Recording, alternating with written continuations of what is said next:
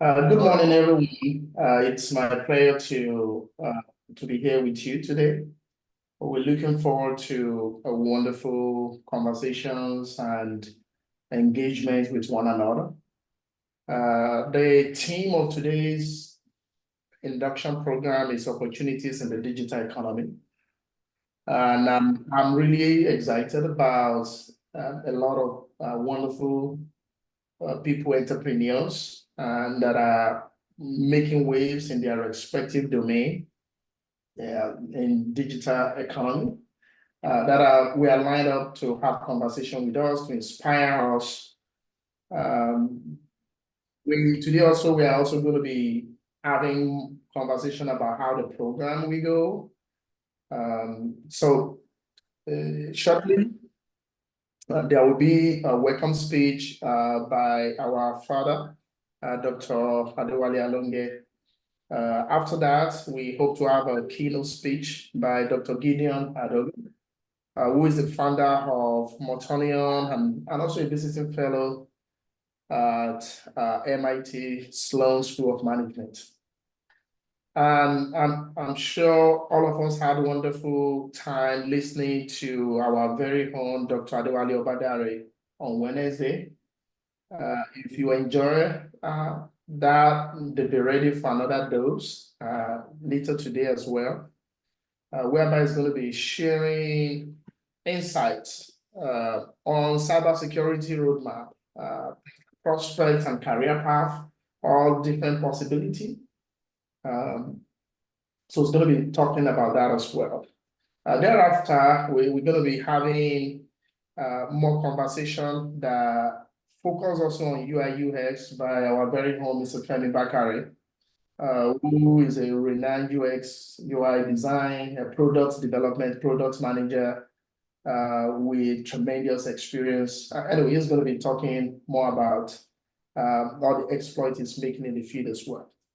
After that, we have conversation that focus on artificial intelligence and machine learning by Mr. Ebenezer Ajayi.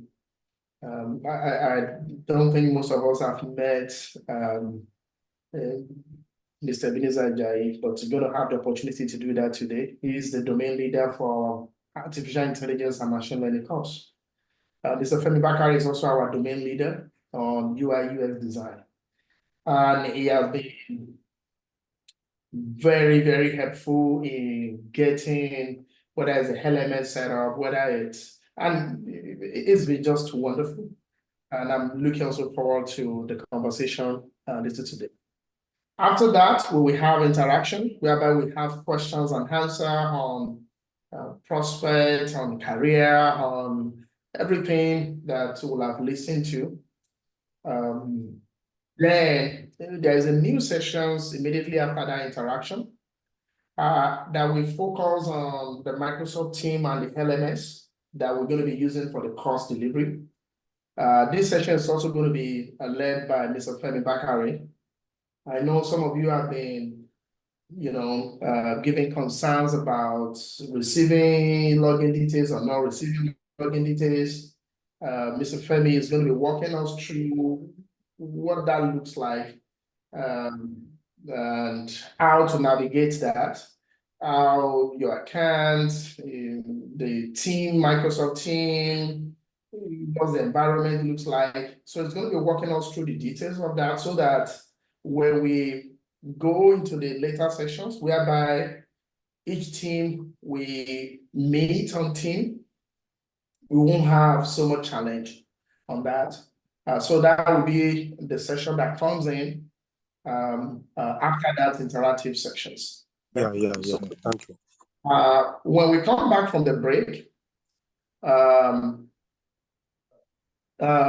it depends on time. We're looking at time. We have another keynote speech that is going to focus on rethinking wealth creation through digital business, whereby we're going to have Dr. Samuel Adebola, who is the Osun State Director of SMEDAN, to also share information and share inspirations, especially for people that are interested in entrepreneurship within the digital economy. And then we have the breakout session that focus on getting the best out of Ijesha Digital Hub. Dr. Cornelius is talking on the... So in that sessions, the UI UX will meet on team, separate team meeting, the cybersecurity fellows will meet in a separate team meeting, then the AI and the machine learning team also will meet in their own separate team meeting. Some of these details will be shared here on Zoom before we then break out to that session. And if anybody have challenges within that time, we're going to resolve all of that as well. So that session, that's where you're going to be meeting all your facilitators. We are going to be talking about themselves. They're going to be talking also more about their career aspect and what they are looking forward to in your training. How the training will work, what is expected of you, whether it's the assignment, whether it's a conversation, whether it's so things that are expected from you to get the best out of the digital training. And then so it's going to be also more interactive, whereby there will be question and answers. So we expect that session to last about an hour before we then come back again to then wrap up the entire conversations, which we then focus on what are the resources and support systems available for you and what we are looking forward to. And then we have maybe more interactive sections after that and then close up the induction program. So that's what our expectation looks like today in terms of the entire induction program. So without further ado, I don't know if Dr. Adogo is here now. Yeah. Yes, he is. Okay, awesome. So I would like to bring Dr. Adewale Alonge to just give a brief welcome speech as we get into the details of the induction program. Pass it. Thank you, sir. Thank you so much, Dr. Adewale, for that beautiful setup.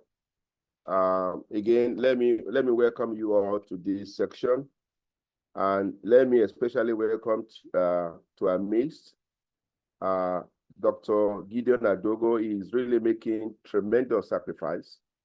He's 12 midnight in LA, California, where he's here today, and he's probably traveling to another state in a few hours. But he's made the sacrifice to join us this morning to inspire you about the exciting new world of digital technology, and how he's going to revolutionize our world, and also how you can become a part of that movement. I'm not going to waste your time with, I won't call myself a digital expert. And I know that you already praying of me on Wednesday. You don't want to hear me anymore. All right. But really just to let you know how excited we are to welcome you to this program. Suffice to say that we've worked so hard. People have committed their resources, time, and talents, and just to make this happen.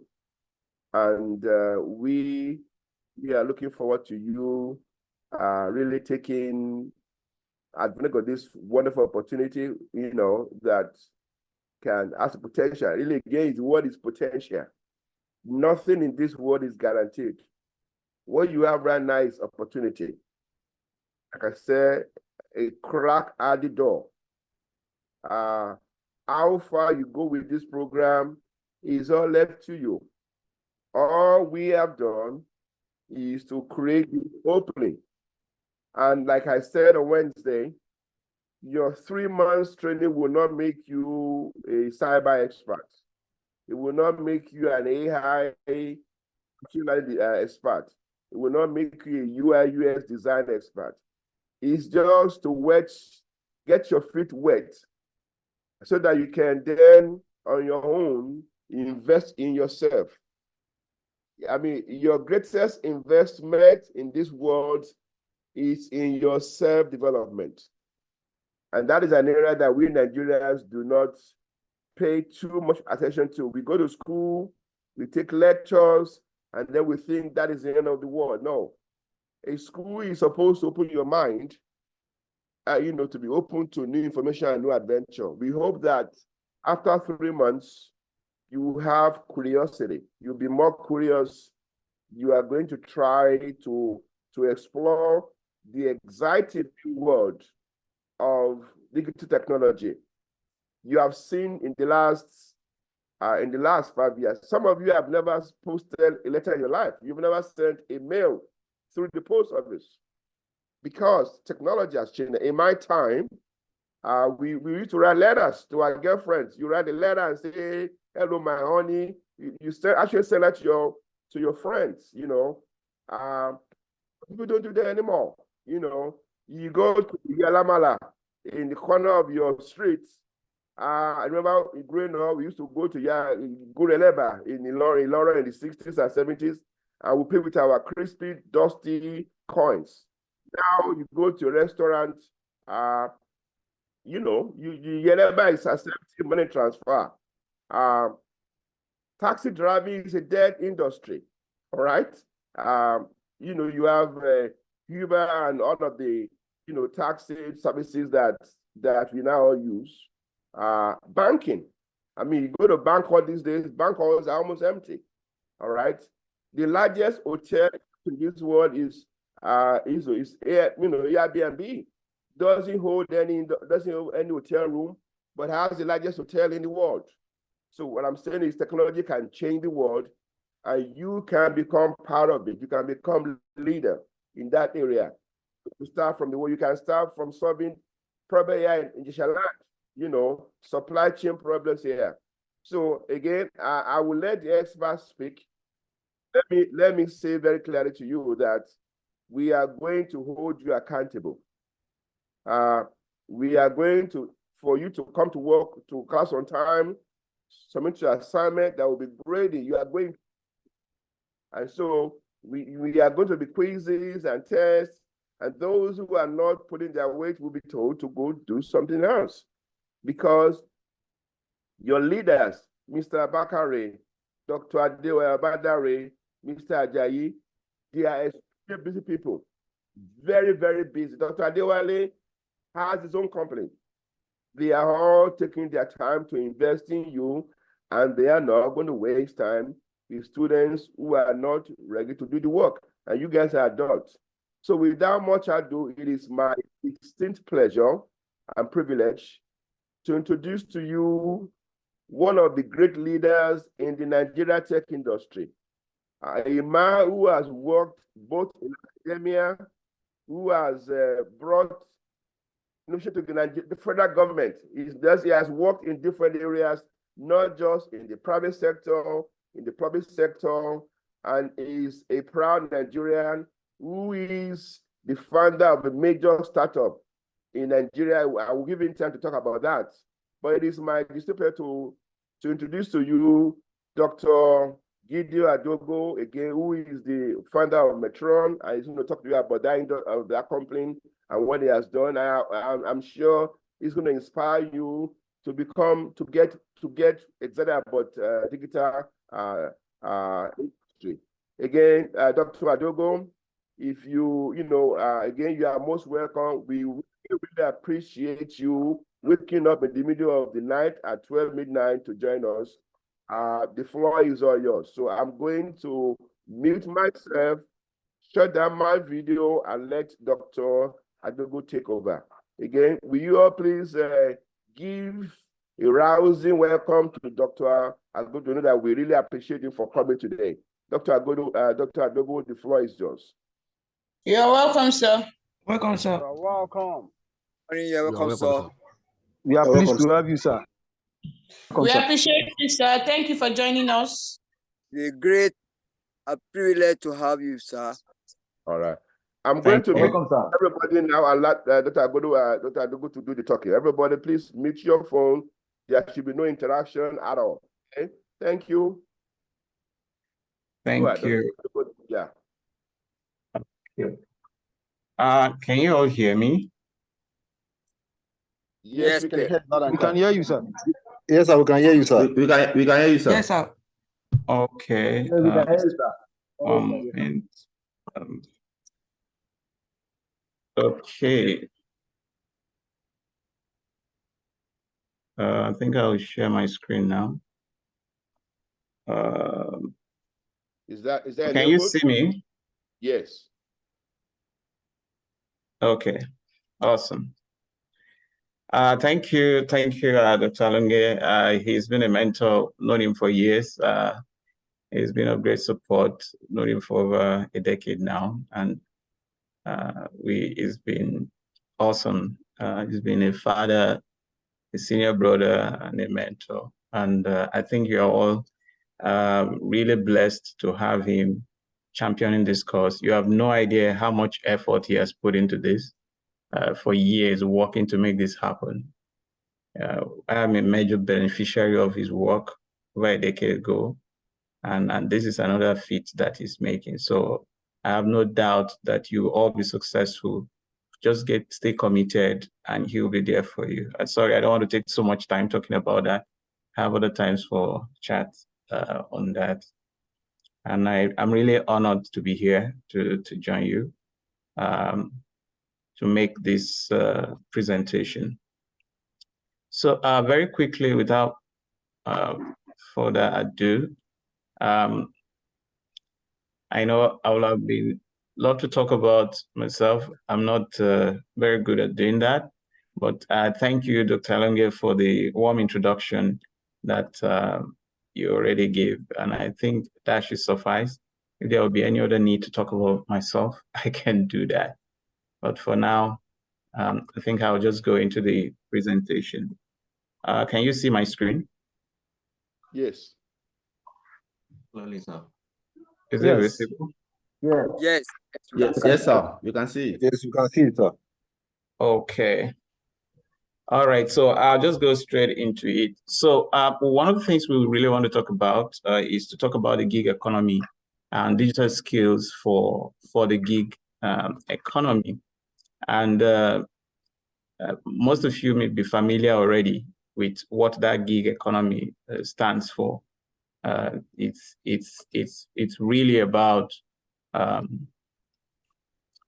opportunities where you can actually use your tech skills and get some job, because we want to focus this not just learning, but the ability to be able to apply them. So applying that in the market gives you a lot of opportunity. I remember Dr. Alonge mentioned in some an organization like Airbnb.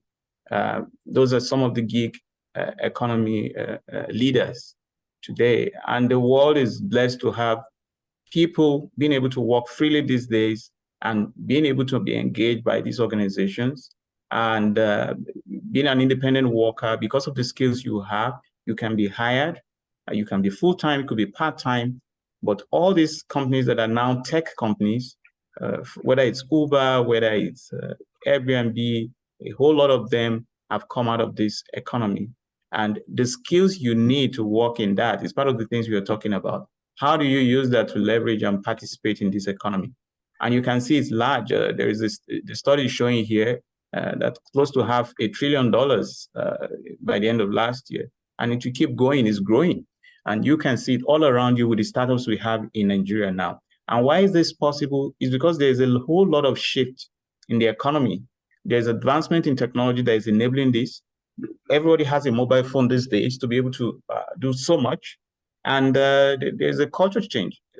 Whether you're the millennial or the Gen Zs, all that now gives opportunity where people want a work-life balance. We talk about work-life balance, whichever way you want to look at it, or work-life integration. People are concerned about what they do. And if we look at that, even in Nigeria, a whole lot has happened. Now, the Nigerian market has moved forward. We have a very large youth population that is very tech savvy, engaged in the media. We have a whole lot of and a lot of platforms have come up. Although the economy is not doing very well now, people like Jumia are pulling out from some of the markets. We have Bolt, we have Uber, we have Upwork, we have a whole lot of people working from here that are participating in this economy. But you need the skills to do that. Not only software engineering and all that, but there are many skills that will allow you to contribute And it has made a major impact in the GDP of the country, which is often shown. And other statistics show how much participation, which we have over a third of Nigerian youth participating in this gig economy, which is indeed a great data that we have. And what are the skills that we're looking at? Some of the skills that have been considered on demand generally, there are a lot of around software, some around data, but there are other things too, like customer success tools that people use, things around e-commerce. There are also CRM software skills, user experience design. So I'm aware that part of the courses you are taking, UI, UX is part of them, which is very important. People just want to have the look and feel of how that product is delivered to them. And beyond the tangible physical product, how is an organization structured to be able to deliver the service? What is the user experience when they interface with an organization? So all that comes in. These are some of the skills that I think part of the organizations that do a lot of training like Coursera, been able to identify this. But beyond that, what is industry looking at? Industry demand also globally is also looking at things like this. But there are other tech skills that are also relevant. So if you are tech, if you love tech, there are some very good skills that if you acquire, we give you opportunity. And there's a whole lot of demand for it. And in the wave of which we are entering now, the new world we are entering, there's much more in these technologies that are relevant. But I know there is a focus for this team for what you are looking at, but which is okay. So by the time we look at this, we come to see that they'll have a lot of success stories around how these skills and the economy have come together to play. So we know about Airbnb, which was mentioned earlier. We know about Stripe. We know about DoorDash. We know about Uber, that has created that economy that anybody with a car can now drive, and it's a great future. You can make money. Yeah, a lot of people are living their income anywhere in the world, whether you're in Nigeria, you're in the US. This has created job opportunities for people, but from simple skills, all can happen. Right now, one of the gig economy platforms we are using is Zoom. We are on Zoom right now. This technology is evolving. What skills do you need to make that? So you are all familiar with some of this. And even in Nigeria too, there have been some very good ones. Nigeria and Africa, there are some technologies, especially among the fintechs, that have been very successful in raising a lot of money, and they've grown now, most of them in financial services and energy. They've been able to make impact. Some of these names are familiar to us, and there have been great success, like Paystack that was acquired by Stripe. Stripe, also in the gig economy, Paystack in Nigeria was acquired by Stripe recently. So without much ado about that, but what are the things that you face? There are some challenges right now that it becomes difficult in some of the regions to be able to have access to this. You have issues of internet access, you have educational resource component, which is now part of what you are receiving. Then there's also the market saturation, because some people have gone into some of these markets that are highly saturated.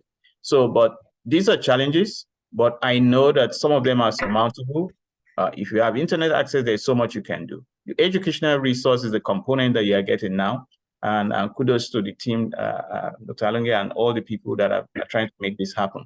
But what you need to also go further is to say, what area should I look at? The area I should look at should have less market saturation, so that you'll be able to benefit maximally from this. But so let's drill down a little now to acquiring digital skills. So the digital skills you may be acquiring, we have things maybe around security, you have things in UX design and all that you're looking at. But there's a fundamental shift right now that I need you to pay attention to. The fundamental shift is that the world has moved in whatever skill you are acquiring, whatever you think you had as a skill, if it is not supported by the new wave of AI, you are already behind. I need to re-emphasize that. Whatever skill you're acquiring right now, whatever skills you've acquired before, if you are not acquiring skills, tools alongside with AI, whatever tool you are using, whatever digital skill you are acquiring, if it is not AI driven, you are already behind. So whether you are going to compete with your colleagues in the market to get a job, or you are going to compete as a startup, as a company to take it to compete in any market, any company using AI is ahead of you. And this is how AI has made its impact. This is just about a year, October, I remember October 2022. At MIT here, we had this by October where people were just testing it out. A whole lot has happened. See the impact that generative AI made. Generative AI, usually to acquire 1 million users. Okay, what is chat is showing? To acquire 1 million users, let me use the pointer for that.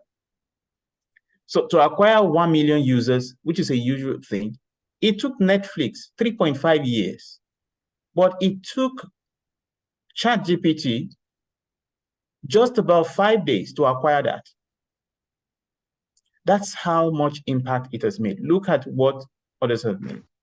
How long it took, how long time, with the difference it has made. And see the impact it's having on economy, on Google's performance in the market. So look at this. This is how big the result of the productivity that is expected from use of AI. So this is important. Whatever skill you think you are acquiring, there's something that is fundamental now that is a skill behind it. I need you to know. If you are not using AI, if you're not using like ChatGPT and all the tools, you are behind, whatever you are doing. And I'm open to the questions session, Q&A time, where you can ask questions and say, how do I apply this? It's in everything we do. And I'll just mention a few more to move on. So this is a big market. It's bigger than the internet. It's bigger than everything that has happened before. And it's eating up everything. It's eating up everything. And look, listen to this statement. Bill Gates is fundamental. Maybe the system you are using now, the OS, is driven by Bill Gates' operating system. But he made this comment not too long ago. When this biggest surprise he faced was when ChatGPT solved the AP bio exam and got 59 out of 60 outrightly. This is a major shift. And I need everybody to pay attention. I know there's a session on AI that is supposed to focus on it, but I am making this fundamental statement for you to know that whatever skill you're acquiring, if you don't layer it on AI, at this stage, you shouldn't be learning. A lot of people have said things about AI, that AI is not this, AI is that. But I can tell you now, AI is moving very fast, especially ChatGPT. If you read this statement, for example, where I announced that it can beat 90% of humans. You shouldn't be scared. This is not something to be worried about at all. It is something to use as a tool. So I want, by the end of this, I'm emphasizing this so much that by the end of today, I want everybody to know that I must use an AI tool. I must have AI, I must have at least like ChatGPT to use. And whatever skills you're acquiring, this is the cost of like software skills. This is how far it will go down. The test skills are going to go down to almost zero. Okay, the test skills. Can somebody is muted there? There's so much noise. I will be removed. So there's so much, the skill, the cost of skills is going down to zero. In the next less than 10 years from now, this cost of software development will be almost zero, because you can just talk to these systems and they will do it for you. That's where we are getting to. We don't have time to dig into it. At MIT here, there's a whole lot of, we are in the AI group, we receive tons of information every day about what is going on. It's crazy what is out there. And you need to jump in whatever you are doing. Whatever you are doing, you must use this. The cost is going to go. So if you're in software development and you're not using AI now, like co-pilots to build you are behind. You are wasting your time thinking that you need to struggle it out. No, some people have gone way ahead. And now, why should you worry at all? No, if you're an innovator, this is the good thing about it. AI won't replace innovators, but innovators who use AI will definitely replace those who don't. That's what Felipe, the writer, said. And I need you to take this. So don't be scared. It's not something to be worried about. But if whatever you are doing, whatever skills you are, if you don't use AI, you will be replaced by those who use it. That is what is going to happen. So all you need to do is to embrace this right now as you are in this phase of digital skill acquisition, you should build it together and know that you are on the same path. So there are areas that it will impact. So depending on the sector in which you are right now, there are some sectors that it will impact, that it has high impact and very low impact. I'm happy to share, the slides. So I don't know the industry where everybody is. We don't have time to ask so many questions, but I know that some of these things will impact different sectors. If you're in consulting, there's a way to, if you do repetitive work, there's likelihood for high impact. Knowledge work too, these things can eat up a whole lot of things. I'm happy to talk more about this in the future. So very clearly, I want to make a few comments of already how this is making impact that you should be concerned about. And some of them have gone very autonomous in being able to create things. Like IKEA is being able to do a research. You have a room. What kind of furniture should I put in there? It creates the design for you automatically. That's amazing. A whole lot of things are being done. Products are being designed now from scratch. So if you think you are there thinking and struggling about it, AI has already done it. The question is, how do you use AI to deliver, to augment that as a tool for the skill you're acquiring right now? It must be layered on AI completely. There isn't much time to talk about this. So from strategy, insight, ideation, design, and go-to-market, all of it now can be used with AI, whatever you are building. And these are some of the tools I've been able to pick out here for you to use for innovation. The sites are here. So by the time maybe the link is shared, you can use some of these to do different things. There's also another list that I have about 100 of them with the link there for AI tools that you can use for various things, which will help guide you depending on the sectors you are working. And in terms of strategy, I'll mention something here, how something can create a complete go-to-market strategy and get things done. A company hired ChatGPT to become a CEO. And this was what happened. They turned that startup profitable in a week and made a forecast of 400,000 euros for annual profit. There's a way these things run. You can from all the strategy to go to market can be automated in a way. All you are going to do, as I'll show you about the future, is that you are going to edit. You may no longer be the creator. These are some of the things that happen. People do use prompts now to be able to create scenario and say, how do I work? This is how to partner. Look at that prompt trying to say you are the chief marketing officer of IKEA. How do you partner with, say, a brand like top brands? And what product can you create together? This is what the system can do for you. Instead of you going to do a research and being in the market struggling to say, how do I get this done? No, things have gone way beyond that. You don't need to. So your own now is to be the creativity comes now is that say, what problem can I solve? How do you think about what to put? What prompt do you do? So like some of the skills you should be acquiring, you should be like prompt engineering. Prompt engineering skills is the ability to be able to write these prompts on your own and be able to do that.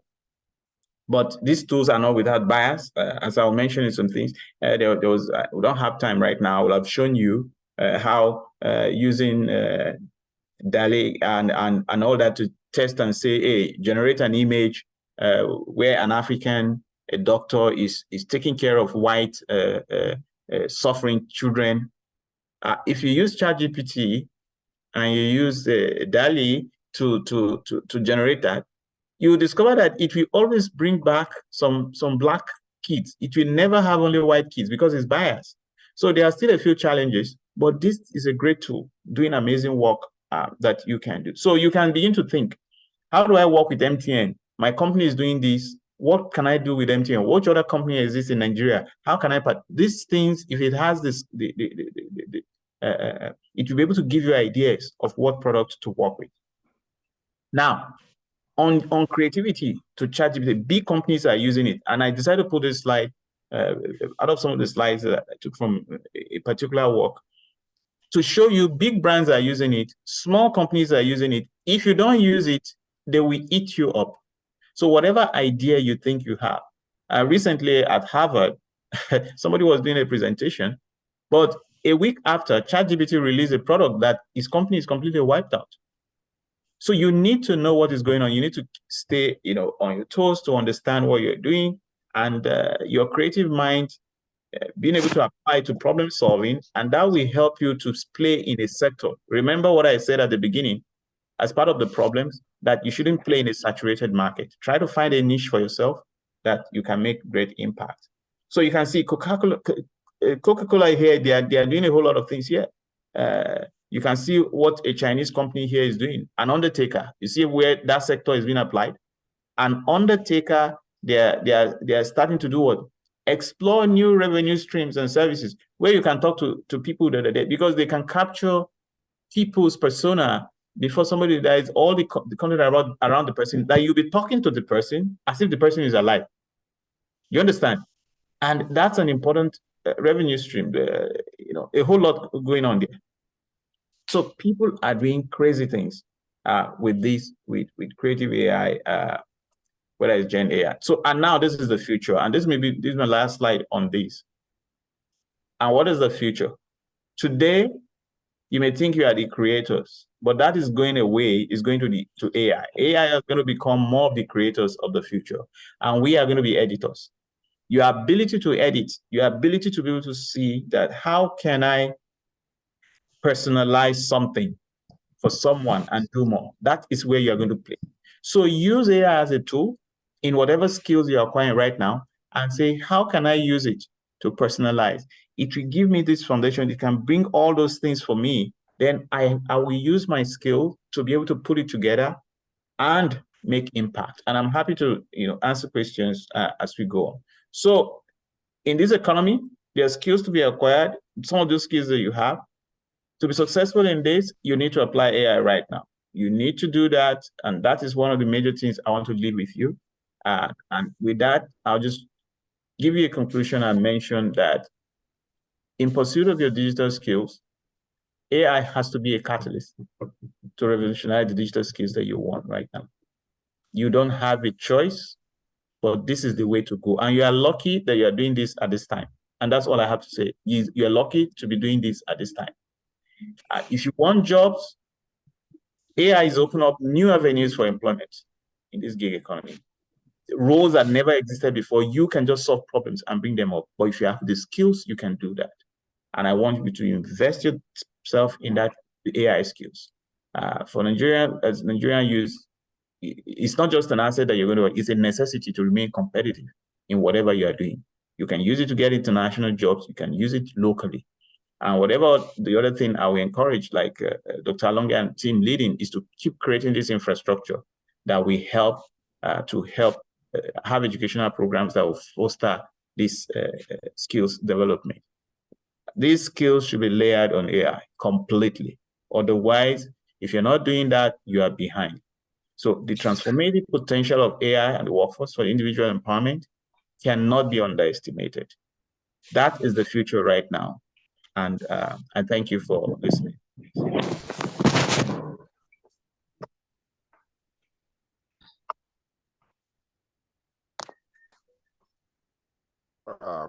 Dr. Adewale. Thank you so much, Dr. Adogo. I think this has been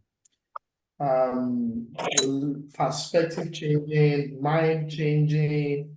Thank you. I know maybe if you guys are like myself, you should have tons and tons and tons of questions. We're gonna have a section on that shortly after we have 3 more just short speech on more prospects. But I just want to thank Dr. Adogo. This is the kind of speech that will pay a lot of money to hear and mindset change. Thank you so much, sir. I really appreciate your education, your insights and your guidance on what we should be doing right now and how we should be thinking on how to maximize the opportunities within the digital economy. Thank you so much. I think we can, if you have questions, just write them down. When we get to the interactive sections, we're going to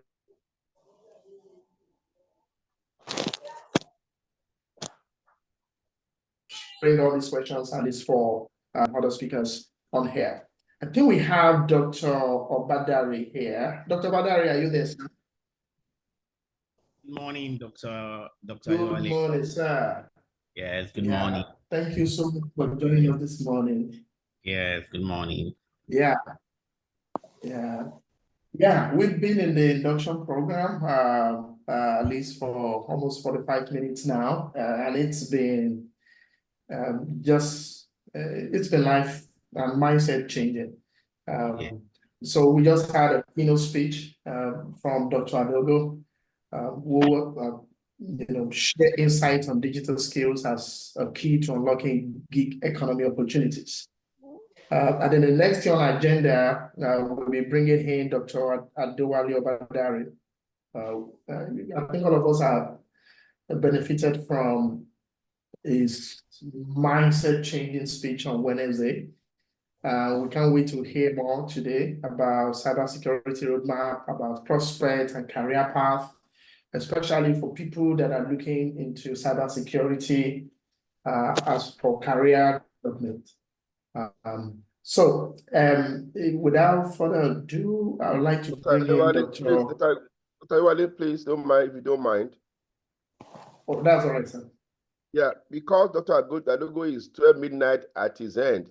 I wouldn't want to. I want to find out whether he is able to wait or if he wants to change the program a little bit for his Q&A session, so that because I know he's traveling out of going back to the East Coast, and we wouldn't want to impose on his time because again it's 12 midnight in California. Dr. Adogo, will you rather take your question now, or you want to wait until you hear from Dr. Obadare and then do together? But because what's your preference? Oh yeah, let me hear from Wale. All right. Wale, let's see here. So yeah, I think we'll talk after that. Yeah, good morning. Yeah, Apologies. Yesterday I was really, so I just honestly, it was busy yesterday, so I just had to quickly come. Long time. Happy New Year. Happy New Year to you. Take it away, please. All right.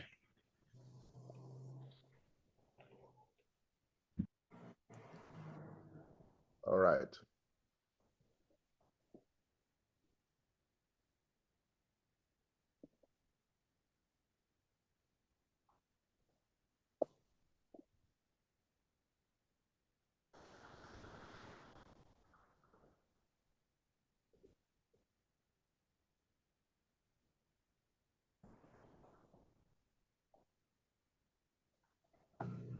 Okay.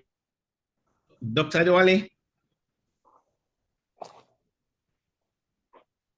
Hello? Yeah, we can hear you. Oh, okay. So you mean I should go ahead? Yes, Dr. Adogo said okay. Okay. Oh, all right. Okay. So good morning, everyone. Good morning. Okay. So I'm going to be standing on the existing protocol that has been established. My name is Wale Obadare. So, and it is my pleasure to be here this morning for this induction program. And I want to congratulate everyone for being part of this session. And why I'm congratulating you is because I can tell you, I'm very sure my friend, Dr. Adogo, has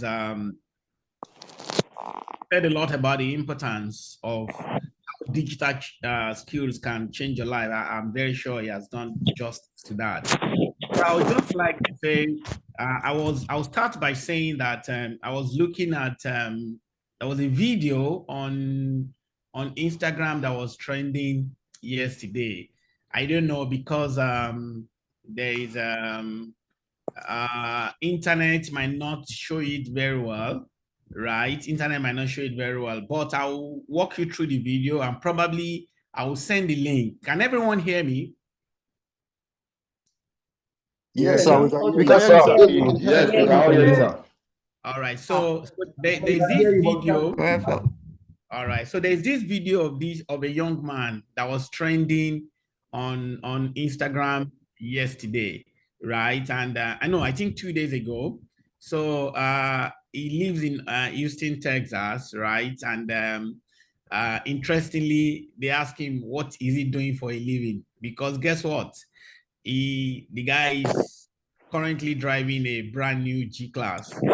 And then when they ask him, he said he's into cybersecurity. Yes, I'll try and show you the video so that you won't think I'm cooking up a story, right? So, but then that's the end result is today. And most of the time, I've always told the youth that even if you want to do Yahoo, hello, please can you mute? Yeah, if you're not talking, please can you mute so that to avoid, so that everybody can hear properly. Now, even if you want to do Yahoo, now let's try and dimension some things today. For most of the youth that are into Yahoo plus, let me ask you guys a question. And I know for a Yahoo guy to make it today, to blow, like you guys normally say, for a Yahoo guy to blow today, let's just talk about it. How many months or how many weeks or how many years do you think it would take an average Yahoo to blow? Who can tell us? Or do you have an idea? Just tell me if you have an idea, whether it's going to take 1 year, whether it's going to take 1 week for a Yahoo guy to blow. Yeah. At least 3 years. 3 years. Okay, I think it 3 should years. be 1 to 2 years. Okay. It might never happen. It might never happen. And it might never happen. Wow. Exactly, wow. exactly. I love, honestly speaking. That side is crazy. It might never happen. You guys are the best. So believe me, your all the three responses are actually on point. Number one, yes. To be honest, it can take 1 to 2 years, right?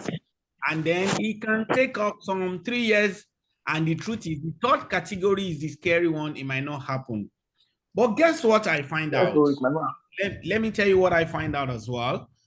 For those Yahoo guys, for those ones that will take 1 to 2 years, believe me sincerely, they are putting the work. It's like armed robbers. They are putting the work. They are making, when I mean putting the work, they are really putting the work. So now, but then the downside to it is the day you are caught, the day the person is arrested, he is going to lose everything. So now, I'm driving a point home to be able to tell you why I'm congratulating you. That's the objective, why I'm actually saying all of this, because in reality, if you put the same hard work, you understand? Because if you put the same hard work in doing the right thing, believe me, you will end up being a success, right? You end up being a success, and I'll tell you from using my own example, right? And a lot of people that I've known, a lot of young people, and also met a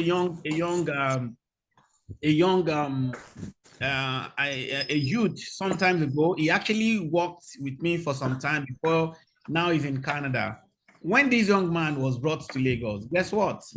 He would drink. He was very unserious. And when the sister brought him, I told the sister that, see, is he interested in cybersecurity? And he said yes. And that was how the mentoring, the introduction and everything started. But guess what? He listened, and then today, because of that knowledge of cybersecurity, right? Because of the knowledge of cybersecurity, while a lot of people are looking for big money to relocate out of Nigeria, guess what happened to him? He got a job here in Nigeria, and the company relocated him to Canada. And it's not just only him. I can tell you a story of not more than 5, not 10 that has happened to. But then we can tell you all the benefits of all the things that you're going to be learning. And especially, of course, I'm going to be anchoring cybersecurity with team of expert cybersecurity professionals within the space of 8 weeks, right? But it is very important to know that before you can reap all these benefits, there are 3 competency levels that you need. I think someone, yeah. Please, can we mute everybody, please? No, sir. Can everybody mute, please? It's very disrespectful for us to have world-renowned people here, and some people are doing something in the background. At least mute. It's important. Please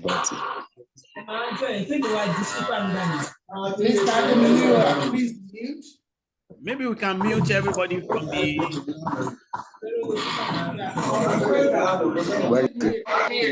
I'll be able to handle that. All right. Okay. Fantastic. Because so that everybody can hear properly. So we cannot overemphasize all the opportunities, the prospects, and everything. But then, to be honest with you, whether you are doing cybersecurity across all the domains that you're going to be learning, believe me, there are going to be 3 competencies that you need, which I want to quickly speak to. For you to be successful in this program and make the best of this program, honestly, you need 3 competencies. And number 1 of those competencies is what I've called cognitive competence. Cognitive competence. Yeah, you can write it down. Cognitive competence. Yes. You know, cognitive competence has to do with all the theoretical knowledge of cybersecurity, or whether you're doing machine learning or AI.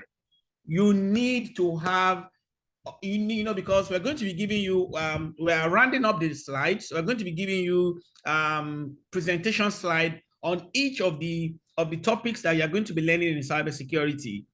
Guess what? You need all of those theoretical knowledge, and then of course a lot of other reference materials that we're going to be giving to you. You understand? That is the starting point. That is the starting point, right? You know, and I used to tell a lot of people that knowledge doesn't jump on people. Hello? Knowledge don't jump on people, right? Knowledge. So, and I'll say that again. Knowledge, just like pregnancy don't jump on women, you know, it takes 2 people to meet. The same way, knowledge don't jump on people, right? And I remember sometimes ago, I was facilitating a class. That would be like almost like 18 years ago.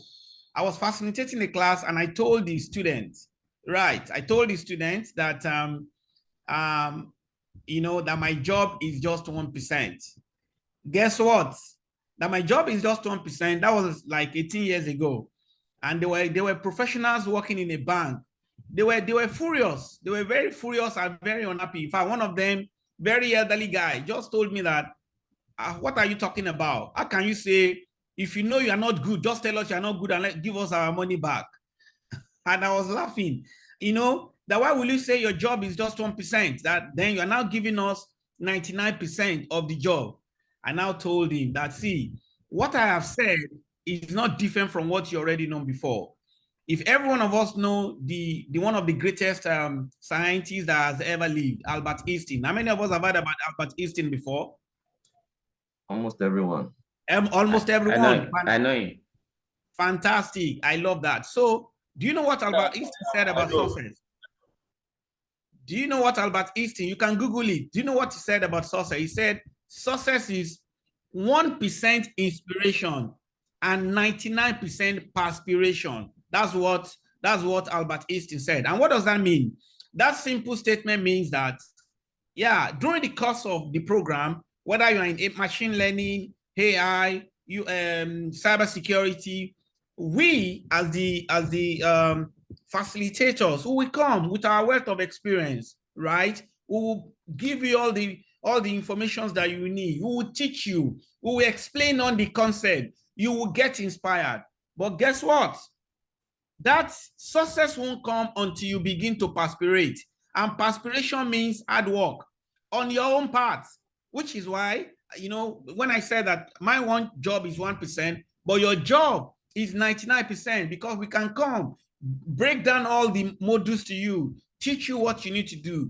But the desire to succeed, which comes from hard work, going back home, you know, breaking down all the concept by yourself, for you to be able to ask more questions, honestly, that is on you. that is on you, honestly speaking. So we will be able to answer your questions. We'll be able to break down, teach you all the things, theoretically speaking, honestly, but you need to perspirate. Perspiration means hard work. So which is why the first competency is cognitive competence. You need all the theoretical knowledge. You need all the concept. And as you move from the cognitive competence, do you know the next competence that you need is functional competence? Functional means your ability to be able to translate everything that we're going to teach you, theoretically speaking, right? And move it to what? To a practical knowledge, which is why the way the cybersecurity model is structured is, after all the, demystifying the concept, explaining everything that you're going to learn to you, we're going to then, have a bit of a practical exercise at the end of the day to drive everything that you have learned home, to make sure that the cognitive competence, which is theoretical, then moves to functional competence, which is skill-based, understanding how cybersecurity, because cybersecurity has many parts. It has many parts. There are people that will move to what we call governance, risk, and compliance. There will be people that will now know that at the end of the day, I need to become a penetration tester. There will be people that will know that, I need to go to computer forensics. There will be people, because it has so many domains. But from what you're going to be learning within the next 8 weeks, will give you the foundation on where to chart the course of your, give you a roadmap on where to go. So from the theoretical knowledge, you need the functional competence, which is skill-based, which are going to be acquiring in the process of this program. And then the last competency that you will need, competence that you need, is actually social competence. Yeah. And what is social competence? Ability to be able to, learn from each other as well, because nothing great is ever done in isolation. So this program, I tell a lot of my mentees that don't be proud. You cannot be professionally proud, honestly, in this journey. And this is applicable to every digital skill. Don't be proud. Don't be, in fact, the way I call it is, don't be professionally proud.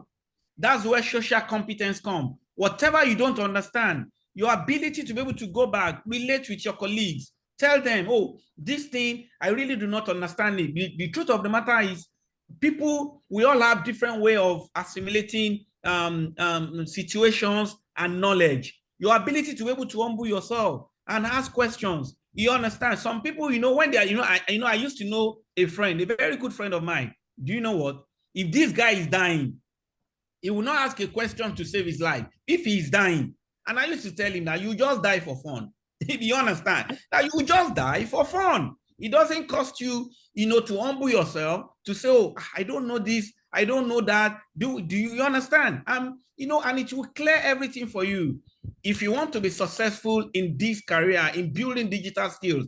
Because what you might be reading for hours, what you might be reading for many, many days, one person can just come and say, come now, this is the way. And we'll just break the concept to you, and then, it becomes your own. And that is it, honestly. So my point in a nutshell is, so that I don't take too much time, that for you, so make sure you write it down, that for you to be successful in this program, you need those 3 competencies. The cognitive competence, which has to do with the theoretical knowledge, and then the functional competence and the social competence. And I'm going to, as I round up, give you a practical scenario of why I like to talk about these 3 competencies. There was a time I was working in an organization, right? I was young that time, so, and guess what? The interesting thing about this knowledge was, as at that time I was working in that organization, guess my qualification? I had OND. Yeah, Ordinary National Diploma was what I had, because I didn't want to bore you with all the story of poverty, what has happened to me, because that's not the essence of this program this morning. I had OND, but because of my professional certifications that I've had that time, that was about, I think that was 2002, Yeah, if my memory serves me correctly. But with my professional certification, yeah, with OND, believe me, I was earning the same salary with what the BSc were earning in that organization, because as at that time, I've done a lot of professional certifications. But the story was the guy that I met, one of the engineers that I met in that organization. This guy is so good, technically speaking, practically speaking, he's so good. He's so good. And then one day, while we're working, we're together in the organization, and he was trying to, which are some of the concepts that you're going to learn in the course of this program. He wanted to back up. You know, backup means you want to, all the data on the server, he wants to back them up. Do you understand? So while he was trying to do that, there is actually a particular program files on a program file on the server. You know, that file, it is being used by the operating system. And while he was trying to back it up, you know, I saw the file and I told him, oh, wow, this file, don't delete it, because he was trying to delete all the unnecessary files on the server. And I saw a particular file. I told him, don't delete it. Guess what? He looked at me with pride and was like, after all, I'm technically better than you. What can you teach me? And he deleted that file. He deleted that file. While he deleted that file, you know what I did? I stood up. I went for lunch. It was the longest lunch that I went for, because I knew that that server would not start. Before I got back from my lunch, it was already sweating inside AC. You know, when someone is sweating, when you're inside a very cool AC, if you know a cool AC, I mean cool chill AC, he was sweating. He was sweating because the file he deleted was a program file that a server, you know, it's called boot loading process. Don't worry, we're going to explain all of those things in the course of the training. And then the server never starts. So what is my point? My point was, you know, because as you are going to start this career, some people will tell you, oh, you only need the theoretical knowledge. Oh, you only need the practical knowledge. You know, don't let anybody confuse you. You need all of these three competencies, both the theoretical knowledge, both the practical knowledge, and your social skill. But he was more interested in learning the practical knowledge without understanding the theoretical principles that guide those practical knowledge that he was learning. But I have learned those theoretical knowledge through my certifications program. And guess what? When I got back, I just pick up the server. You know, there's a process called slaving. I removed the hard disk, copied the file from another system, put it back. You want to hear the truth, and the system started working. And that was the day I became his boss. Everybody in the company started hailing me. Why? Because I have paid attention. So both to the word, to the theoretical knowledge, to the practical knowledge, you know, and then of course the social skills, you know. So please, this should be your guiding principle in the course of this program, because that's the only way. And I can promise you, by the grace of God, you know, and that what you're starting today, starting from the opening ceremony, is a life transforming. It is a life transforming event. You will look back, honestly speaking, in the next 1 to 3 years. For some of you that will follow through all of these principles that you're going to learn today, and believe me, your life will not be the same again. So I pray that as you be part of this program, that the wisdom of God will speak for every one of you. But don't forget, we can only pray for you, but you need to perspirate. I won't be able to read for you. I won't be able to do all your exercises for you. That is why the 99% is on you, while the 1% is on all. So I wish you all the best in this course of this program. God bless you all. Thank you. Thank you, sir. Thank you, sir. Thank you, Dr. We Bakare. really appreciate it. Thank you very Make a much, sir. comment, please. Please mute yourself, please. Several of you, Dr. Adewale let you guys in. I won't. Some of you came in 10 minutes late, 1 hour late. And I was asking you why should you be admitted into the Zoom when you are 1 hour late? That will not be acceptable once this program starts. When the program started at 9 o'clock, and somebody who's in California was there at 9 o'clock, and you're coming at 10:30, it is totally unacceptable. And I'm going to insult Dr. Adewale. Whoever is coming now, they need to give us the reason why they should be admitted. Dr. Adewale, I don't know what, if you want the students to ask questions for Dr. Adogo so you can go back to sleep before we have the other presenter. Absolutely, sir. Yes, so we can take the questions for Dr. Adogo now. Yes, sir. You can go to bed. It's 1 a.m. in his end, and we will spend this time. Absolutely, sir. Absolutely, sir. All right. So Dr. Adewale, the floor is yours in terms of how you want to handle the questions. Are the questions put in chat? Do you want to put the question in chat so that we're not wasting time with you talking? Put your question in the chat, and Dr. Adewale will read to Dr. Adogo and for answers. Okay. If you don't mind, let's take care of Dr. Adogo first, and then the other two can present, and then we can take the questions later, if that's okay with Dr. Adewale. Are you there, Dr. Adewale?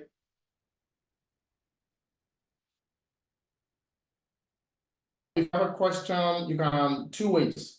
Put it in the chat, or you can use the logo, the icon, to raise up your hand, so that we can use both mechanisms for questions taken. But I love to thank Dr. Obadare again as well for the inspiring session. Thank you so much for all you do. We really, really appreciate you.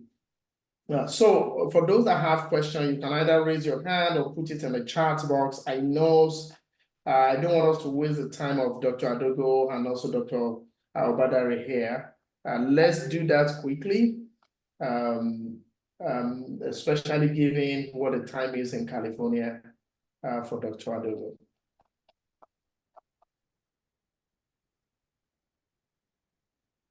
I'm not seeing any hands up. No long comment, just a question because of time. Just two questions, no long speeches, please. Anybody has a question? Okay, so one more caveat. The questions need to focus on the conversation today. I could see the question by Oni Taiwo about whether you can get a PDF for today's presentation. I think Dr. Adogo already promised that during the presentation, so I don't think.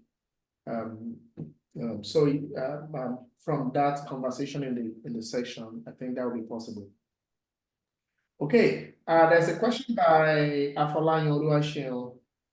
He's asking, how can we leverage on AI for cybersecurity? I'm guessing that is directed, so I think that could be to Dr. Adogo or Dr. Obadare. I think, yeah. Maybe let me read three of them so that just to save time, so that we can take those three questions together.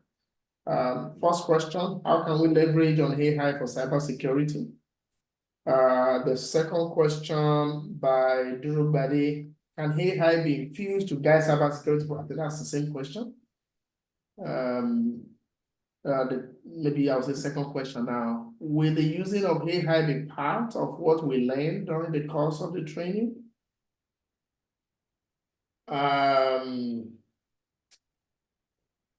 I'll say maybe one more question by Adeku Sibe.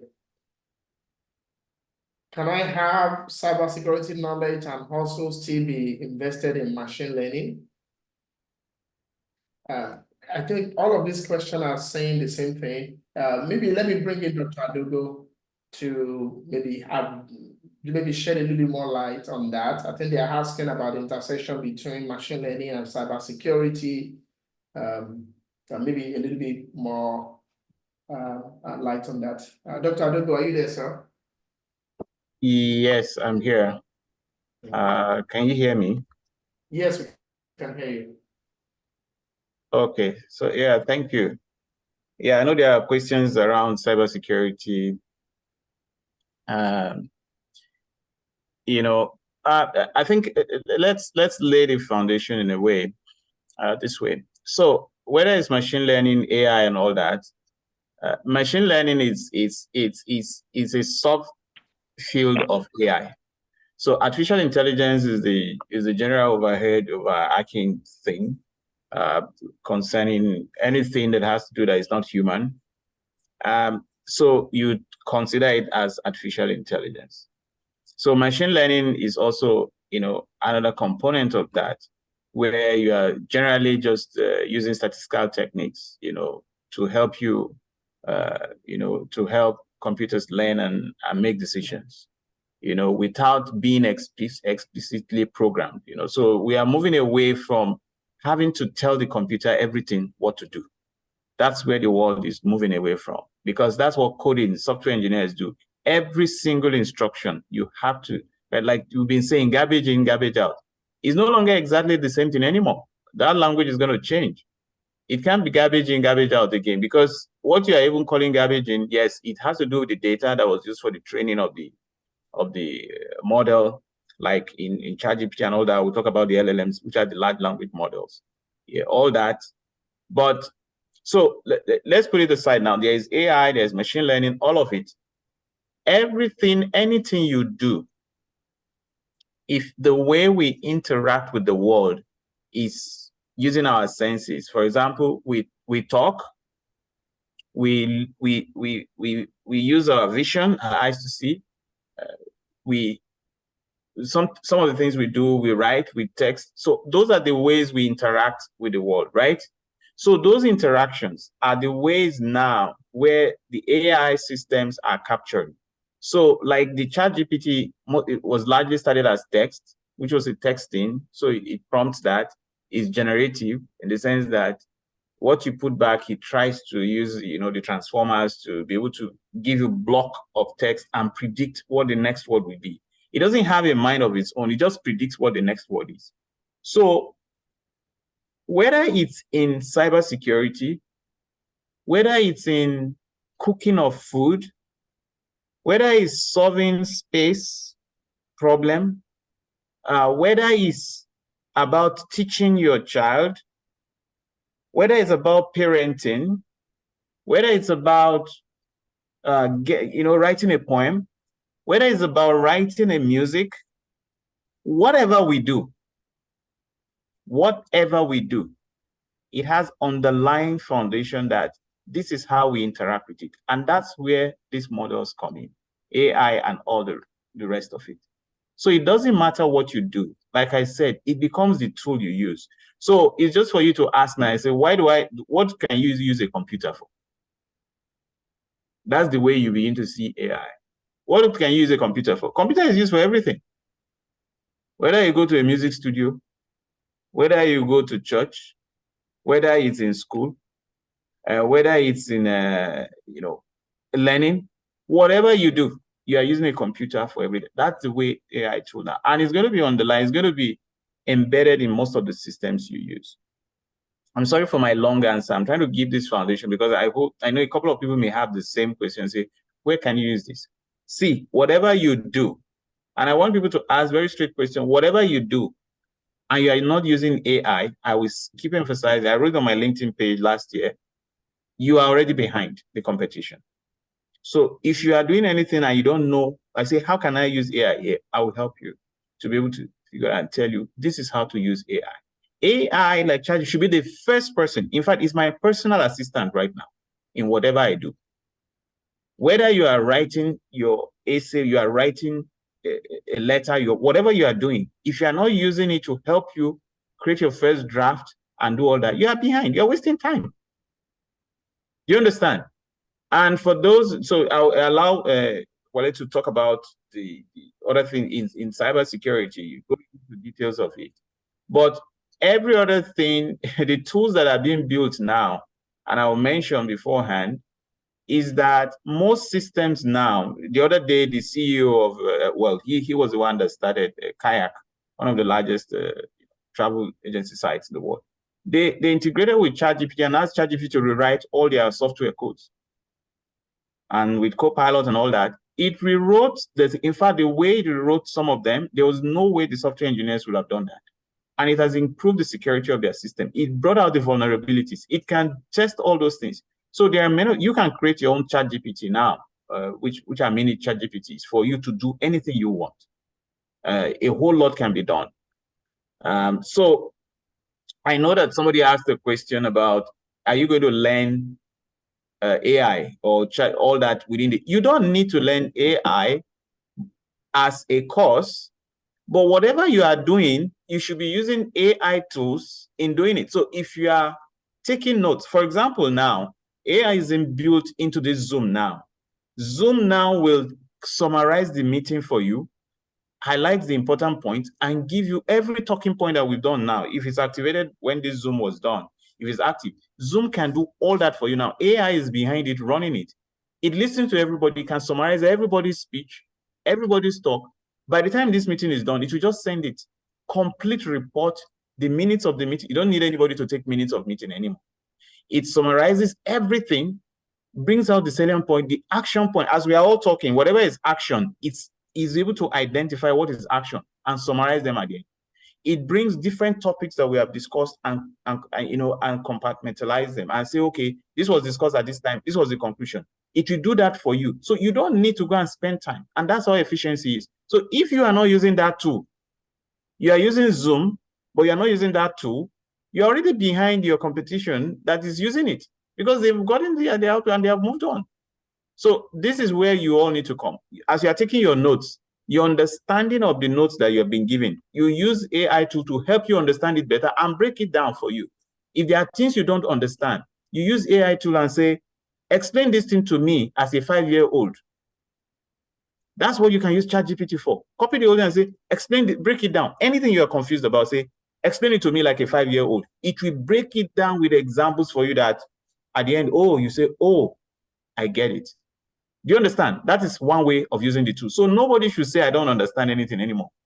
Give it to the, copy that and say, explain it to me. It will break it down for you. It will say, rewrite it again. I don't understand. It will do it. It's never tired. And it's always there for you. That's one way. We don't have all the time. I'm sorry, but that's one of the ways. I just want to lay that foundation. Yeah. Sorry for my long answer, but I think it's Thank you so much, sir. I think you've answered all the questions together. But I don't know if Dr. Obadare have maybe anything to add to that, especially as a lot of question also was laying on cybersecurity components. So.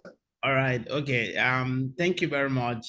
Thank you, Gideon, for the elaborate response. So, but I'll just start with a joke. And someone recently, while everything that Dr. Adogo said is 100% on point, I just want to add a twist to it. And the twist is, so that we, don't forget that this is like the beginning of the beginning for every distinguished participant in this program. So there is always the foundation to everything, right? So this program is structured that it's going to take you from the foundational level and take you through a journey where you're going to be an expert in each of those domain areas. So most of the question that I'm saying here, so that we don't actually jump the gun, you really need to understand the fundamentals. But I think the key word here, from what Dr. Adogo said, is using AI as a tool for effective learning program. It's not something we can overemphasize, right? Whether you are learning even AI as a subject, or you are even learning cybersecurity as a subject, because absolutely, AI has been integrated in most of the cybersecurity even tools that we use today. You understand? But what is key that I wanted to say from the joke was like someone that put he actually put on ChatGPT to teach him how to pray, right? So it was a joke that was circulating, I think, sometimes towards the end of last year, and then the ChatGPT response was, "I can tell you process of praying. I can tell you different types of prayers. I can tell you, I can give you all of those, model of praying, but I cannot pray for you." I don't know whether some of you have seen that joke. Yeah, it was all over the internet, but I cannot pray for you. I can't, because the process of praying, you have to do it by yourself. Yeah. So, and that is, I think, what everything I personally think people are missing, you know, and especially for where you stand right now, honestly. So I think the focus should be, most of the things that you're going to learn in this program should be, how do I use AI as a tool to further reinforce my learning? Do you understand?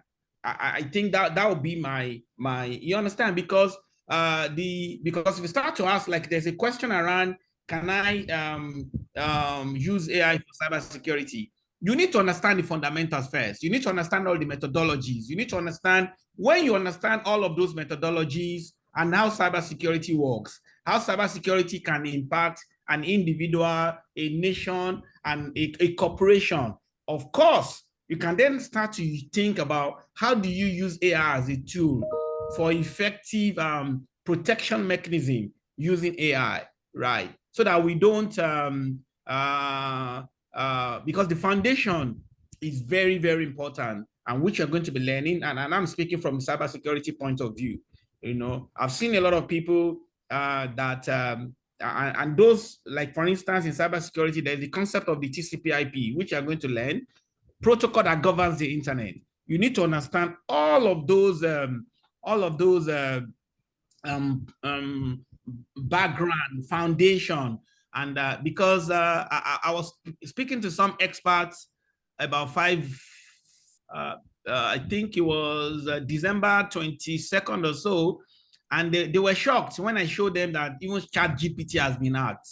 Yes, ChatGPT was hacked, and because there will be a lot of integrated touch point. So you know why? Even the ChatGPT, because sometimes we overlook the fundamentals. They try to cover it over the news. So my point is, just calm down. Everything, just follow through the learnings in the program. And I can assure you that most of all of these things, by the time you start second week, third week to the program, it will clear all your doubts. And then everything, you'll be on the right course to know that, yes, you are doing the right thing. Thank you. Thank you so much, sir. Since I think that's I don't see any other further question. I think the response from Dr. Adewale and from Dr. Obadare and Dr. Adogo encapsulates the whole thing. Focus on the learning. ChatGPT or the AI, they are tools that can help you optimize the learning process, that can help you optimize anything, just like Dr. Adogo have said. It gives you an edge. But you need to have the fundamentals first to know how to use it right. So thank you so much for that response. I think because of time, we need to move on. Sorry, I raised my hand. Go ahead, Dr. Adogo, please. Yes, I raised my hand. Yes, I just want to respond. Yeah, thank you, Wale, for that as well. I just want to say that despite the fact that I've said that you need to use AI, we still use the human component is very important right now for AI, because you still need some level of judgment. And just for a minute, I just want to share something. 1 minute before we progress, to see the bias. Some of them, I brought it up in our AI group recently. Some of us, we really want to take it up with OpenAI as a way. I'll just share a screen and show you how disgusting it can be because of the data these systems have been fed with, that there's a lot of bias in the system. So I'm going to use DAL-E now. Can you see my site, my screen? Can you see my screen? So I'm actually on ChatGPT. So can you see what I typed in?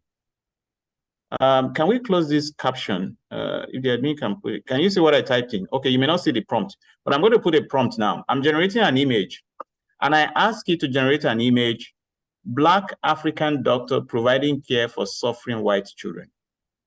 So it's generating this image right now from ChatGPT. Just, you'll see, I hope it has not been improved on, because we have worked on it.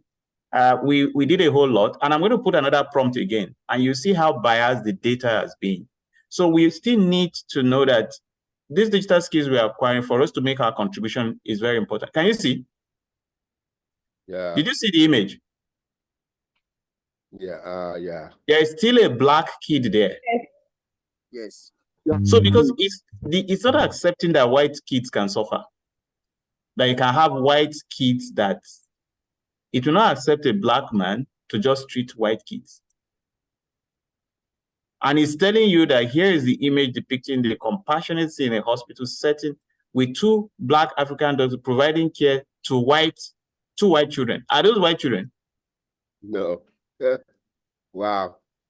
So more than that, I did in our AI platform, we have tons of people that in MIT for over about 1,000 MIT alums from all over.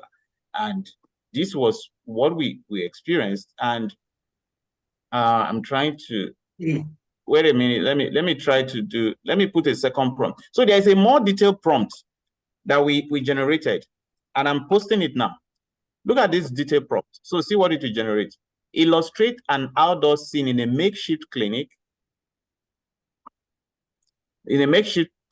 with disabled or disadvantaged urban environment where a black African-American male doctor prominently in the foreground is treating white children. You understand? These children all have fair skin, blue eyes, and blonde hair, and are wearing worn-out clothes that indicates poverty.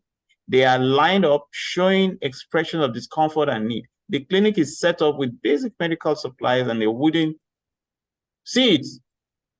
Can you see? Yeah. Wooden table, and doctor is applying a bandage. But what do you see? So I'm going to put that prompt for you in the chat so that you too can experiment it yourself and know that I just posted it in the chat. Go try it out if you ever. Can you see? Where you can still see black children, black kids.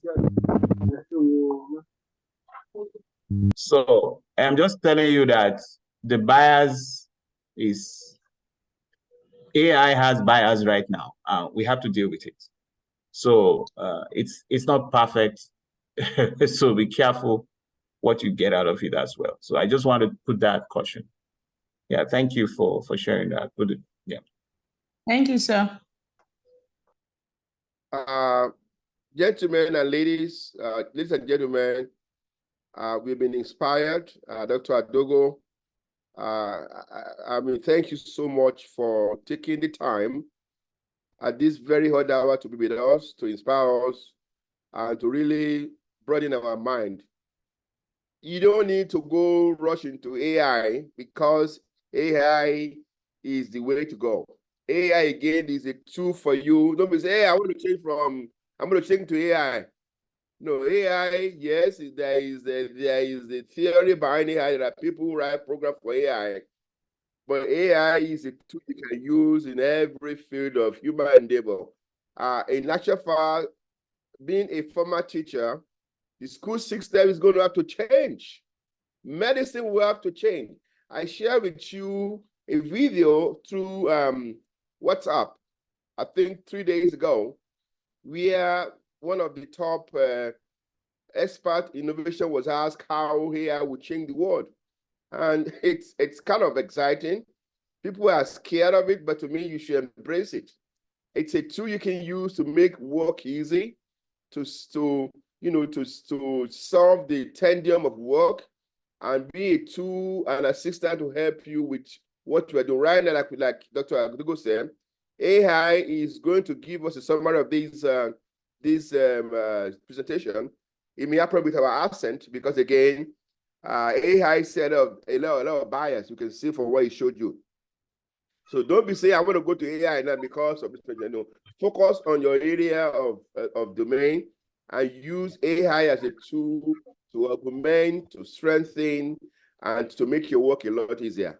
Dr. Adogo, we thank you so much for your time. Dr. Adewale, I think we can go back to regular programming.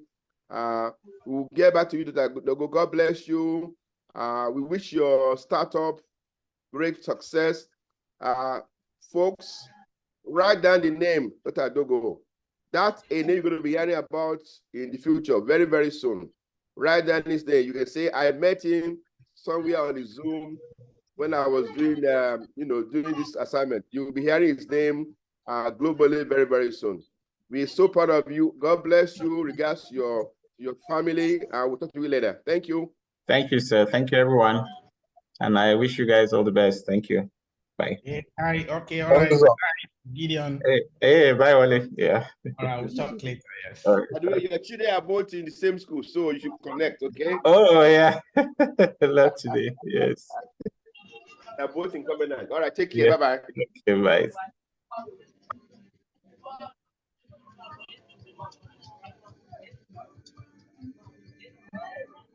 Dr. Adewale. Yes. We need to move to the next thing on the agenda. I have a wedding, so I will be listening to you on my iPhone while I'm driving. But you guys, I wish you all the best. Today, there's another guest speaker coming in. You are in good hands with Dr. Adewale, Dr. Obadare, Mr. Bakare. Hey, lady over there, you need to shut your phone down. You're going to be removed. Hey. Who is this person? You need to mute yourself and take your phone off.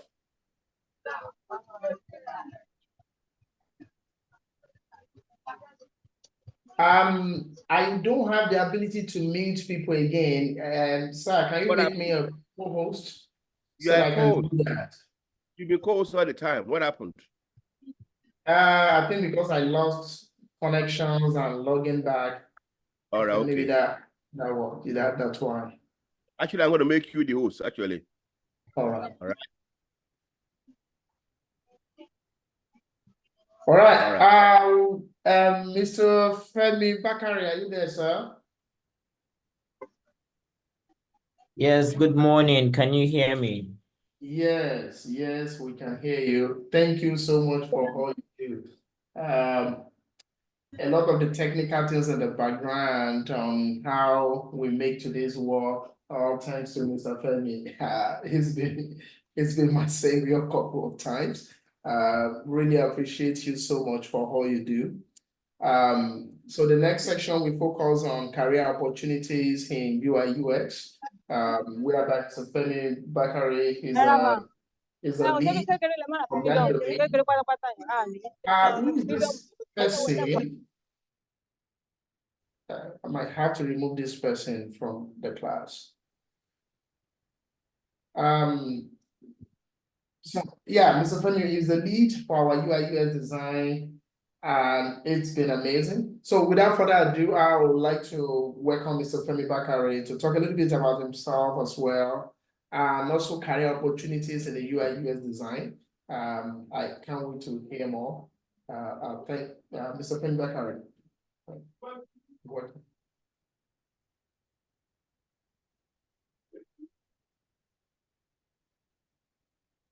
Mr. Femi, are you there? Yes, thank you. Good morning, everyone. Thank you for being a part of this session today.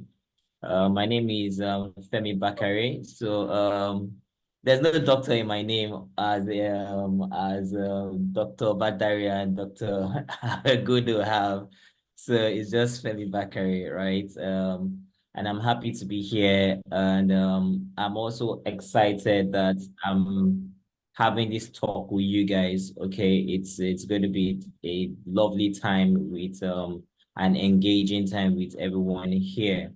Having said that, I'm also excited that I also have my colleagues here who are also tutors for the UI UX. That is Warren Uyi and Fade Rera Alade Dauda in the background as well. They're also on this call or in this session. So thank you guys and everyone for joining in. I'm going to keep it short and concise because I know a lot of things that I will be saying will be strictly based on UI UX, okay? And I'm just going to stick to the plan or the topic, which is the career opportunities for UI UX design. So I'm not going to deviate so much from that aspect of things, okay? Having said that, I think I would also turn off my video just so that we can benefit from the bandwidth and the network will not be unstable and the likes, okay?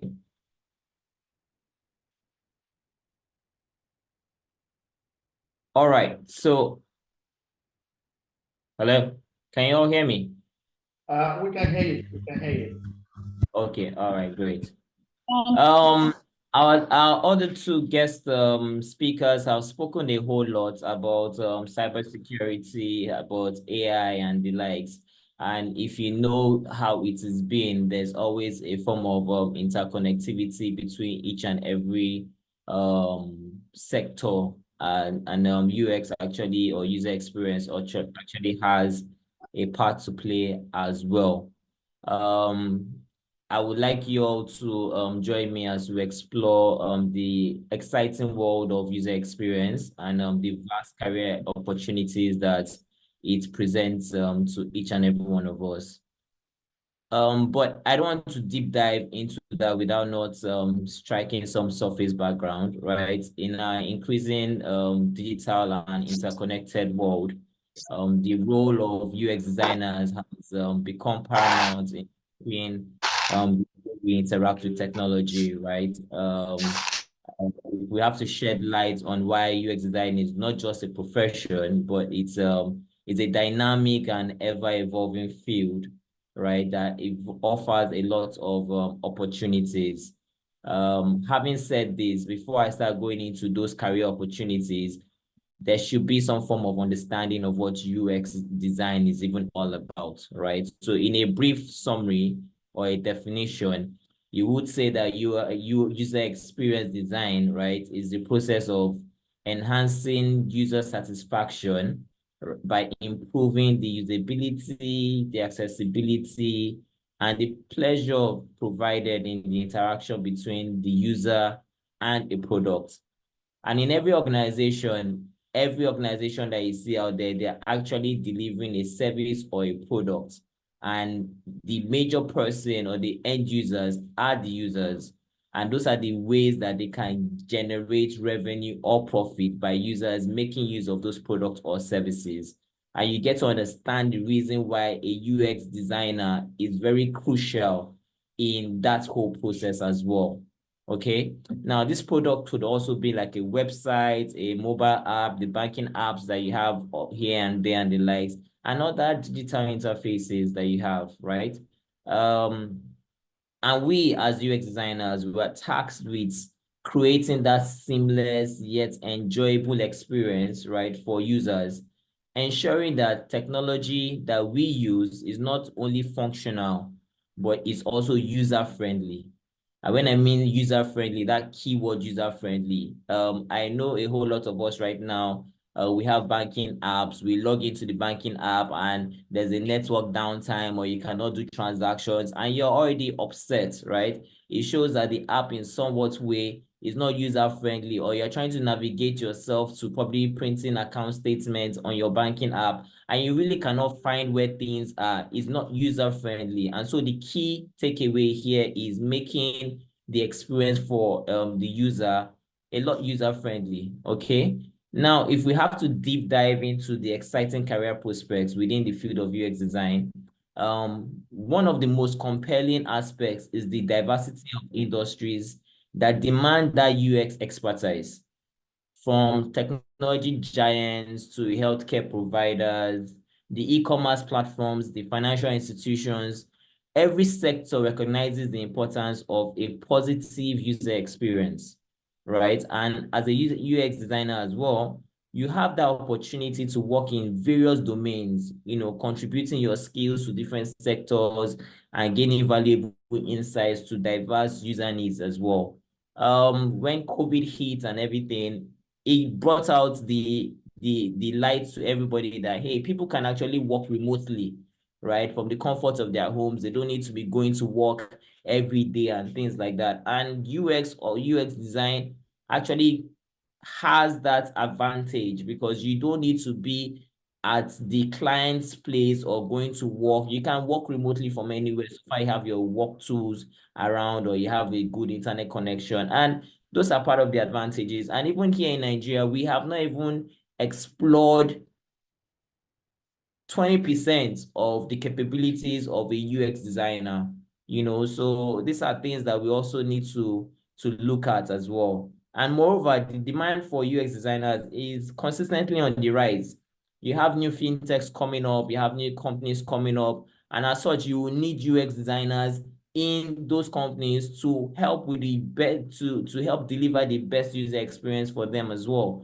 And companies are realizing that a great user experience is a competitive advantage, and they are willing to invest in skilled professionals who can create intuitive and engaging interfaces. This demand translates to a wealth of job opportunities for aspiring UX designers. Whether you're a recent graduate or you're considering a career switch, the field of UX design welcomes individuals with diverse backgrounds and skill sets. Another aspect worth mentioning is the continuous learning and growth within the UX design field. As technology evolves rapidly, so do user expectations. The experience that user A would like to have might be different from the experience that user B would also like to have. And so you need to accommodate all of this together, when delivering that product. And this dynamic nature of the industries ensures that UX designers are constantly learning and adapting to new trends and technologies. Me personally, I learn all the time. I even learn with my colleagues and things like that, because you can't say, oh, you've learned it all. No, new things are coming up, new design patterns are coming up. So you always need to constantly keep yourself in the loop of things as well. Now, if it's whether you're staying updated on the latest design tools or understanding emerging user behaviors, the journey of a UX designer is one that's really perpetual learning, making it an intellectually stimulating and engaging career or rewarding career choice is one that you can't compare it really. Additionally, I would say that the collaborative nature of UX design also makes it an exciting and social profession. You can't be a one-man mopo. You would be engaging with different people. You can't say, oh, you're not talkative, or you don't know, you like to keep on your own. As a professional or a career in UX design, you can't afford that, because you would engage in you're like a middleman. You will engage with the product owner to understand the requirements. You will engage with the developers, the front-end engineers, so that they can understand where you're coming from as well. You seek clarity, you seek curiosity as well, to probe further what exactly the requirements are and all those kind of things. So, you work closely with cross-functional teams, right? This is the developers, the marketers, the product managers, and all of this is to create a holistic and user-centered solution, right? The ability for you to be able to communicate and collaborate effectively is very crucial as a design skill in this field, and fostering an environment where ideas are shared, critiqued, and also refined. People will critique your designs. People will ask you questions, right? So don't say no. Why you ask me questions? You can't afford that. If you're someone who you easily get agitated, or you are confrontational, you might need to readjust your positioning, because you will mix with people. There are people that would ask you about your design choice and all those kind of things. So you need to have an open mind, right? And in closing, I know that we would go deep into UI UX in itself, right? But I know that there are other people on this call that are into the cybersecurity, artificial intelligence, and the like. So I would also want to bore them. But by the time we get deep into our own domain, right, we'll go further into UX design or user interface, user experience, which is the UI UX design. So in conclusion, I'll just say that the field of UX design is not just a career path, okay? It's a journey filled with opportunities for innovation, growth, and impact. And as technology continues to shape our world, the need for thoughtful and user-centric design has never been more critical. Whether you are drawn to creativity, problem solving, or the prospects of influencing how people interact with technology, a career in UX design opens doors to a world of possibilities, right? So I would say embrace the challenges, stay curious, and embark on a fulfilling journey in the dynamic and ever-expanding realm of UX design. That's what I'll have to say. Thank you very much. Thank you so much. We really, really appreciate the talk in terms of what it actually takes to be a UI/UX design, and the opportunities therein. Thank you so much, sir. I know there's going to be more details in the breakout sessions. And I know people will have 1 or 2 questions. If we could jot down those questions or maybe put them in the chat box, we will take them together after the next speech. In which case, I want to bring in our domain leader for the machine learning and the artificial intelligence course, the person of Mr. Ebenezer Ajayi. Mr. Ebenezer, are you there, sir? Yes, good morning, sir. It's so lovely to have you here, sir.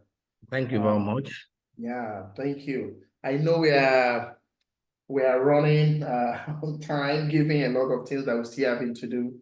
This, but I think I was speaking with you yesterday. I know you have a lot of stuff that you'd like to share with everyone today. So without further ado, let me just bring you in.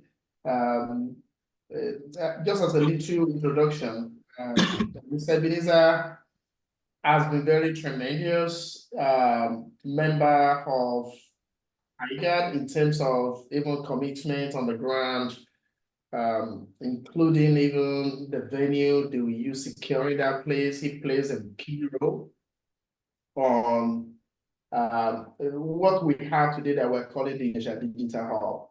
And it's, I can't count the number of hours that he has been in meeting and engaging with people to ensure that the hub becomes what it is today. And yet it's still committed as well in terms of leading a whole course.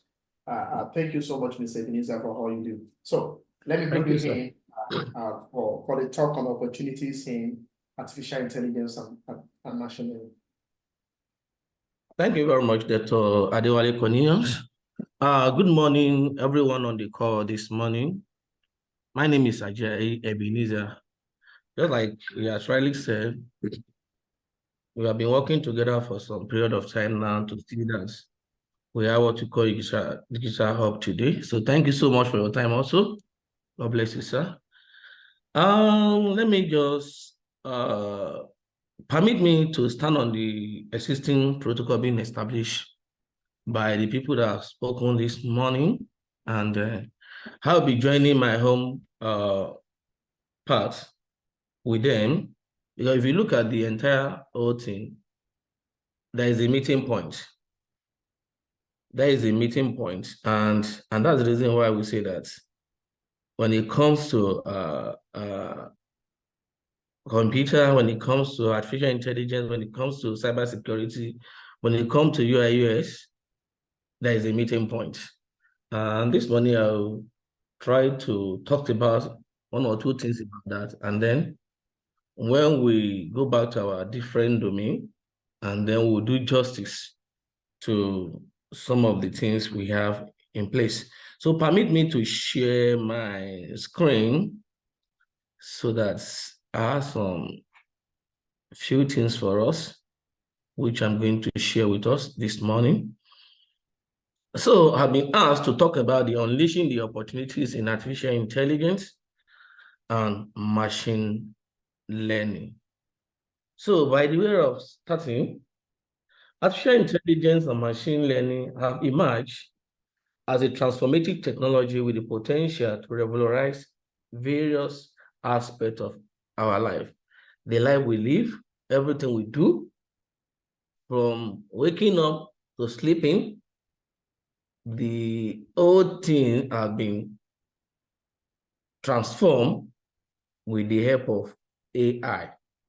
And it has become as if we are being engrossed by artificial intelligence and machine learning. And whether we like it or not, it has come to stay.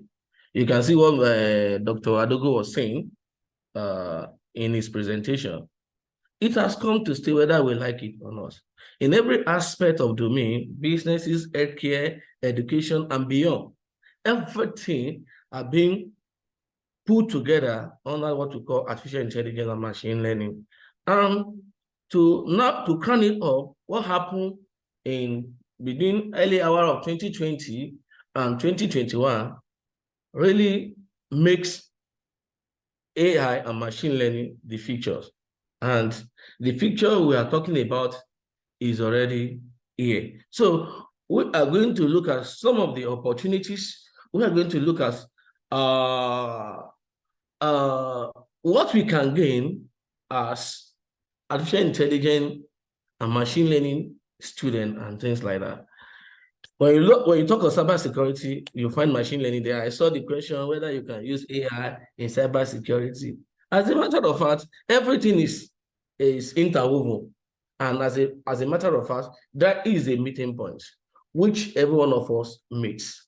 And so the life we live, where we do, what we do, everything we dwell with, everything is about artificial intelligence and machine learning. Because now all the work we used to do before as human beings has been taken over by my machine. I didn't come here to give us a bad news. No. But it's a kind of a mixed feeling. It's not a bad news at all, but it's a way of, we learn a better way of doing things. And that doesn't render you jobless. Rather, it enhances your productivity. So machine learning have evolved from theoretical concepts, because that's what we used to know before. We used to hear it from a theoretical concept now to a powerful tools. Just like what Dr. Adogo said, we talked about ChatGPT today. Anything you want to do, any idea you have, just try to package it very well, throw it to ChatGPT to give you an idea of what you want to do at a particular point in time. So artificial intelligence has evolved from a theoretical concept, which we need to know, to a powerful tool that permeates our daily life, from recommendation system. Like now, maybe you like to listen to Christian songs, and then when you log on into your YouTube and you want to you started listening to your Christian song, it will come to a time it will be bringing some of these songs, some of these Christian songs to you, because the system has already studied your pattern and you know the kind of music you like, and then that's the kind of the music that comes into your way. So it's a recommendation system that does that for you without you even being no. You don't need to know. It's just looking at your training pattern, looking at what you do, some of the activity you perform online, and then it will streamline your activities towards that way. Somebody told me about something about Facebook, that when you begin to look for, when you begin to search on Facebook, and you are particularly about a particular things, before you know, whenever you open your or your Facebook, you discover that all those things are coming your way, because the system, the AI system in Facebook has already studied your pattern and he knows what you really want. So today we'll be talking about some of the opportunities and impact of AI in today's world. Whether we like it or not, the world we are talking about is here with us already. The future we are talking about, rather, is here with us now. But before I go further, I would like to do some, to talk about some basic things. What is AI? And then what is machine learning? I want us to look at that by the way of definition of terms. So when we're talking about artificial intelligence, we're talking about simulation of human intelligence processed by machine. That's what artificial intelligence is all about.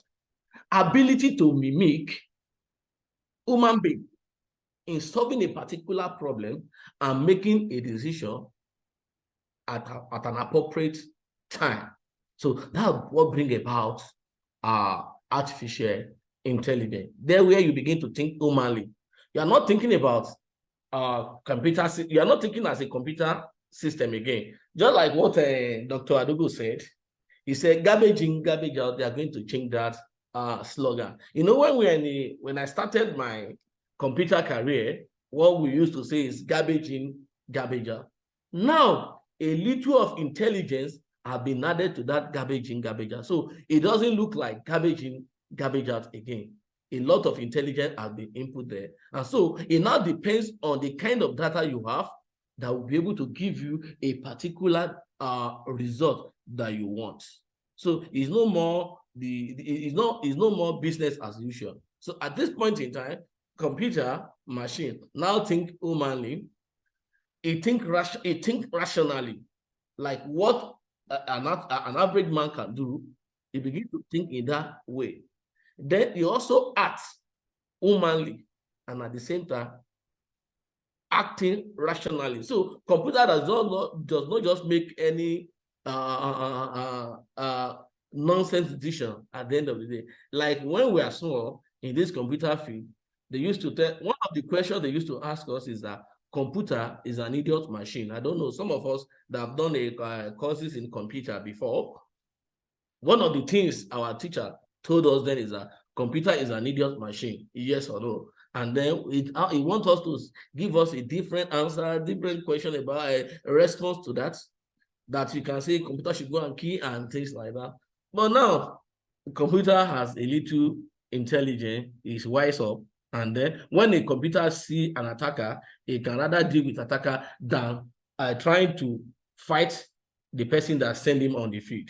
Now, computer can perceive, computer can see, computer can do a lot of things the way we do things, and that makes it thinking like human being. Because you cannot just see, maybe you put your children at home and then you want to fight your enemy, then you now, because you say computer is an idiot machine, then you want to fight yourself. No, an intelligence has been involved. Even when you now send computer out to fight or to do a lot of things, an intelligence has been planted into it. Then it reason like you can reason. It can perceive your environment. You know what goes on in your environment. And with that, we have a system that think like me and you. During the COVID time, a lot of things take place where we developed a robot that can serve, a robot that can deliver goods. That shows the robot has been able to study its environment, know what goes on in the environment. He knows that, he has been able to understand what to call scene understanding, learning about 3D and things like that, which was not there before. Then also talking about the second one of this, which is machine learning.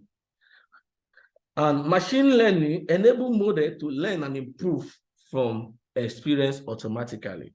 You know, when you're talking about machine learning, is when you develop a model, we usually call it a black box. What is in that black box, you don't know. But when you feed in something, the black box will process it. And then at the end of the day, a solution will come for it. And that's really modified the way we design computer this day. You know, before in computer, we say we have input, we have processing, and we have output. Yes, it's correct. And machine learning or artificial intelligence is not trying to deviate from it. It's still the same thing. But instead of that process, we have what we call a black box. Inside the black box, process are there, a lot of things are there, intelligence are there. So when you supply your input, it will reason to some certain level and then will provide you a solution. And so when you're talking about machine learning, it's just when you develop a model, you put a lot of intelligence there, and so that when the machine see something similar to what you have trained that model with, you'll be able to tell you, this is a cat, this is mango, and these are the things like that, rather than saying another thing. So machine learning is just like when you train a little kid to walk. You know, when a little kid wants to start learning walking, the parent will try to help him or her to walk. We usually call it tente. You'll just be trying to draw the child and teach him or her how to walk. That process is a training process.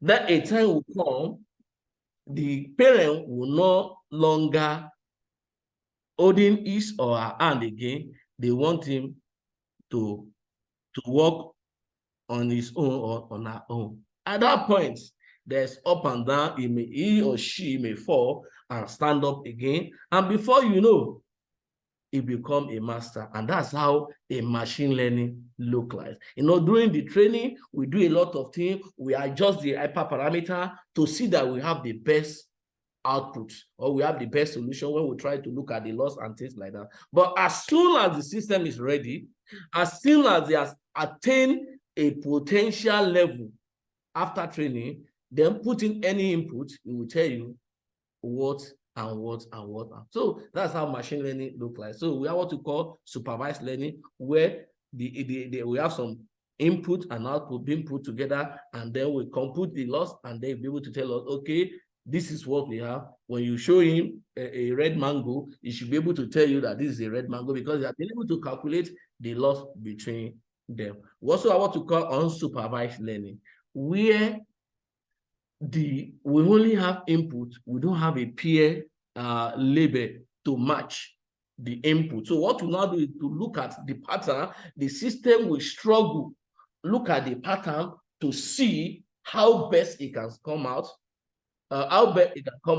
to produce a valid output.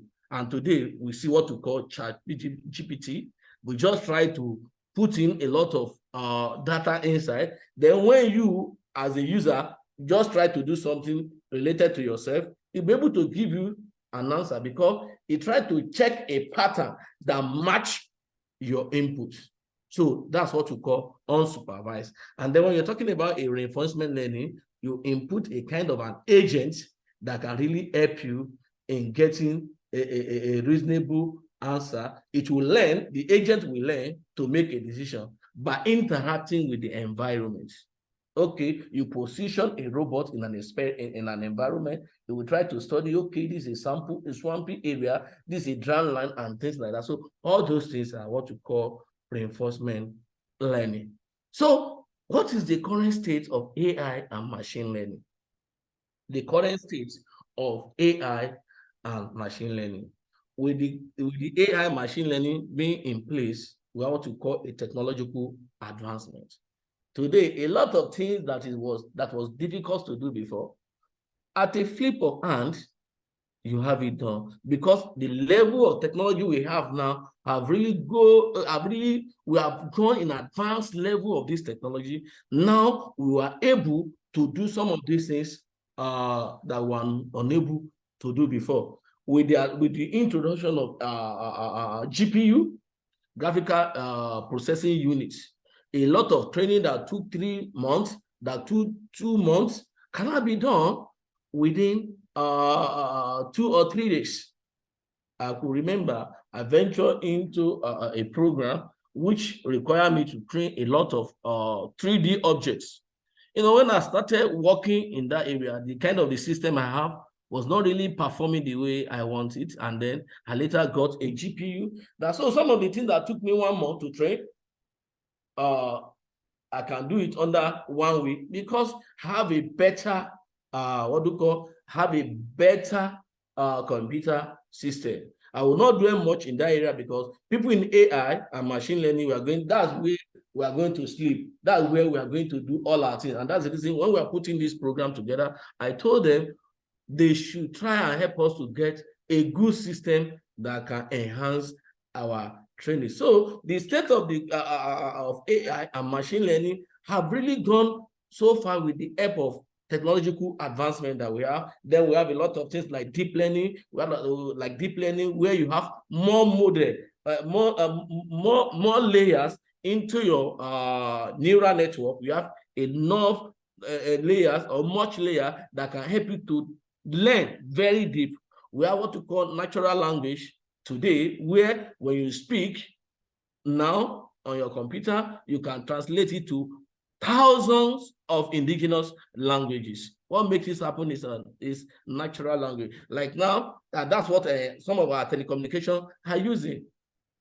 You speak in English, you can hear it in Yoruba, you can hear it in Hausa and things like that. is advancement. I know somewhere 1996, 1998, MTN, all these telecommunication companies, they are struggled to have a system that can do that to them. They fund it, they put a lot of money into artificial intelligence and machine learning then, but today we have it at the tip of our hand. What we call transfer learning, what we call reinforcement learning. So these are some of the things that current state of AI is talking about. Then another aspect is that with the help of artificial intelligence and machine learning, we have it everywhere.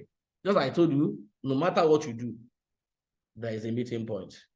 And the meeting point is artificial intelligence and machine learning, AI. If you look at our Minister of Digital Economy and Innovation, what he has been crying about, what he has been talking about since the inception of his administration is artificial intelligence, because he knows that if you can get it right at the level of artificial intelligence, then we have everything at the tip of our hand. Look at China.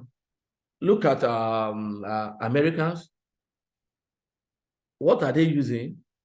Is this artificial intelligence? Because they make sure that it cut across all aspects of their sectors. Is it business? Is it health sector? Is it education? Is it finance, retail, technology, automotive? Just mention it. Artificial intelligence are cut across everywhere. Even with the launch of ChatGPT, it has really helped in research. It has really, just in educational level, it has really helped because a lot of things have been put together there. But when you are using such a tools, you have to also to use your sense, because it's just a language model that will require you to also to modify or you refine your output to some level that will make meanings to people. So AI and machine learning has really taken everywhere. From businesses, you can now make a good decision with the help of, you can make a good decision with the help of artificial intelligence. You can make a good decision in healthcare with the help of artificial intelligence, where you don't need to even, now we have what you call online surgery. We have online surgery now. You don't, you just, the machine will be there, the robot will be there, and then they will operate it online, virtually, and they will carry out the operations. You know, what really enticed me, or what really bring me into the era of artificial intelligence is that 10 years, 20 years before, you know, there was one advert I saw with one bank where a car drive itself. You know, at the initial stage, I thought, how is it going to be possible? Bank, I'm trying to remember that bank. It's one of the banks in Nigeria, but they are no more. They are no more now. I don't really know. I've forgotten the name of that banks again. But now, what happened that time is now happening now. You know, when I saw in that advert, I saw that nobody drive the car. The only thing that the car just dropped in front of that bank. Something had the name of the bank is P something. I've forgotten the name of that bank, but it's no more in existence again. That been merged together with other banks. Now, so I just saw the car. He dropped. He stopped at in front of that bank, and somebody just entered, and then the car. Okay, Bank PHB, thank you very much for that. Thank you very much for that. You see, then you know, carry the person, and then they started going. Then I was marveled. Is it possible in this current dispensation? But lo and behold, the future that we think that he will never come has finally come to us. And so my curiosity led me into artificial intelligence and machine learning when I started thinking of what to do in the near future. I first of all ventured into cybersecurity Later, when I went for my PhD, then I now venture into artificial intelligence and machine learning. I now see that there is a meeting point. Just like the question that somebody asked, can we use AI in cybersecurity? The answer is yes. As a matter of fact, as an AI person, you can work in collaboration with a cybersecurity person to develop a system that are formidable in the society. If there are a lot of them like that, the whole thing, we have a meeting point. Is it education we want to talk about? The AI has already revolutionized everything. Automatic grading system, tutoring system, intelligent tutoring system, educational analytics contribute. You know, it has really, AI has really go a long way to affect that place. Is it in finance? We now have an AI that can help us to detect fraud. We have AI that detect fraud. We have AI that talked about risk assessments. Before you venture into a business, the AI can help you to know whether you are going to make gains or you are going to be at loss. You know, there's a lot of things we can do. We have what we call algorithm trading and customer service chatbots, where you can relate as if you are with your bank. No, you are not with them. They have already programmed in there. When you ask questions, it gives you an appropriate answer that can really help you to solve your problem. In riches, the AI-driven recommendation system have been there. Demand forecasting and supply chain optimization are enhanced efficiency. All those things are there to improve our efficiency. Also, in technology, AI is integrated into a virtual assistant, smart device, and cybersecurity system. Today, our phone have an AI. You can talk to your phone, it can respond back, and things like that. So these are the current states of AI, and very soon we are moving forward to really deliver unto us the future we are talking about. You know, there was a day I was just looking at one commentary, and I see a AI support baby creators. You know, they lay the incubator. They're like, they're like 2,000 incubators, AI-enabled incubators that can watch a baby to grow from a day to delivery. I said, wow, this is amazing. And these are the current states that we find ourselves in artificial intelligence and machine learning. Today, you can decide not to get pregnant. You can do artificial insemination, and then they collect your what we call your eggs, and they collect sperm, and then go and drop it in that incubator, and you see your child grow in your own eye, because you can come and check it, and they will even check the brain, everything. If it is okay, if it is not okay, they will put in a lot of nutrients to make the baby behave properly. So AI has really gone far in the what should I call, in every aspect of life. And what are the opportunities? The implications. The opportunity has to talk about economic growth, while the implication has to look at the ethical consideration about it. Like when you talk about the economic growth with AI and machine learning, we are sure that economically we're going to grow, because a lot of things have to be in place, a lot of job has to be in place. And so AI and machine learning create job. And I believe at the end of your course in this place, you are going to have a way of getting a new job, whether a physical job or a remote job. AI has already given us that opportunity. So the adoption of AI and machine learning technology has led to the creation of a new job role, which are not there before, particularly in the AI development, data science, and machine learning engineering. You know, the jobs are just there. You see today, if you check online, your LinkedIn, your Facebook, Google, you see a lot of AI job or data scientist job that is being lined up there. They are looking for people, because that's the world. That's a new That's the new nature. So we have all this job there. Nothing you will do in this life that is not AI enabled.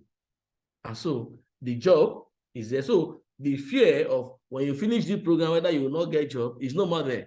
Even if you cannot get job with the government, you cannot get job with other people, you can create your own job for yourself, which will give you more money. Increase productivity. What it takes us to do, what will take you, what it can take 5 days to do, it cannot be done within a second. We have innovation and entrepreneurship.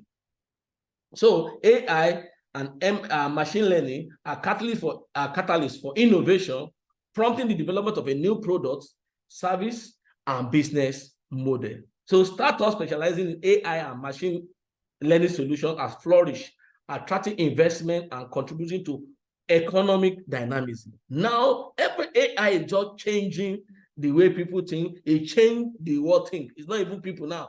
The entire world, the way we think now is being changed by AI. We also want to call it competitive advantage, because if your organization is being integrated with AI and machine learning, you have a better advantage over people that does their job manually. Industry transformation, AI has really transformed our industry. All the manual level or manual way of doing things have been taken off, and now we have a new way of doing things. Just look at the IoT in agriculture. The level at which machine learning and artificial intelligence has gone in agriculture, it will marvel you. So if you have the resources to take care of that, you can see that you can have your product run the clock, because you are not using manual level, you are using IT enabled tools to drive your agriculture. So it has really, AI has really, and machine learning has really turned industry to another level. Then we have what we call a global market growth. With the AI and machine learning solution that you are being provided, your market can go globally. Investment and funding, that's another thing. Even federal government, everybody is now investing in AI, in machine learning, because they want to use it to drive their economy. They want to use it to see how more money can come into their cover. And then cross-industry impact. Also there, from other countries, we collaborate. AI makes it possible so that we can really make a serious impact in the society. Ethical consideration. As AI and machine learning become integral to decision-making process, ethical considerations surrounding bias, just like what Dr. Adogo said, and Dr. Adewale, Dr. Obadare, is bias. Transparency at times, accountability has to come into. Just like the video it shows us, because the white man does not really see a reason why a black man can take care of a white child. These are some of the bias we have in our data. So we have to take all those things into consideration for us to be able to have a full potential of this technology. Then the future prospects. As I told you earlier, AI is everywhere. As a matter of fact, you can see AI for society goods. We are industrial adoption, and then we are future artificial intelligence that reshape the entire world. So the future we are looking at is here already. By the way of concluding, so artificial intelligence and machine learning present unparalleled opportunity across diverse fields. As we navigate this transformative era, it is imperative to embrace this technology responsibly, ensuring that the benefits are widespread and the ethical consideration guides their development and implementation. By unleashing the full potential of machine learning and artificial intelligence, we pave way for a future marked by innovation, efficiency, and positive global impact. Thank you very much. Thank you so much, Mr. Ajayi Ebenezer. We really, really appreciate that. And you know, the detail in lessons and the opportunities in AI and machine learning. I know people have questions, but I'm thinking of changing things a little bit in our agenda. We have Dr. Samuel already here, our second keynote.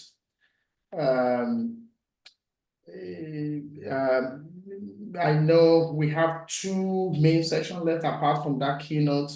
So we need to have the interactive sections whereby we're going to have questions and answer on all the talks so far.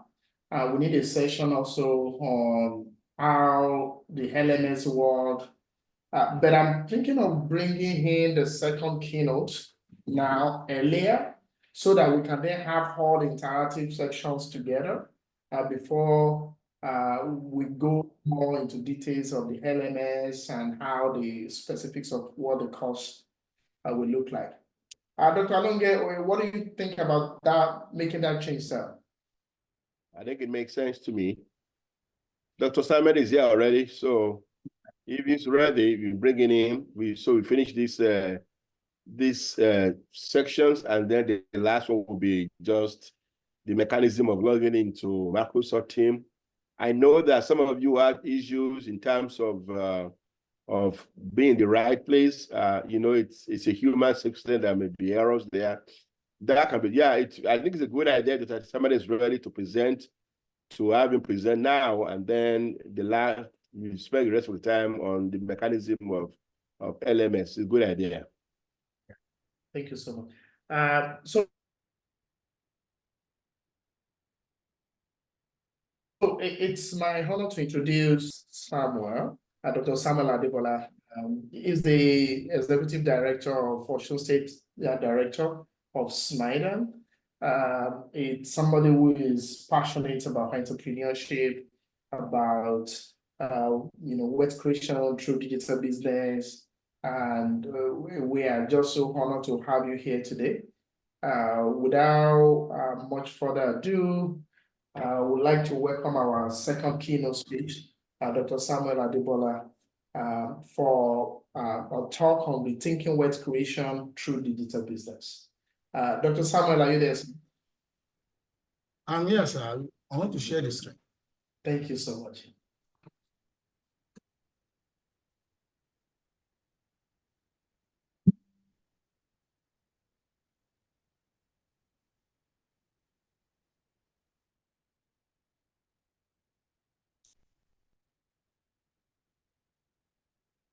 Yes.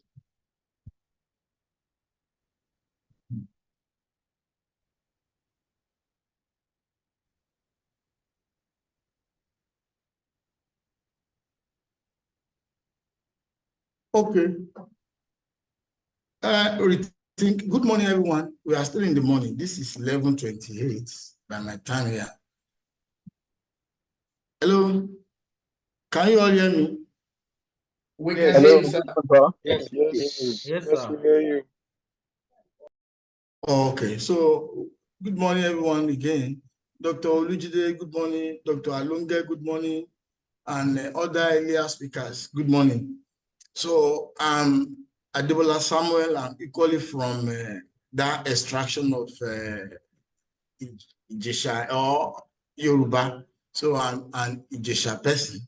So, and it is my delight to also contribute in a small way to the development of that zone, at least based on little experience I have on the field and at the same time in practice.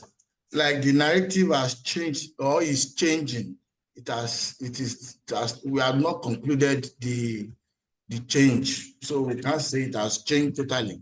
It is gradually changing. The traditional business way of creating wealth, the issue of digital tools and digital transformation has given it a new landscape, and it has created a new ecosystem where anyone who wants to really perform better, at the same time create wealth, needs to have better understanding and good management of human resources from the angle of digital knowledge and digital perspective. By way of lecture or discussion this morning or furthering our conversation, the topic is rethinking wealth creation through digital business. We know that the normal traditional business that we are known with or that we are familiar with has little of digital connections or digital usage. That we have so many millionaires in the Ijesha land, even billionaires, without any digital knowledge previously. And many of them, they had their marks and it's still in existence today. But the narrative is changing. The approach is becoming more IT compliant, and whosoever that must function in that kind of an ecosystem to also manage and create wealth needs to fortify whatever business that the person has chosen with digital tools and digital knowledge. Okay. So that, if you agree with me, rethinking wealth creation through digital business involves exploring approaches and leveraging the transformative power of digital technologies to generate values and addressing business challenges. It is all about changing the traditional business narrative with digital tools. I've said that earlier, because the value that people are ready to buy or the offering that people are ready to buy, those customers are not really within our ambience again. They are not really within the confine of our community. They are far away in America. They are far away in London. They are far away in other parts of the world. But through the process of globalization, we need to reach them. And we can only reach them through the platform that digital world has created. So without better understanding of how to reach them, it may become a very big challenge in marketing your product and in developing a tools to collect whatever exchange that they've done with whatever business you have transacted with them. So we all need to have we all need to come to the conclusion that yes, the narrative is changing and it keeps changing. And now that we have a very vibrant youth from our side, ready to take up the leadership in the area of creating a new dimension in business development in Nigeria. At least it's my delight, and I'm very happy to also associate with that kind of belief. Like from basic understanding, entrepreneurship involves innovation, value creation, employment generation, and wealth creation. From entrepreneurship, we also help us to be able to solve people's problems innovatively, because human problems have always been solved with so many approaches and so many tools. But now the world is now looking at a way that is now more creative, more innovative in solving all these challenges because of the global competition. And we cannot be left behind. If we must have a niche in the global arena, whatever we want to put forward to solve part of the global problem must be innovative enough. It must allow creativity, because that is the only thing that can create value. And when you have created the value will now dovetail to the creation of employment, because without employment, wealth cannot come. And that is why it's all encompassing this four bases: innovation, value creation, employment generation, and wealth creation. So this is the 3 tiers of wealth creation in nature. For instance, you as a trained IT expert or someone that is in training already, you are there to understand the process and the procedure for wealth creation. In life, God has given us equal resources. God is fair to all. But by virtue of entrepreneurship, by virtue of skill difference, by virtue of attitude and character diversity, We have some people who will recreate themselves to be superwoman than other people by their ability to create wealth following these 3 tripods. You ordinarily in nature, you make money that we can refer to as wealth from 3 sources. The first source is through your customer.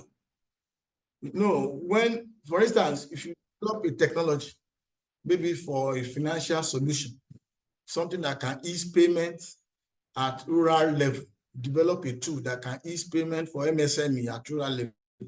If the technology worth 1,000 naira, if you want to exchange it with those MSMEs, I don't think it is the same 1,000 naira that you have used in developing such a technology that you are going to give it to them. You are going to place a value on it. You are going to place maybe a form of premium that is going to be your own, that has profit. You are going to put it on it. That is, if it's 1,000, you can just add maybe 500 to make it 1,005, and you give them in exchange for that your tools that you have developed. Through that, you have created wealth for yourself by exchanging your tools with customers who need your product. Like the Yoruba will say, "Ara eyan ni owo wa," because it is the human being that you exchange for money. It is through your interaction, they are coming to you to exchange, to buy your product, digital tools, and your digital solution method, your procedure for reaching the market that you have developed. So through that, you have a gain for the interaction that is existing between you and the customers. So the second one is through your employees. You hardly can pay exact worth of an individual that you have given a platform to work with you, which means in nature, when you engage in, you participate in global economy probably by taking your own share yourself through the process of entrepreneurship, or giving your share to someone else to help you to manage, which means you can employ yourself or being employed by somebody else who is equally having a platform through which you can be given a stipend for whatever you are doing. So in that wise, someone who has given you a job will not pay you your exact worth. If your exact worth is, let's say, 20,000 naira, the person you have that has employed you will give you something like 15,000 naira and have a gain of 5,000 naira from you. So through that means, if you now, after this training, you have the options, 2 options. The first option is 1, you can employ yourself and be a consultant to so many MSME in around Osun State or beyond. And through that, you interact directly with your customers and you have a gain from them directly. You can also subsume your skill in the hand of someone else who will employ you and be giving you salary, which means someone who has engaged you as, in a way, mortgage your life and your skill and give you just a token out of the labor you have put into that practice with him. So through that too, human being can make wealth. The third point is the issue of business partners and associates, like those people that you are really working with, those people that you are really, maybe your church members, your partners, your friends, you equally have a certain level of gain and certain level of, let's say, benefit from them. So apart from these 3 points or these 3 ways, you hardly can have gain in the world or in the global market again. So look at it critically. You have been trained. The purpose of the training is for you to be useful in the society. The purpose of the training is for you to solve solutions, to solve problems, to provide solutions to different challenges that is confronting the government, other sectors, and MSMEs, that is micro, small, and medium enterprises within Nigeria and beyond. Are you planning to give your own service to someone else, to be engaged by such a person and the person paying you maybe salary or wages, or you are planning to, after the training, to have your own consulting firm, a scheme of yours that you're going to develop a tool to solve some other business challenges that people will be coming to directly and be paying to. If people come to you directly and they pay to you, you know that you are the one maximizing your own gain over your own life. But if you subsume your own life to another person, and it is the other person that is paying you, who happens to be your boss, the person, there's no way the person must have a gain over your life. And you also have gain from other partners that you are running with. You know, entrepreneurship or business world is just like going on an adventure, going to the bush to get a lion. You know how difficult it is to go into the wild to get a lion and bring into the zoo. Lion is fierce. Lion is troublesome. Is difficult animal, very strong, and even the human being that is going to the wild to get the lion is equally a meat to the lion. In a lion into the bush, into the zoo, for people to come and view, to pay for, it is not really a difficult adventure. So I cannot tell you now that entrepreneurship is so easy, because creation of wealth is not easy. Using another human being to make money is not easy. It requires a lot of things. And part of it is what you are doing to yourself. For you to be smart enough, for you to be creative enough, for you to be innovative enough in using digital tools to solve different business and human challenges. You have taken the first step. But I want to tell you, and I want to believe with you, that it is not really going to stop there. You still need so many other understanding and knowledge about how to maximize gain from human beings. Who are your customers? By human beings. Who will be your employees? By human beings. Who will happen to be your business partners? How do you develop skills to solve all this? How do you develop talent, character, attitude to solve so many of these issues that may confront you in approaching a lion from the wild and bringing it into the zoo for people to come and pay for? Like the Yoruba, one of the Yoruba adages said that Enu kiniun ni owo wa. They now said recently that it's not even the mouth again. It is in the what? In the bosom, in the belly of the lion. So which means it is not easy for you. It may not be easy. It has not been easy too for all of us too, who in a small way that we have been creating small, maybe wealth from using other fellows, because Yoruba said it all, that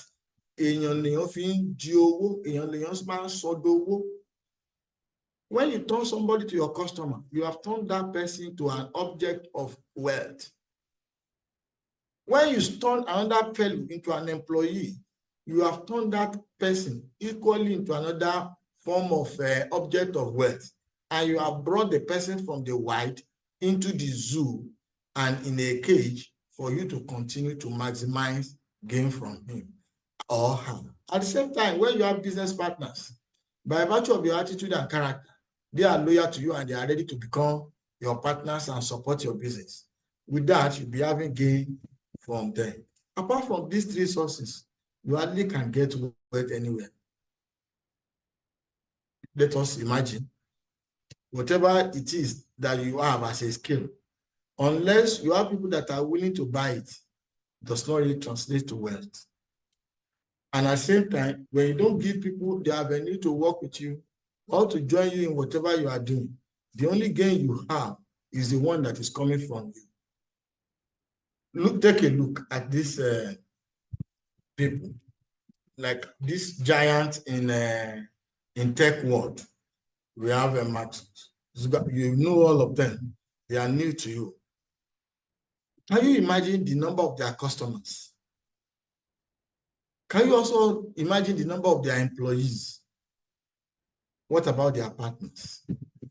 These are the structure. These are the people that we can look into and see how they've been able to create wealth from customers, from partners, at the same time from employees. Look at several billions of nairas that these people, their net worth. From where did they get it? From their customers. From where did they get it? From their employees. From where did they get it? From their partners, those who are willing to join them. And this issue of maximizing gain from other fellow, the characters and the attitude and the behavior, sincerely, it is not a day job. It's a serious game. I read a book, The Richest Man in Babylon. In that book, two individuals, they were discussing about that richest man. So during the course of their discussion, the first man now said, is it not possible for us to go and double cross this man and collect the money that is, and go to a far country to go and spend the money or use the money for business when we get there? The other man now said, it is possible for us to double cross him.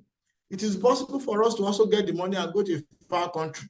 But if per adventure we are going there and on our way to somebody double cross us and get the money, what will be our fate? Now take it. I said, it is possible. He now told him, he said, your thinking is equally the thinking of every man to always double cross others and take money or collect fortune, thinking that that will multiply into several thousands and millions in their purse. But it is going to be better if we approach or meet this man and tell him or ask him that he should tell us the procedure and process for which he has made his money.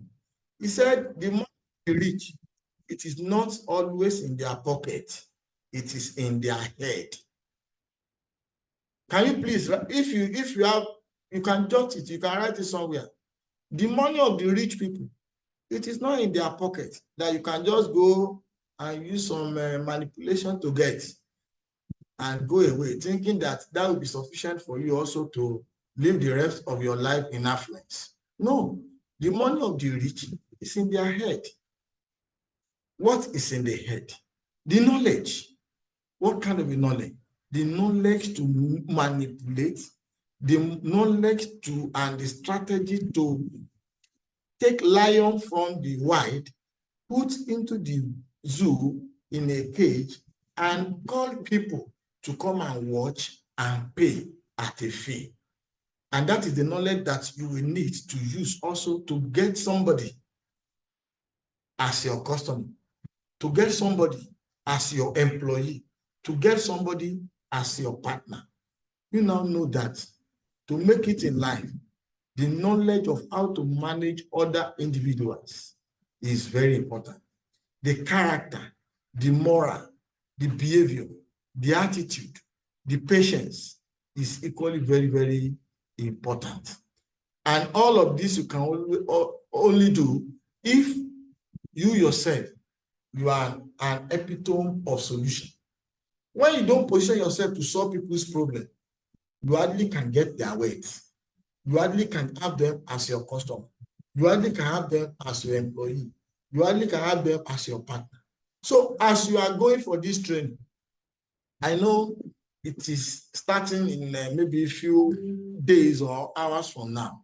What should be at the back of your mind is how to trade gain, how to maximize gain, how to make this gain to solve people's problems, to create a value so that people in turn can give me money for the services I'm about to do. We have problems as a nation. We have challenges as individuals.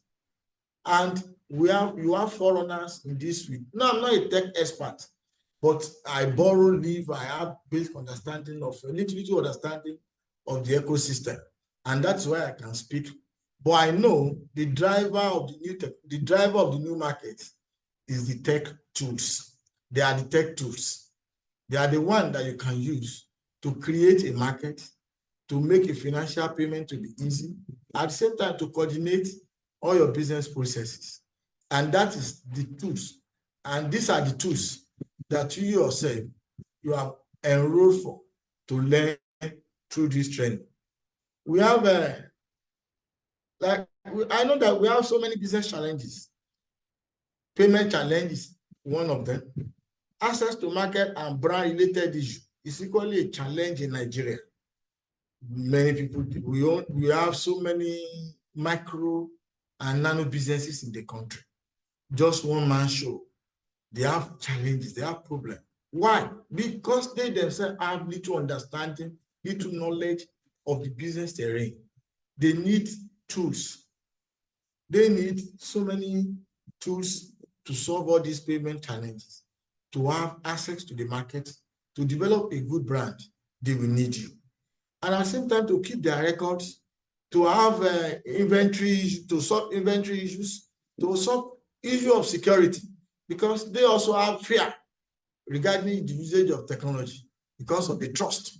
So many of them don't have trust. In my relationship with them, in my interaction with them, I discovered that they are afraid using tech tools because of issue of Yahoo, because of issue of fraud, scams that is now rampant in our tech space. So if you come up with a solution, a platform that will make it easy for them to track their inventory, to solve their HR issues, to know how to keep their records and to access local and international markets. Sincerely, such a tool, by the time it is in their hand, they will pay maximally, you will have your gain for it. So all these are our challenges, they are our issues, they are our problems in the MSME world. And they've taken you through our AI, they've taken through so many machine tools and all this machine language and machine learning and all of that, which I don't really have, no, I'm not an expert, but at the same time, I know all these challenges that MSMEs are facing. And there is no way they can get solution without you, because we are in the global world. We are in the global community. You know, our customers and they are now far from us. They are now far away from us. You are the one to bring them closer. You are the one to make sure that they are reached in the nip of time.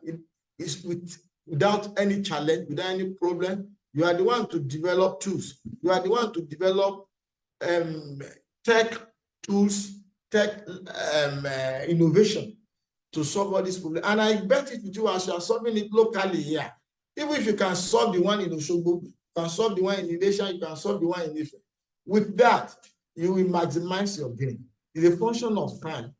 Just like when you are patiently waiting for a lion in the bush, looking for what you used to trap it. That's how you are going to also wait to develop tools to solve payment challenges, to develop tools to solve issue of market access, to develop tools to solve issue of record keeping for MSMEs. So many of our brothers and sisters, they are selling things, but they don't know how to track it. They are having business failure because they are having issues with records, theft.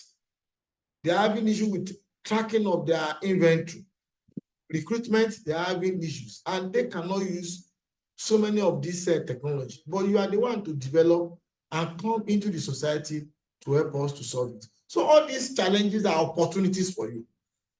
There are areas you need to look into critically within yourself as a community. At the same time, interact with others too.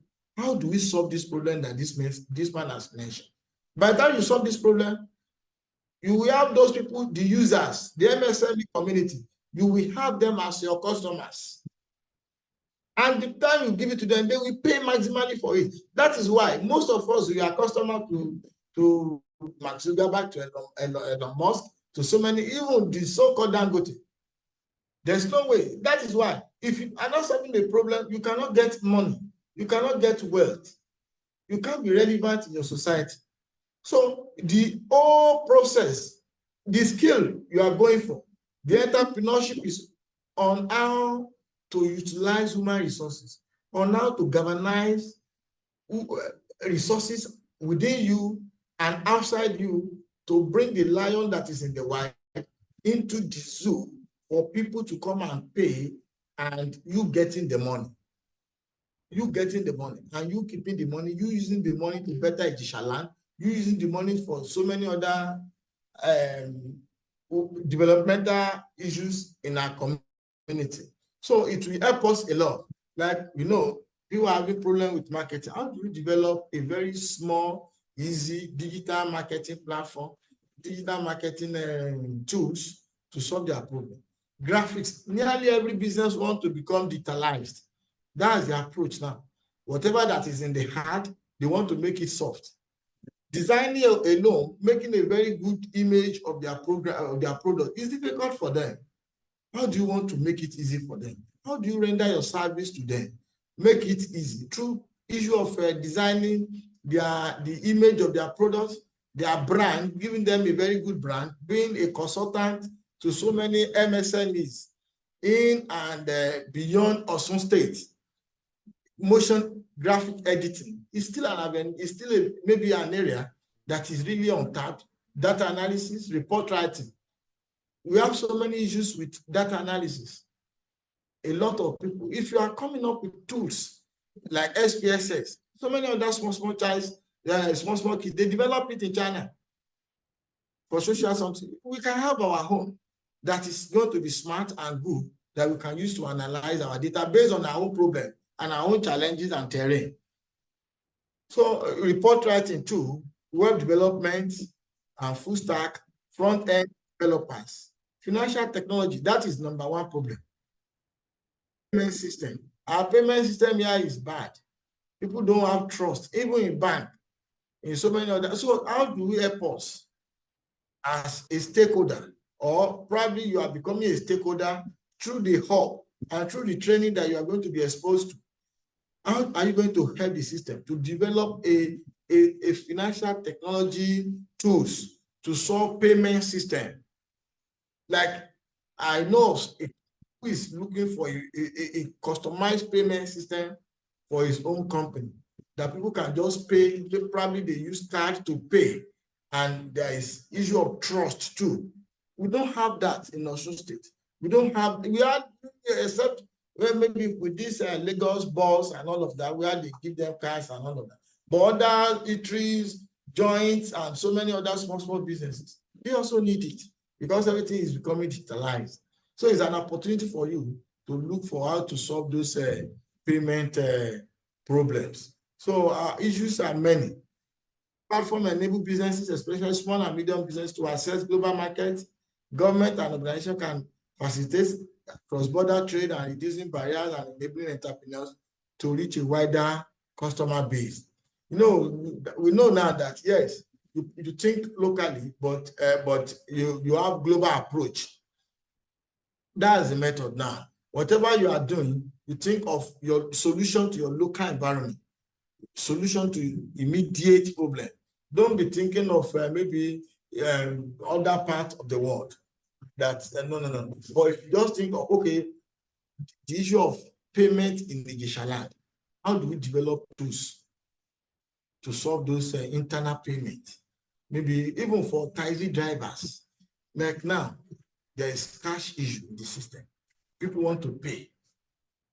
People want to pay for even for a ride, even from these Okada riders. Can you develop a tools that Okada rider can use to collect their money?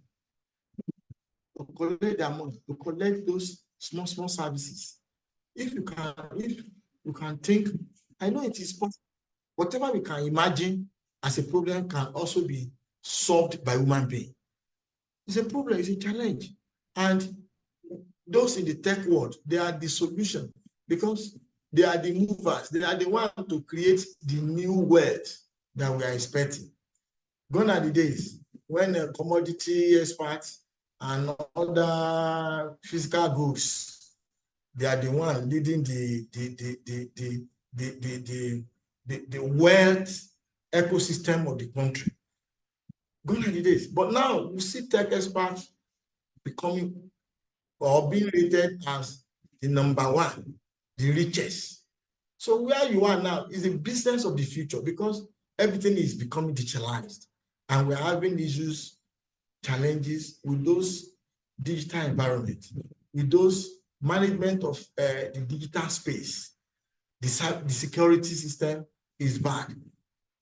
I don't want to go into, because AI now is, I'm not really, I know that we have them as tools to solve our own MSME challenges. I can estray so many MSME challenges that are market opportunity for you, through which you can make money. You can make Ijesha proud, through which we can have a hub that whenever it is being discussed among the MSME stakeholders, they tell you, go to Ijesha hub. They have the solution. And through the heart now, the Startup Act, I know very soon the Ijesha hub too, we have access to the grants. Because by the time you develop a small tools and we are able to put the small tools to need that, I know they will come and fund us because we are equally eligible, we are equally qualified to be part of the beneficiaries of those Startup Act grant and award. And now you are the one to also put up technology, put up little tools that can help us to have such a grant. Digital transition has precision farming, like we are talking of smart agriculture, some the issue of climate change. How can you develop tools to help us to solve all these smallholder farmers, alarm in case of X-Men and other crises on the farm? Because now we must be looking for digital solution to all this farmer and herders crisis that even the farmers they can have, probably at the perimeter of their farms, something that can alert them, something that can signal to the police, something that can let us think.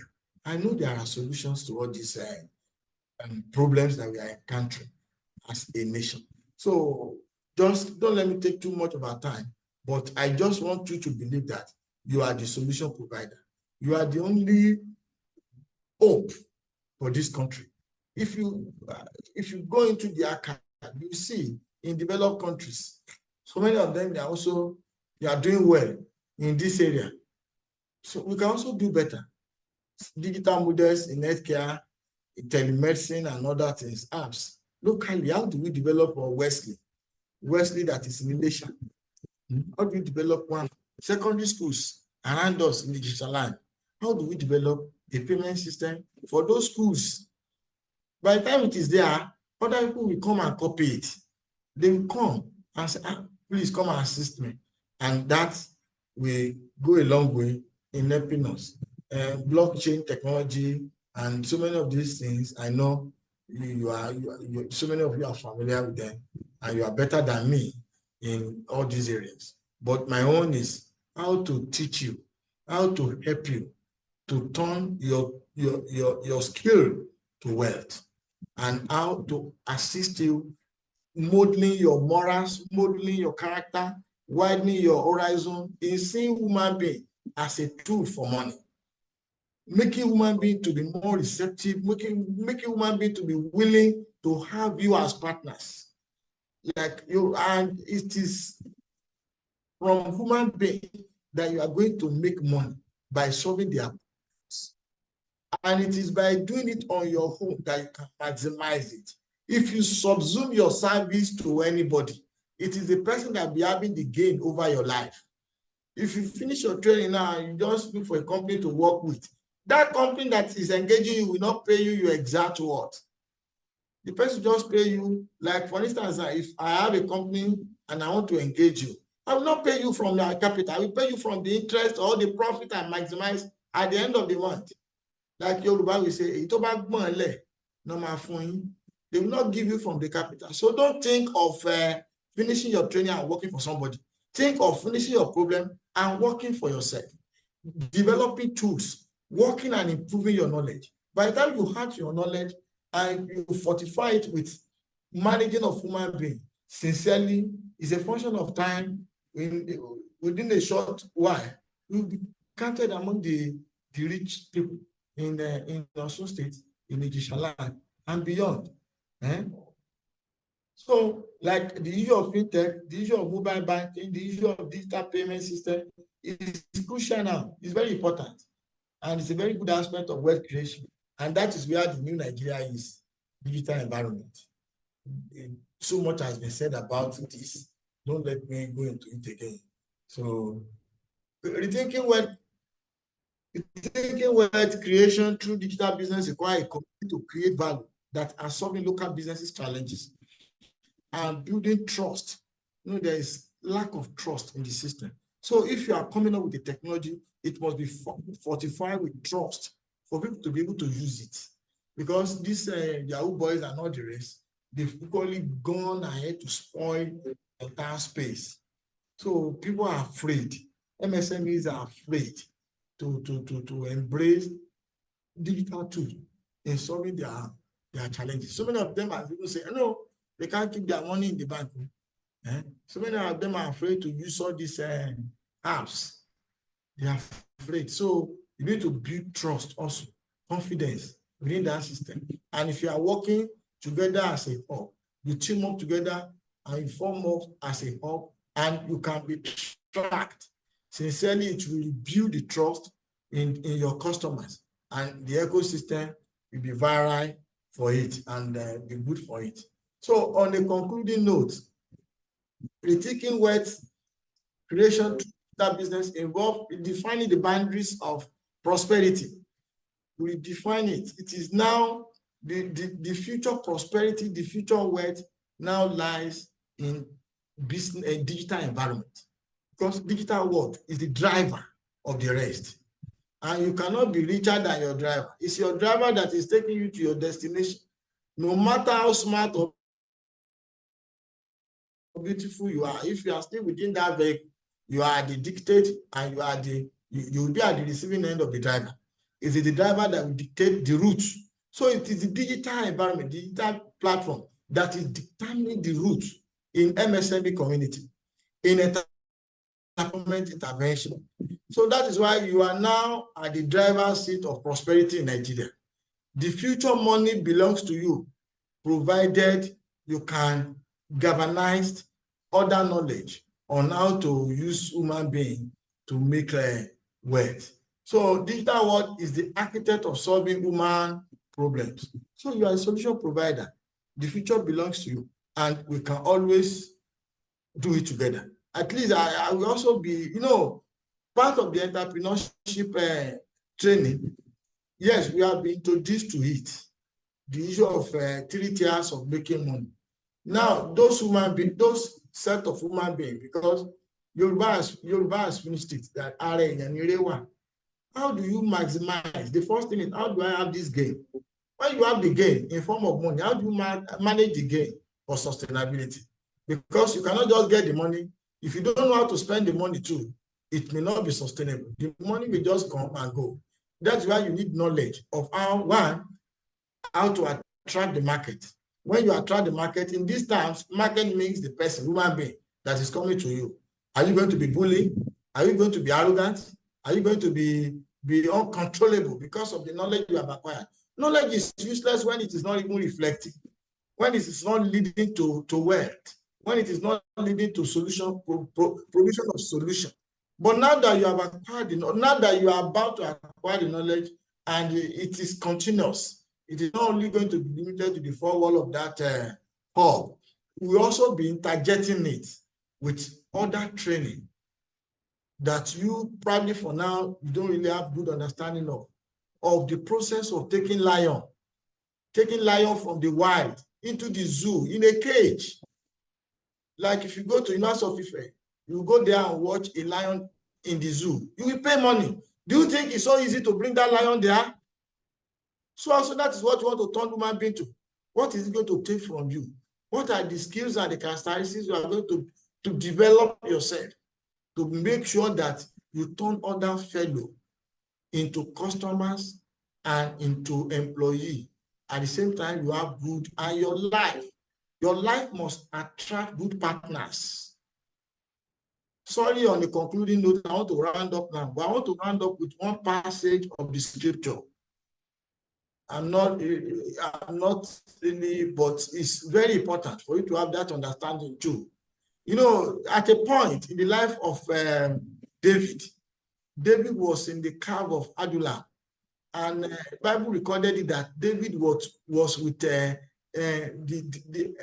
lesser known people. Also, you know, when you are with lesser known, when you are with people of low value, your gain also will be small. And when in your lesson, you know, when you are developing tools, when you are living your life must attract good people. Your business must attract good people. And it's a function of your character. It's a function of your attitude. It's a function of your knowledge. It's a function of your behavior. So apart from the skill, we are still going to teach ourselves on how to develop attitude, character, behavior that will make our life to be attractive to people. Because they form part of your customer. They form part of your employee. Like Yoruba we say, the way you are going to treat your employee is going to be different. You will not treat them anyhow. You know, these are part of entrepreneurial courses that we are going to also be engaging, probably as your training is progressing. I may be rendering it virtually or coming to that hub myself to also expose you to some of these life-changing training. Salient issues, but they are very important in building wealth and making yourself relevant and creating values, solving solutions, solving problems, and making solutions available for people. Thank you very much for the time you have taken to listen to me, and thank you for the opportunity also to speak and to interact with you. I believe we still have further interaction, whether in person or virtually, as the training progresses. Thank you very much. You're welcome. Thank you, sir. Thank you, sir. Thank you, sir. Thank you so much, sir. Thank you so much, sir. Thank you so much, sir. This speak is so enriched. Thank you. I really appreciate it. Thank you so much. Are you back there? Yeah, I'm back. It's been on and off. Yeah, I'm back here now. Thank you so much, Dr. Samuel Adebola. We really appreciate the in-depth training and you know, opening our eyes to different opportunities and business ideas, and how to deploy solutions to many challenges that we have. That every challenge is actually a business to be made. Thank you so much. I think it's a time for us to have a brief interactive section.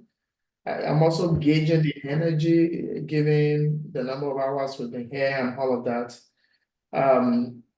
So let's quickly do brief interaction, question and answer, maybe just 2 or 3. Before we move towards closing this first section, we're still going to have Mr. Femi to walk us through the elements will look like to ease out the second section for us before we take a break. Any questions? And maybe a quick question on the talk so far. You can raise up your hands using the icon, or you could drop it in the message chat.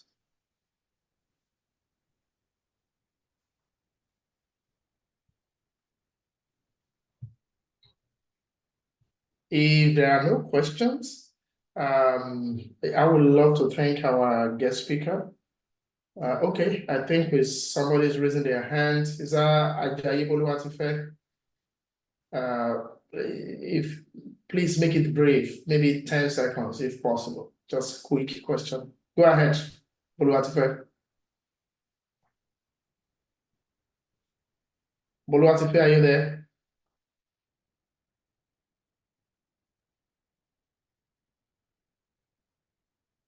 Hello.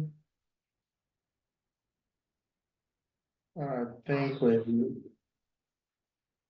it's Boluwatife there. Okay, if there are no questions, we just call on Mr. Femi Bakare to walk us through what the LMS look like. So the second segment is focused on getting the best out of the training.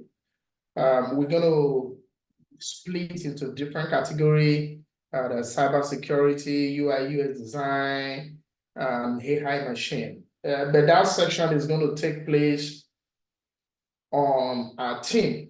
But I also know that people have been having one or two challenges on that. Mr. Femi Ajayi is going to basically walk us through what that looks like, just to make it easier so that when we break out to that session, it's much easier for you to get to know your facilitators, for you to have exchange with them on how can you get the best out of this digital training as a whole. So without further ado, Mr. Femi, are you there? Yes, I am. Yes, I am, Mr. Yeah, let me just invite you in, maybe to walk us through that, brief lecture on the systems and what the password, and all the details that are very essential to get the best out of the program. Okay, all right, thank you very much. I think to start with, can you all see my screen? I'm sharing screens at the moment. Let me know if you can see my screen. Yeah, we can see Yes, yes, sir. We can see. Yes, sir. All right, great. And what you can see, I believe, is the virtual induction program slide, correct? Yes, sir. Yes, sir. Virtual induction program. Yes, sir. Exactly, sir. Induction program, I got you. All right, thank you. Okay, so we're going to be as quick as possible. I also want to consider that some of you guys are using your mobile data as such. You're already consuming a lot of data, right? And it's been going on for like an hour or even more. So we're just going to try and make it as quick and as brief as possible, and also try to maintain your attention span, right? So we're just going to jump into this. What we're trying to achieve here is, I know quite a number of us are not used to Microsoft in general because of the way it is. It's a licensed product, so you might not have full access to the capabilities or some of the softwares involved with it. I know you are more familiar with Gmail, Google Meet, and the likes. Okay, so we're just going to do like a crash course on the major aspects that you need to know. All right. At this point, I also want to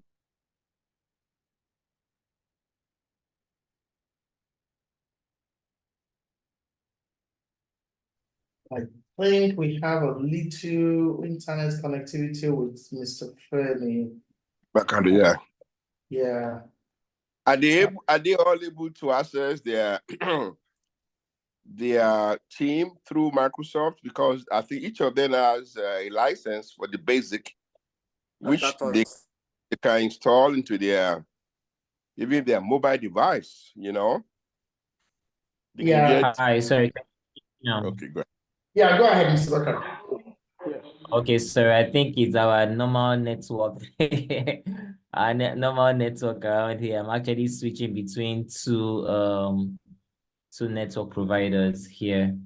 Okay, so if you can still hear me, I'm just trying to make it as quick as possible, as well, getting that impact from everybody.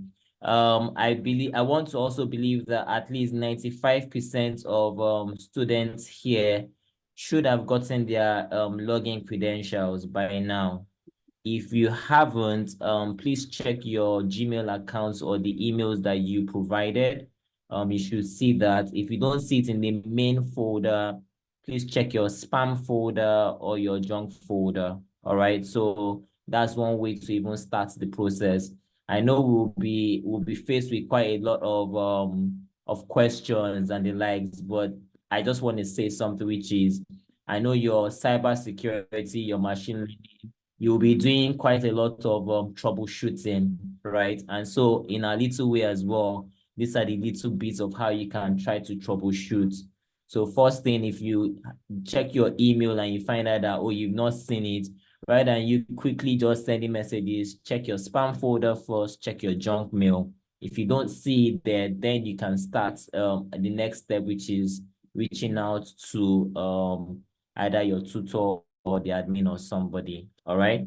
However, if you have gotten your login credentials already, I want to believe that you would have also seen the link for you to click on and then create your password and the likes, okay? Now, regarding the password, there's a default password that is being sent to you. It's ideal that you change it to a password of your choice, keeping in consideration that the login password criteria should be met. Okay, so you need to take out time to read what the password credentials or sensitivity requires.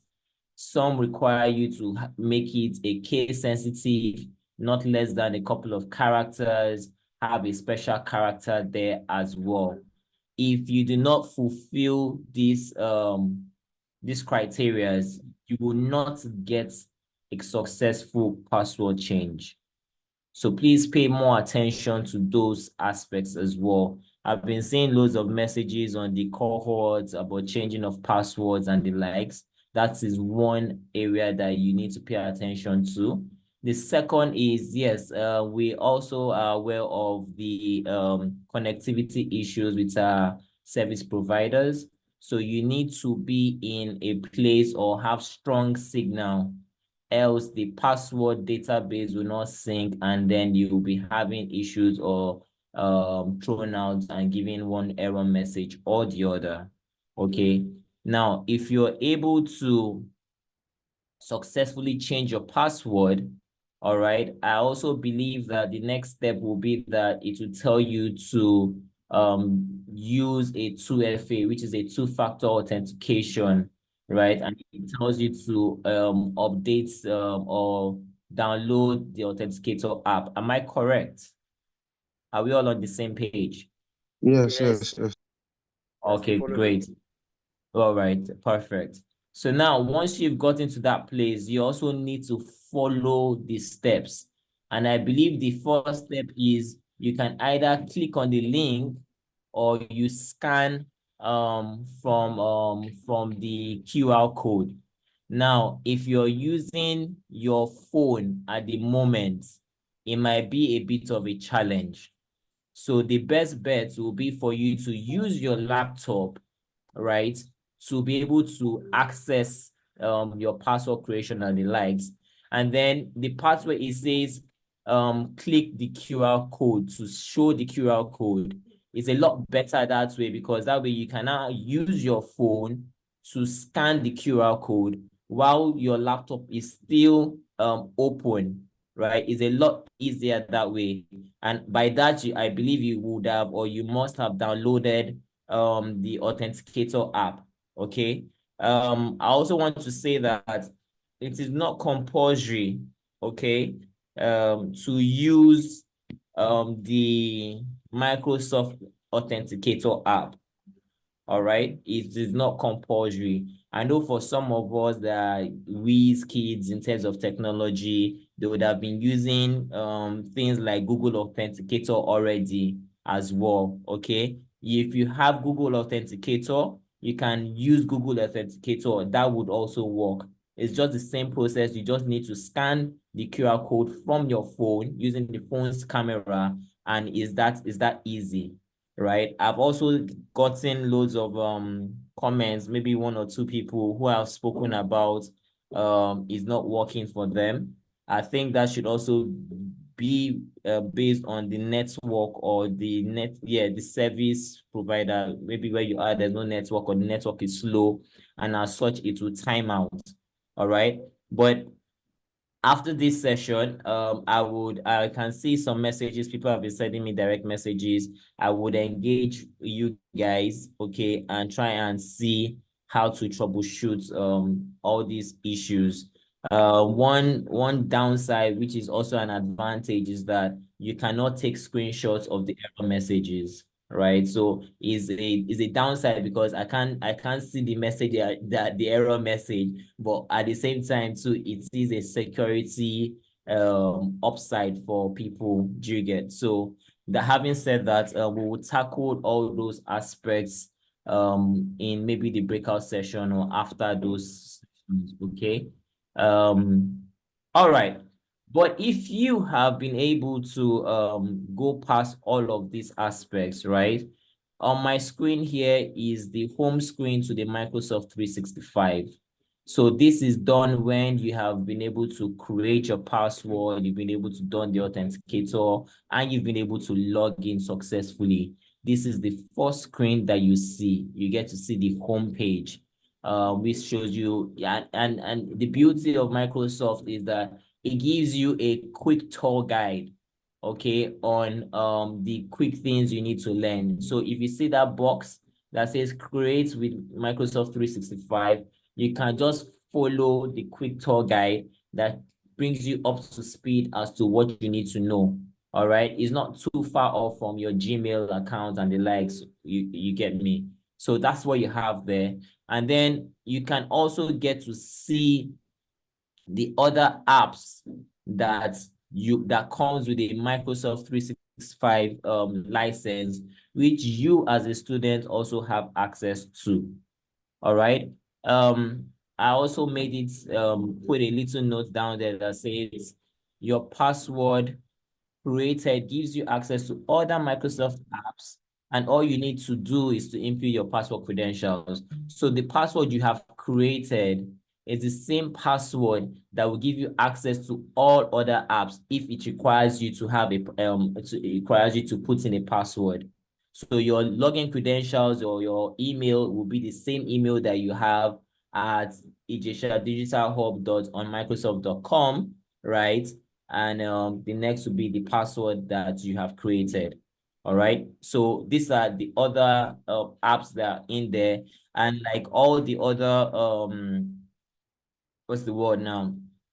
All the other guest speakers and everyone has said, is the best way for you to be able to get to know all these things is for you to explore on your own. All right. I can't go through all the apps that Microsoft 365 has. However, you can go ahead and, and check them out and all these other things like that. And you have access to this for the period in time where you'll be having this course curriculum going on, right? I believe after the course, your access will be revoked, okay? And then you don't have access to this platform any longer. So make the best of them, all right? And we'll move on from there. Now, once you have gotten this section, the next step is you're able to see your email, okay? If you check on the top left corner, you can see a blue icon with an envelope. That is your email section. It's just like your Gmail account where you have your inbox and the likes. And then you get to see the messages that are being shown to you and all those extra sections in there, okay? You can send emails to your tutor. I also made a little note that says, send and receive mails to and from both colleagues and tutors, right? And please, please, please keep it nice and keep it professional. All right. I'm sure each of the tutors would have their own way of collaborating with you guys when you should send them emails, all those kind of things like that, maybe for your assignments or inquiries or anything like that. Okay, that this is a useful environment to do that. Remember, we're also preparing you guys for the professional world out there. So you also need to be professional in your communication etiquette and all those kind of things go or will be, you need to abide by them as well. Okay. And then the next slide shows you a typical Microsoft Teams email that has been sent. So for those of us that have that are probably in the UI UX, you might have gotten these emails already, right, inviting you to the Microsoft Teams channel. All right, we'll talk about that in a moment, but the Microsoft Teams channel is where your classes will be held. Okay, so I believe your tutors as well will start sending you emails, inviting you to the Teams channel and the likes. If you don't have Microsoft Teams on your laptop or on your phone, I want to suggest that you can easily download it, which is from this, what's it called? From this section here, you can see amongst the app, there's the Teams. All right, so you can always download it. There are two ways you can do that. You can do that from your phone, or you can do that from your phone, or you can do that on your laptop. But for you to get the best experience and training, I believe you should use your laptop, right? Especially for all the cybersecurity and the likes, and in all the courses, I think your best experience, like as a UX designer, I would say the best experience will be using your laptop because you have full functionality around it as well. Okay. A little brief about Microsoft Teams and SharePoint is that Microsoft Teams basically is the hub for teamwork. It allows for collaboration, chats, calls, meetings, and so much more. So it's like a place whereby you need to gather people together, all right, and talk about things, all right. I remember someone sent me a message saying that how would they be able to liaise with their teammates and all those kind of things, their colleagues and stuff like that? That do they need to create a WhatsApp group and all of that? And I said, you know what? Don't worry about that because your tutors have taken care of that for you. Your Microsoft Teams gives you access to that, and people within the domain. When I mean domain, the domain for UI UX is different from the domain for cybersecurity. So when announcements and all of that are going on cybersecurity, people who are in the domain for UI UX will not be interrupted or get to see messages or announcements coming in from there. All right. And I guess all of that will be explained further when you go into the breakout sessions. Okay. Now, SharePoint is primarily a file management and intranet platform where you store, collaborate, and share information seamlessly across the organization, and it's a part of Microsoft 365. Basically, if you hear of SharePoint, think of Google OneDrive, right? I guess quite a number of us have used Google OneDrive, correct? Or Google Drive. Hello? Yes, Yeah. sir. Yes, Yes. All right, great. So your SharePoint is like that, okay? That you can store your files there, okay? So when you have assignments, you have your project, you can store it somewhere, and then your tutor, whoever, can gain access to it if you provide the certain privileges or access rights for them. All right. So at this point, I will stop showcasing the slides, and I'll go proper into the what's it called, the Microsoft Teams section. Let me just share my screen as well. Please let me know if you can see the Microsoft channel.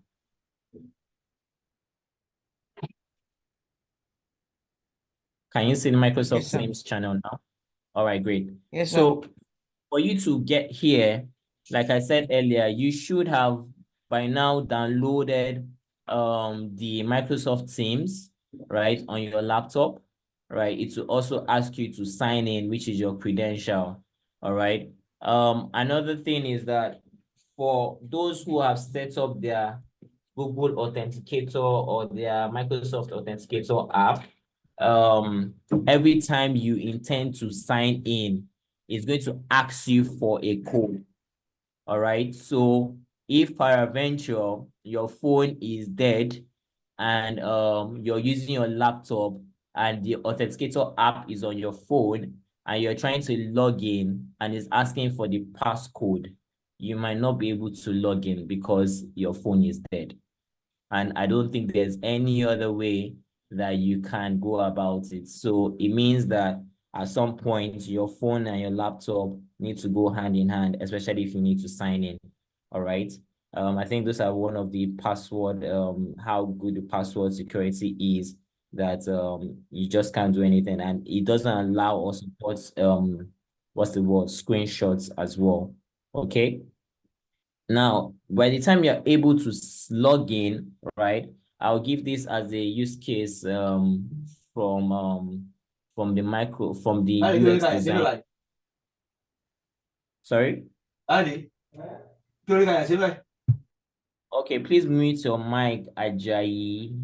I believe it's Ajayi that is speaking. Please mute your mic. Thank you. Okay, so this is a scenario, right, of the UX design class. All right, please ignore the Ijesha Global Alliance. This is my profile. If you're a student right now as a UI UX designer, you can maybe follow along as well. You will not see Ijesha Global Alliance because you're not part of that group, right? What you'll be seeing alone is your UI UX domain. Okay, and this is the environment for the teams. All right, you have this activity here which shows you activities going on currently. Maybe someone has sent you an announcement or a message has come in and the likes. That's where you get to see it under your feed. You also have the chat channel. So people who have sent you personal messages, or maybe they've added you to a group and there's a discussion going on, you get to see that in there. For instance, I believe Adebola had sent me a message, so I can see it here and I can also respond to the person. Hi, thank you. Okay, and then we're good. And like it says, it's already suggesting some words that you can just put in there. You've got the emojis going on as well and everything there. So it's just like your normal social WhatsApp messaging platform as well. All right. And that's for the chats. The teams is where you find your domain, your main channel. All right. And this can be customized however see fit by your tutor. Okay. We at the UX design course, we have already customized ours in a way such that it's a lot friendly to the users or to our students and the likes.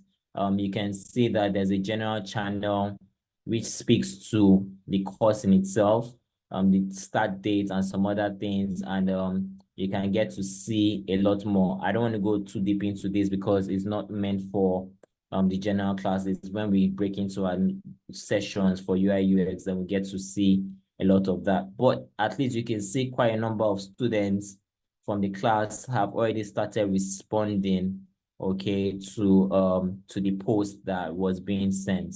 All right, you have your announcements, which depending on your tutor, you get to see the different announcements, or maybe changing course dates or one thing or the other. You get to see it here depending on what or how your tutor has configured the platform, the Teams platform. You get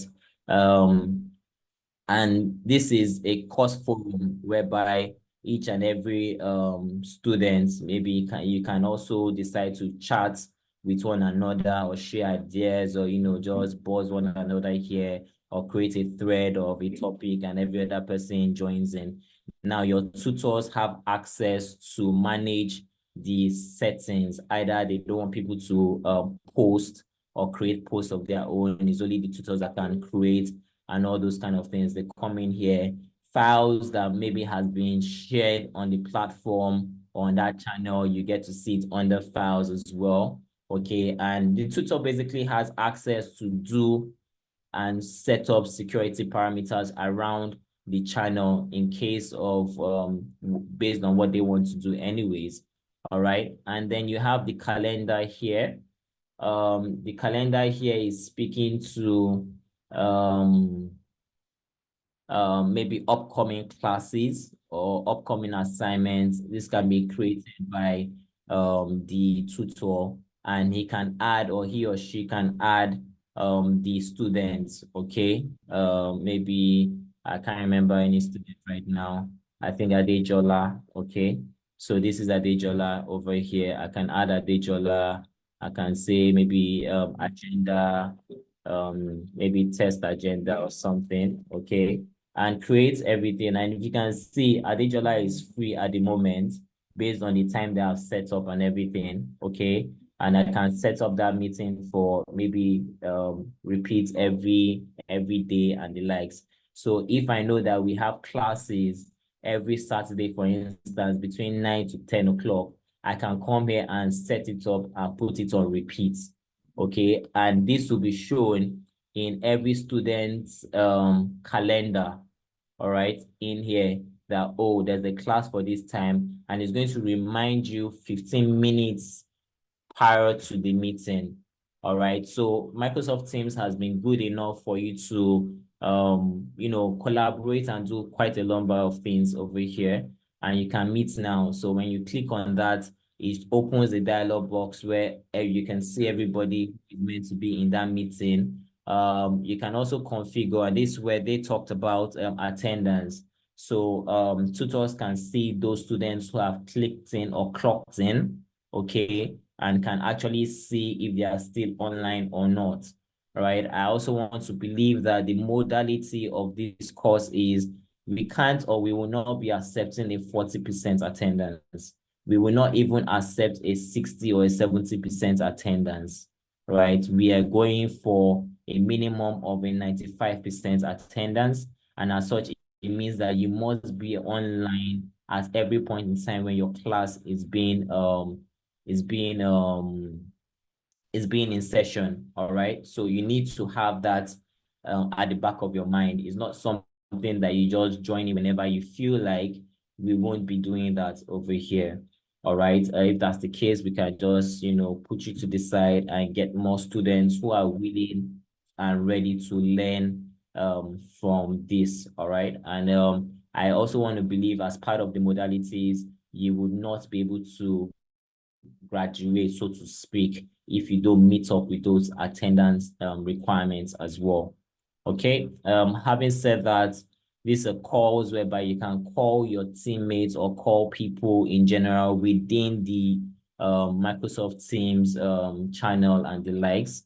Okay. And that's basically it.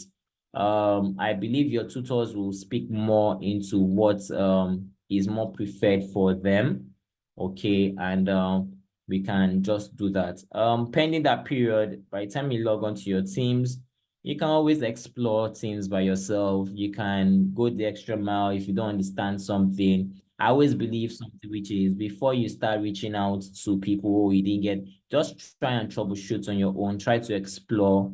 Go online, go on Google. Trust me, there's no information right now that you want to type that you might not have an answer for it on Google or even a video on it on YouTube.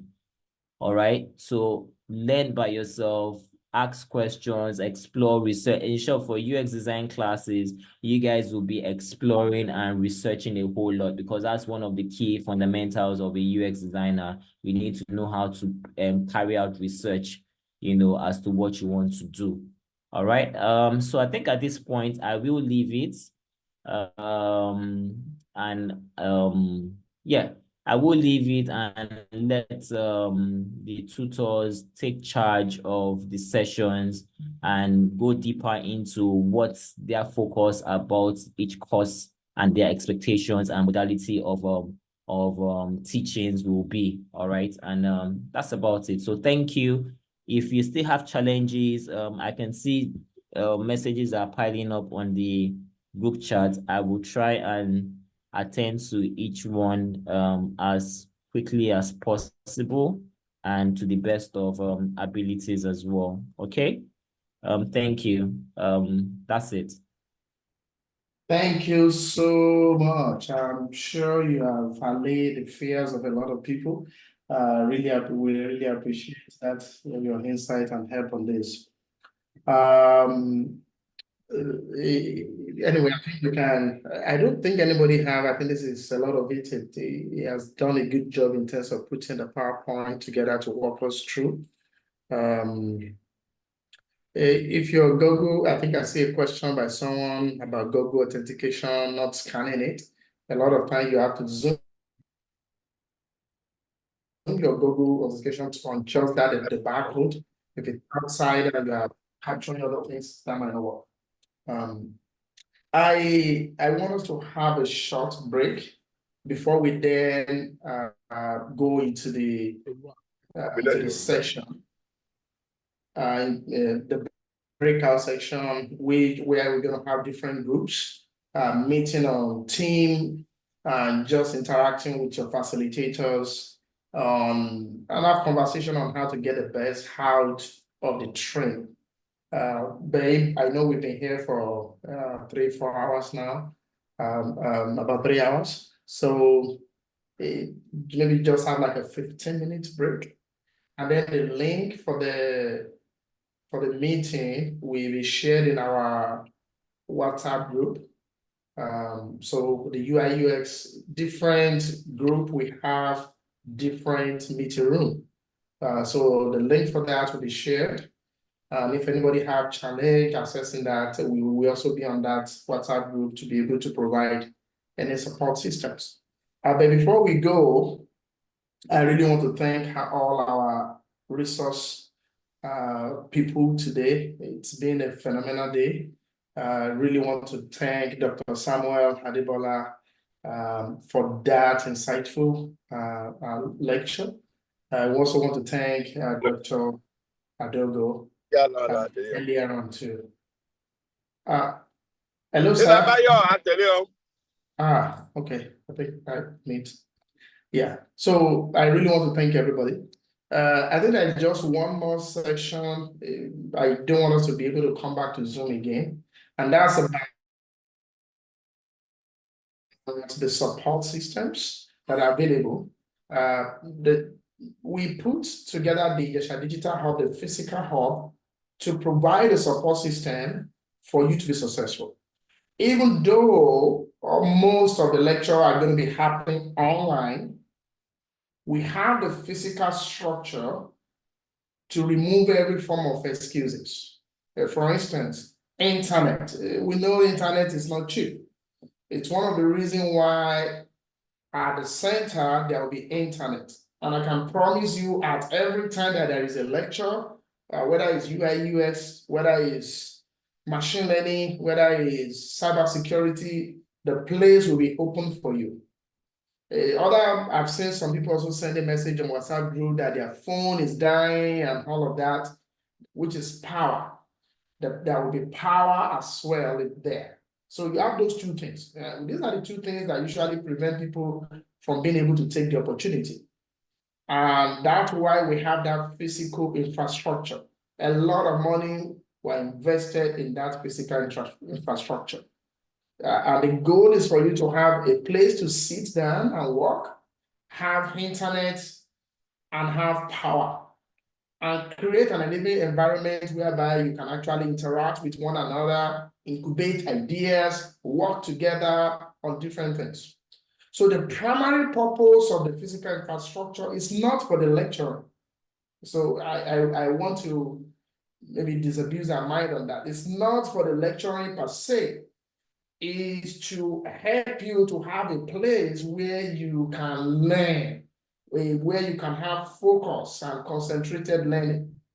And I can bet it with you, if you devote the next 3-4 months to actually use that infrastructure, it will be a life-changing. So I wanted to make sure that is clear and that infrastructure is there for you. So no excuse will be allowed. Like right now, we have almost 300 people in the waiting list for this opportunity. 300 people in the waiting list. So take the opportunity and use all the infrastructure that is made available to you. That's important. That's basically what we want to talk about in terms of the support systems that have been provided for you. So but without further ado, I want us to have a short break. Dr. Obadare, are you there, sir? Yeah, yes, Dr. Adewale, yes. Yes, sir. Like, what's your suggestion on how much time we should take for a break before we then have a meeting, at different sections? 10 minutes, 15 minutes. I'm also conscious of time and all of that. Yeah, we can do 15 minutes. 15 minutes is fine. 10 minutes, okay. Yeah. Mr. Ajayi, is that okay with you too? Just 15 minutes. I know you have another meeting at 2 o'clock. So is that 15 minutes okay, Mr. Ebenezer Ajayi? I'm with you, sir. Okay, it's a 15-minute break. So I'm thinking, okay. So this is 10 minutes to 1. Then we expect everyone to log in back latest by 1:05. So the link will be sent on our WhatsApp group. I think we are all there. So the link for the UI UX will be sent. The link for the cybersecurity as well as for the machine learning group as well will be sent, so that you can have interaction. It's not a major format, but it's important that you get to know your facilitators. And then I know you have tons of questions as well. That's basically how you can get the best out of the program. Yeah. Any other question before we break? Any urgent thing?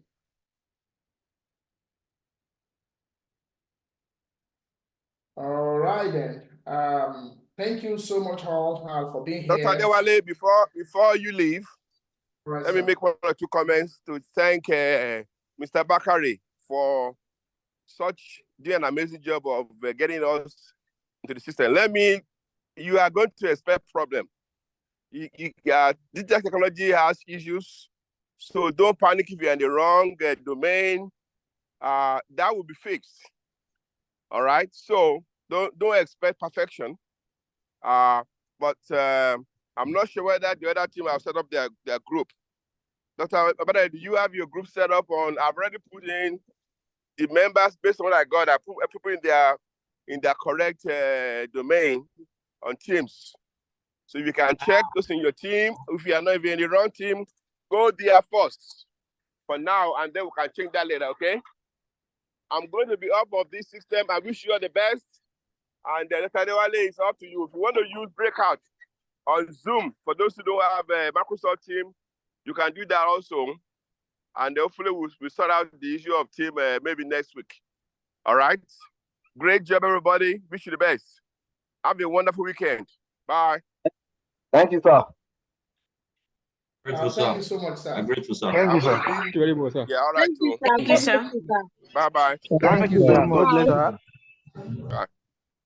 Yeah, I want to maybe clear things a little bit on that. Everybody have a license now, so everybody should have a Microsoft team. Okay. I think we've gone through a little bit. Is there anyone from what we have been seeing in the interaction? Mr. Femi Bakare, it seems everybody is on now, right? Yes, I believe so. I think just 1 or 2 people who are still having issues with I think with the authentication, okay, and maybe 1 or 2 people who are still not able to sign in, okay, but I'm already reaching out to them. Those that are yet to sign in for one reason or the other with the password, please just send me a DM, okay, with your full name. I will do a reset for you, and then let's take it over from there.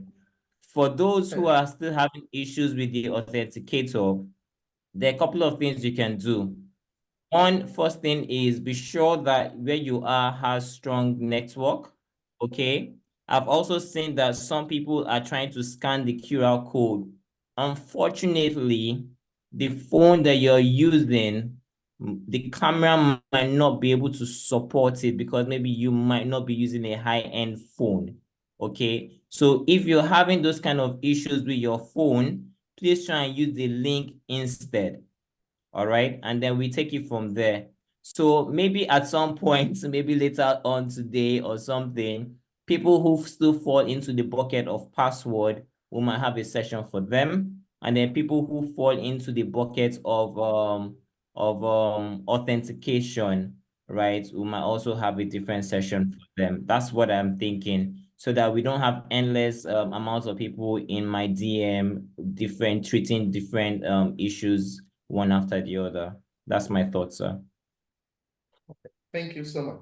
So we're going to share the link for the meeting in the group. Let's take a break now, and then we use that link to all to meet Dr. Okay, Dr. Adewale. Yeah, go ahead, sir. Yeah, because for the people in cybersecurity, we can still use the Zoom breakout for the meeting thereafter. Okay. Yeah. Okay. So while we're finalizing the setting up of the team platform. Okay. All right. Okay. Yeah. Okay. So, Mr. Femi, are you okay also with the Zoom? Should we just all meet here for the Zoom? And yes, I believe we can all meet here on the Zoom, because I'm not quite sure if 100% of the UI UX students actually have been able to get on. Okay, so if maybe I was able to get 100%, then we could just switch over to Teams, but I'm not quite sure. So maybe we can work with that. We can start off with Zoom. I can ask that question to know the percentage, and if everybody is good, then we can just switch off to Zoom and take it off from there. All right then. So let's all meet here by 1:10. Yes. So let's all meet here by 1:10, and then we could have the breakout sessions for different groups. All right. Thank you. Okay, sir. Thank you very much, sir. Yeah. Yes, sir. Thank you very much, sir. It's here. Relax. Oh, yeah,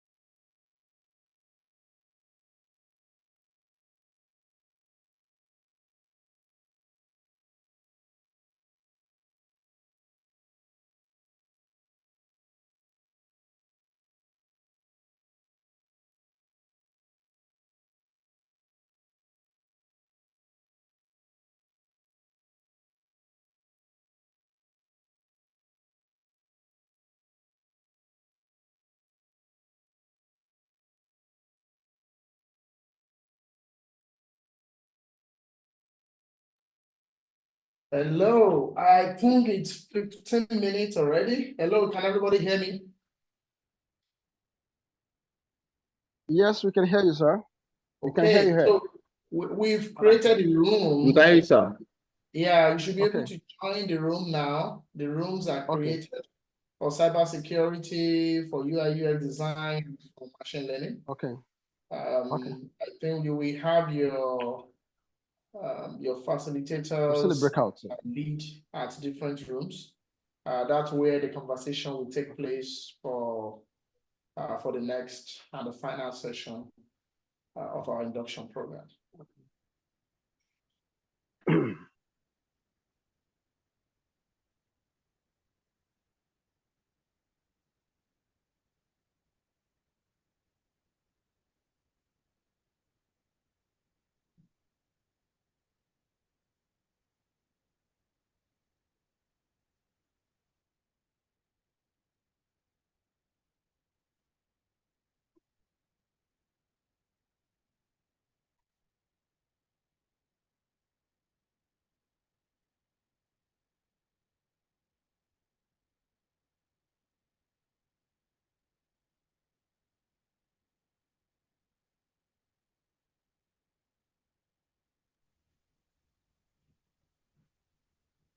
Okay, hello everyone.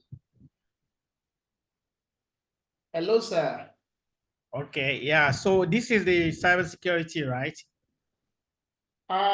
So I think this is the Yes, sir. general room. Oh, because this is still the general room. Yeah, this is the general room, but we've created a cybersecurity room. I Oh, don't know okay. if you can see from your hand there too. Oh, okay. So this general room will still be for cybersecurity, right? No, okay, maybe I myself is. So Yeah. what we did is we created 3 rooms. Okay. Cybersecurity, machine learning, and UI UX. I can see now that different people are going to those 3 rooms. Yes.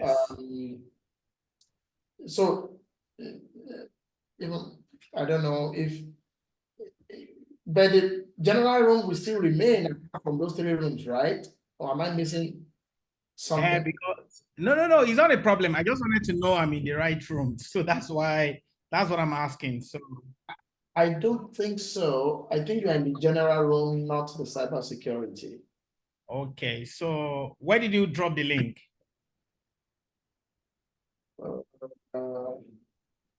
I couldn't even see different link. I just created the rooms and people were just, maybe let me assign you to cybersecurity. I think maybe that will, let me assign you to cybersecurity. I just did. Okay. I just assigned you to cybersecurity.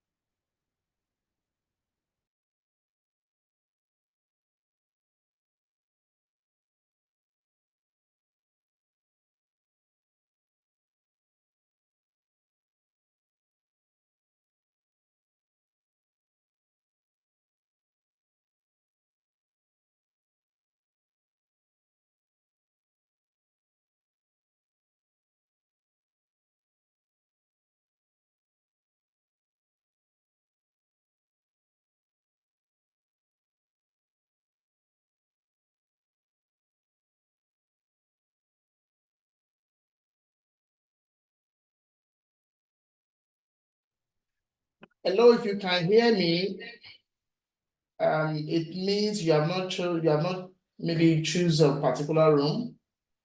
Can you choose a room and then go there for your conversation? Just, you will see the breakout rooms. Once you click it, you will see one of the 3 options that are for you.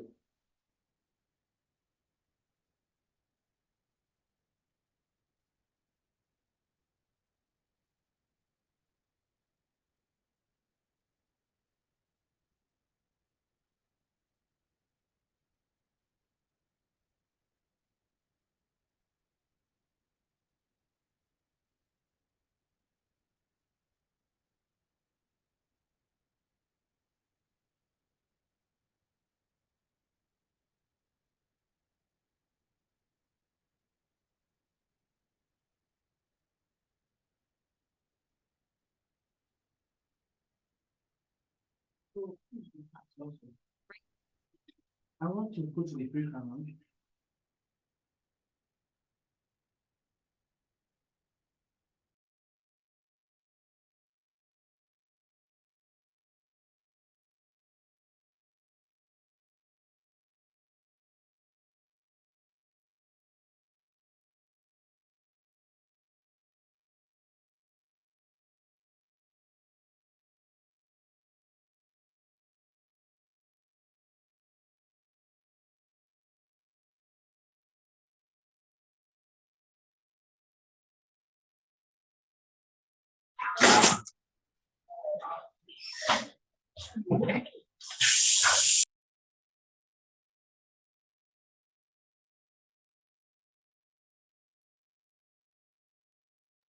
Okay. Adejuyi to Ebenezer. Ayuba, Fayemi Moron KG. You need to choose a room and go to the room. The lecture is ongoing in the room. Oni, Kende, Yomi, Olayinka, Olasomi, Oni, Taiwo, Oluwasegun. You need to choose a room.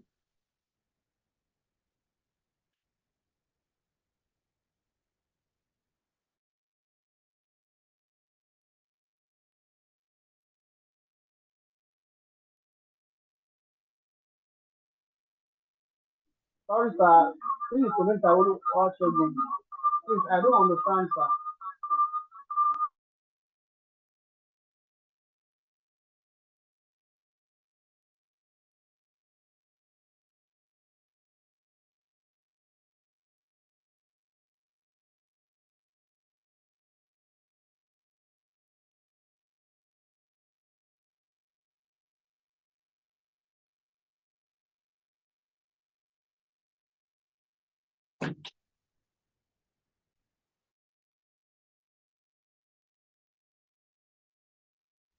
Oni Kende, if you can hear me, you need to join the room. You need to go to the break room.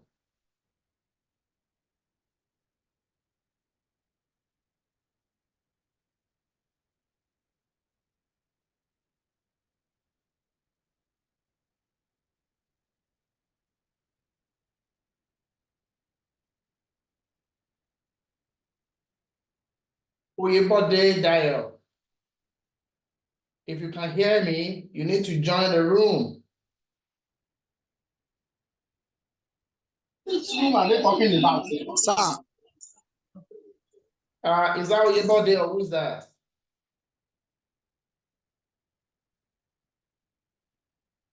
Oni Taiwo.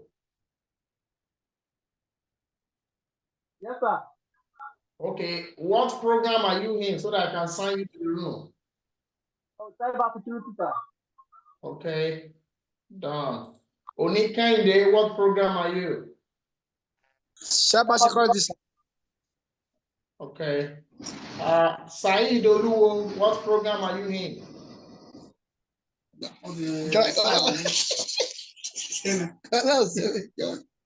Hello.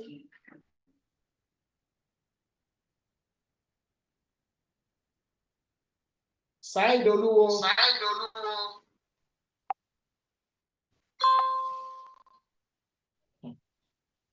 Adekusibe Timileyin, what program are you in? Adekusibe Timileyin, what program are you in?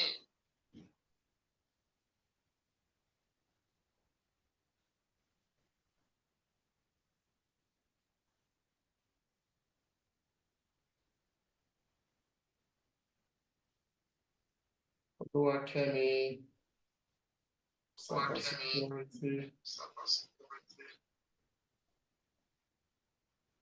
Adeshiyi Oluwadomi. If you can hear me, you need to join the room or you tell me which program you are in.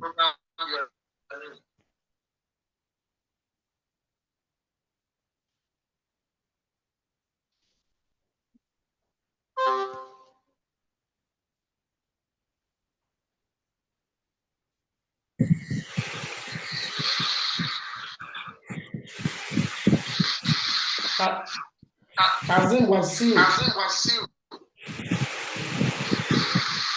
You hear me?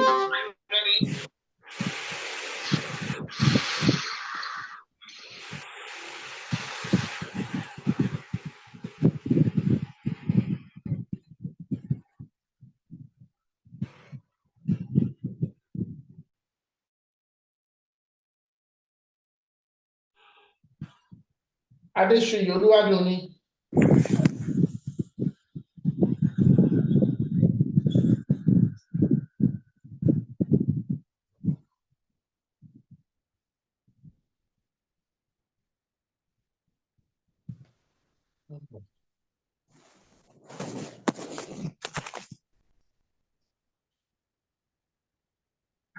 Adeshoyi Oluwadunni, what program are you in? What program are you in? Cybersecurity.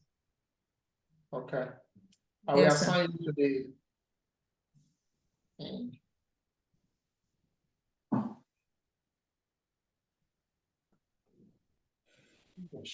Assign to cybersecurity.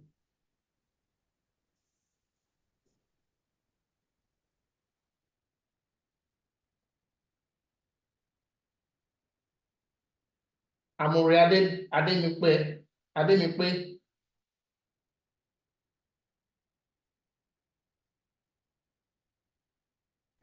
Yes, sir. What program are you in? Machine learning.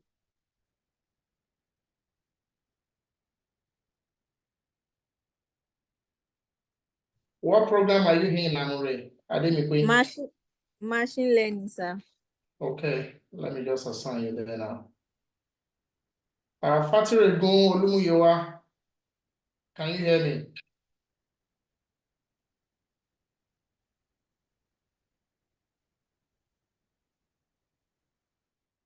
Omidan Taiwo, can you hear me? Yes, sir. What Very well. program are you in? UI/UX, sir. Okay. Oladele David Olalekan.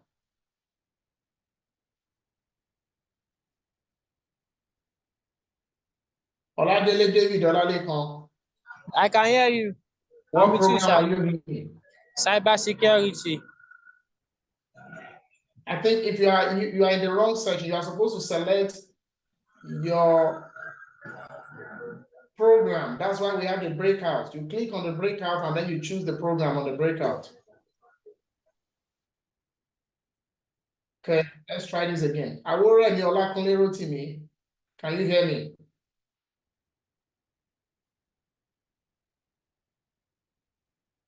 Awore Olakunle Rotimi, can you hear me?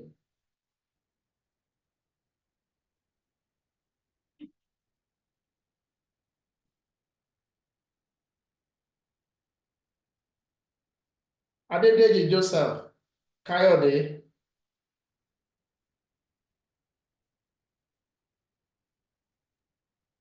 Adedeji Joseph, can you hear me?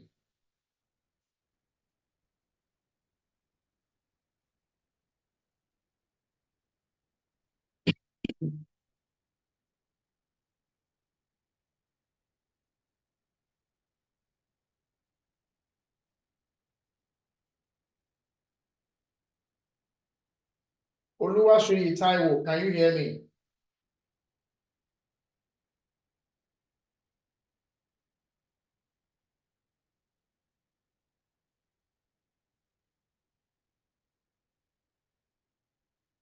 Patiregi Olumuyiwa.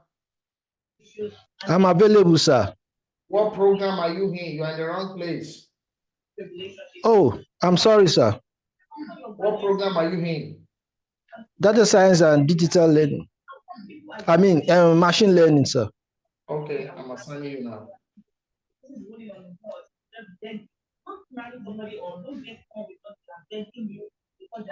Patiregi Olumuyiwa.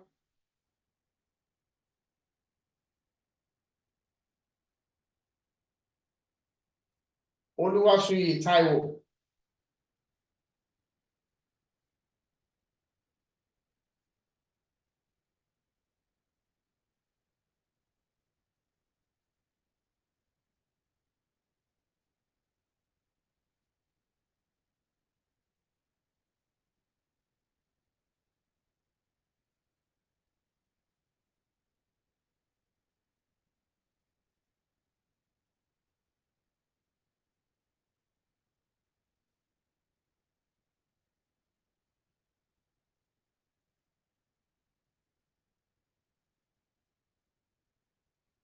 Michael Oluwafemi.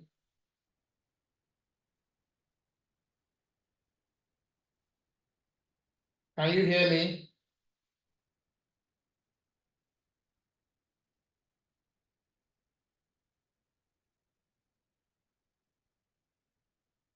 Oluwadamilare Tobiloba. I can hear you, sir.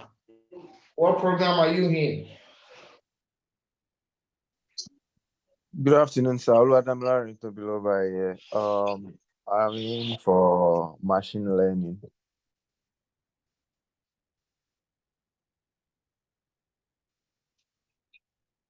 Hello?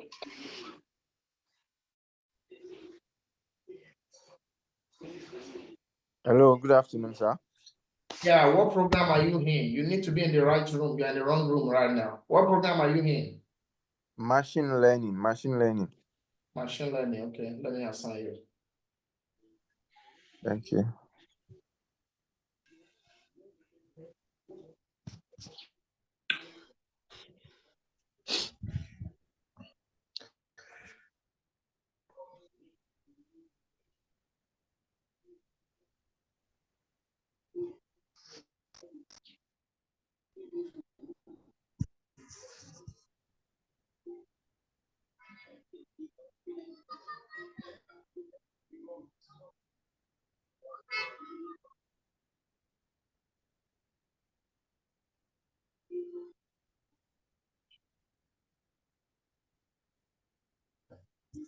Aworeni Olakunle Rotimi.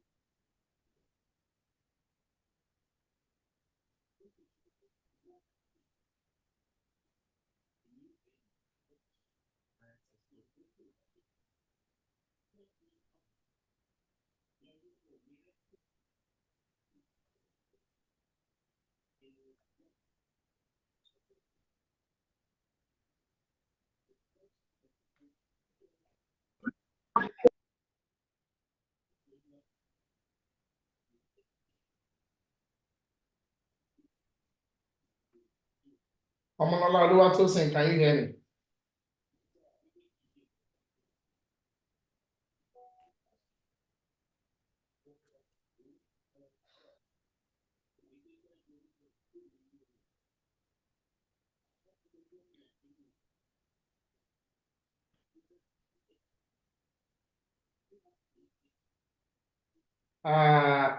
So I have two people here. Your name is showing Olomitutu.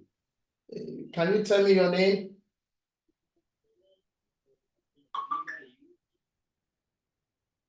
Then, yeah, you have your video on. Your name is showing Xiaomi, maybe the name of your phone. Can you tell me your name? I am Shalaf Milayo, sir. Okay, what program are you in? Shalaf Milayo. What program are you in?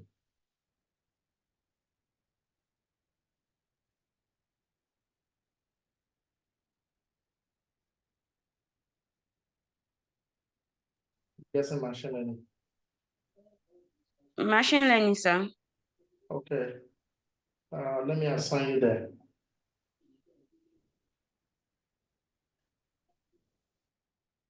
I'm sorry, sir. I don't know maybe there's any way for me to be assigned. UI UX, I said earlier. Is that Omidan Taiwo? Who is that? Yes, sir. Omidan Taiwo. I don't know why Like you are my here. name, no, sorry, sir. My name is Ogidiolu. I'm sorry. I changed my data is finished. Ogidiolu Kende.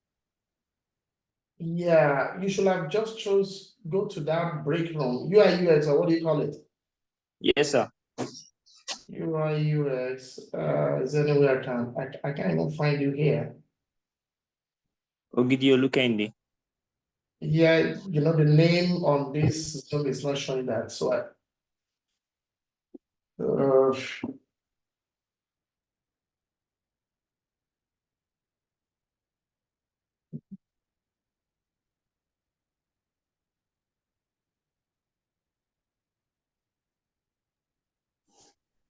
Let me drop my real number because I was out of date on that phone. So that was why I had to use this one. But I can see get some messages back. Yes, sir. When you join, it will have asked you to choose a break room. Well, I did not see that actually, sir. Maybe let me leave the room and join back. Okay. You're not trading that, sir. Oh.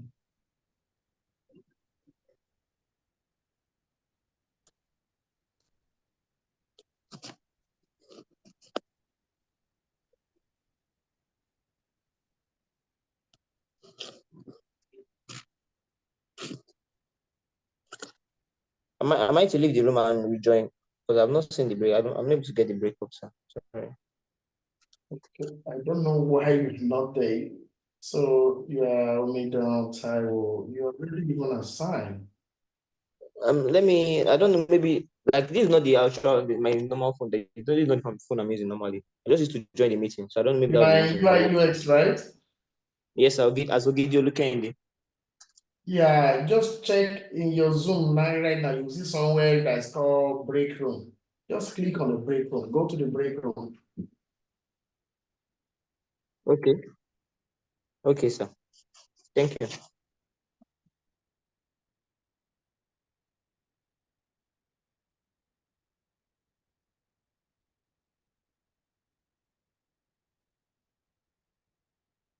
Okay, I mean, which room do you want to go to?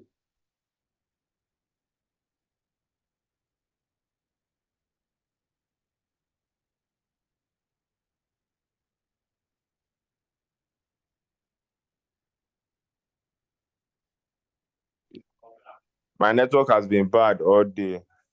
Which room do you want to go to? Cyber.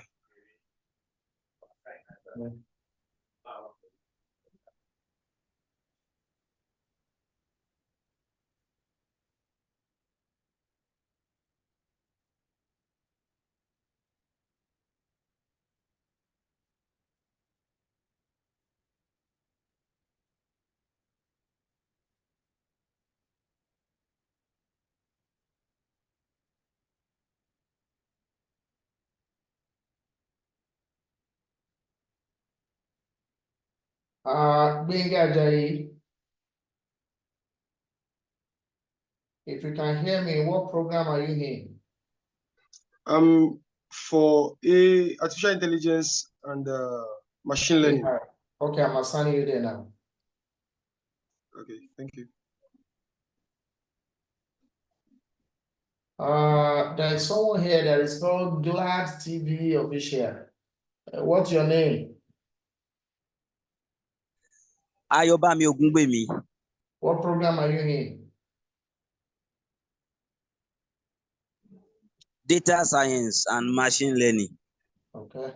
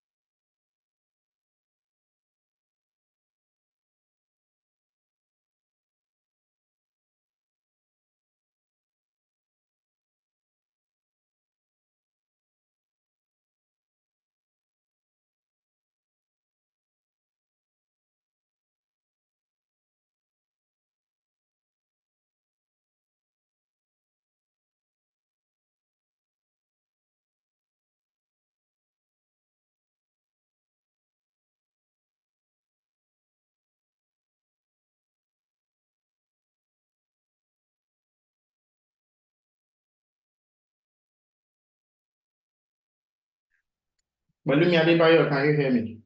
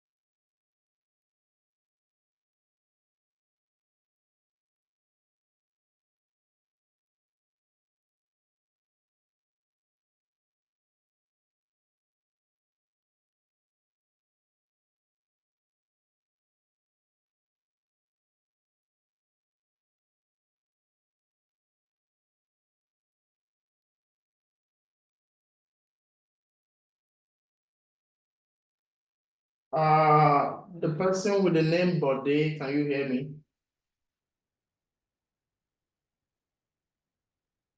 Okay. So.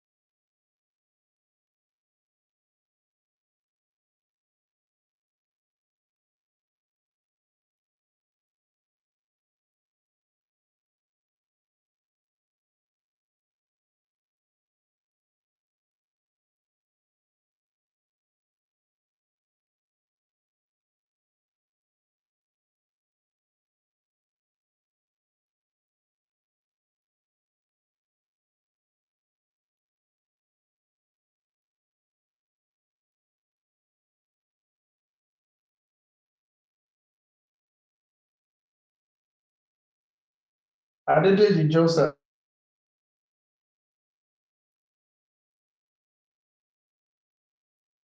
Can you hear me? Adewale Joseph.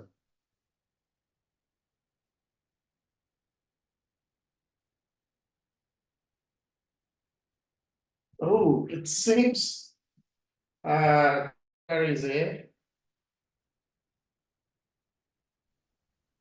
Hi, sir. Yeah, Dr. Adewale, yes, we're back here. Yo, thank you so much. I was sneaking in and out and enjoying the lecture. I really, thank you so much, sir, for your leadership, for your sacrifice, and for your guidance. Thank you. I'm even super excited. I'm also going to actually join the class so that I pick up one or two things as cybersecurity too. Hey, no problem, sir. No problem, sir. Hi, sir. May I, sir? Go ahead, Adewale. Thank you, sir. Sir, I think I should just explain again, just like I did in the other room. I actually did a lot of courses on Coursera for data analytics, whereas my career path, I would love to be a security analyst.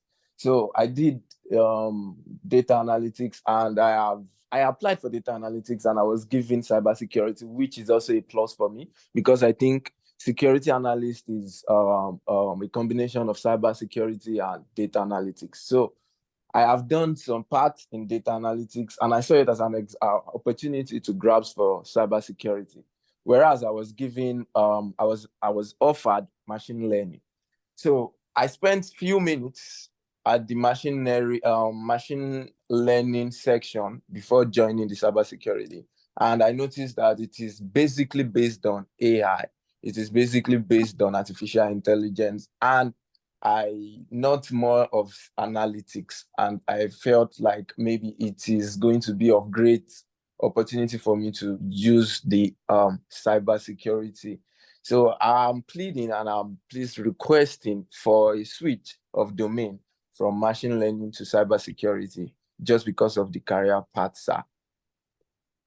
Okay, I think that's a personal request, not something I can grant here. So you might need to write an official letter to that effect and send to me so we can connect outside of this general room for more conversation on that. Okay. All right, sir. Thank you, sir. Yeah,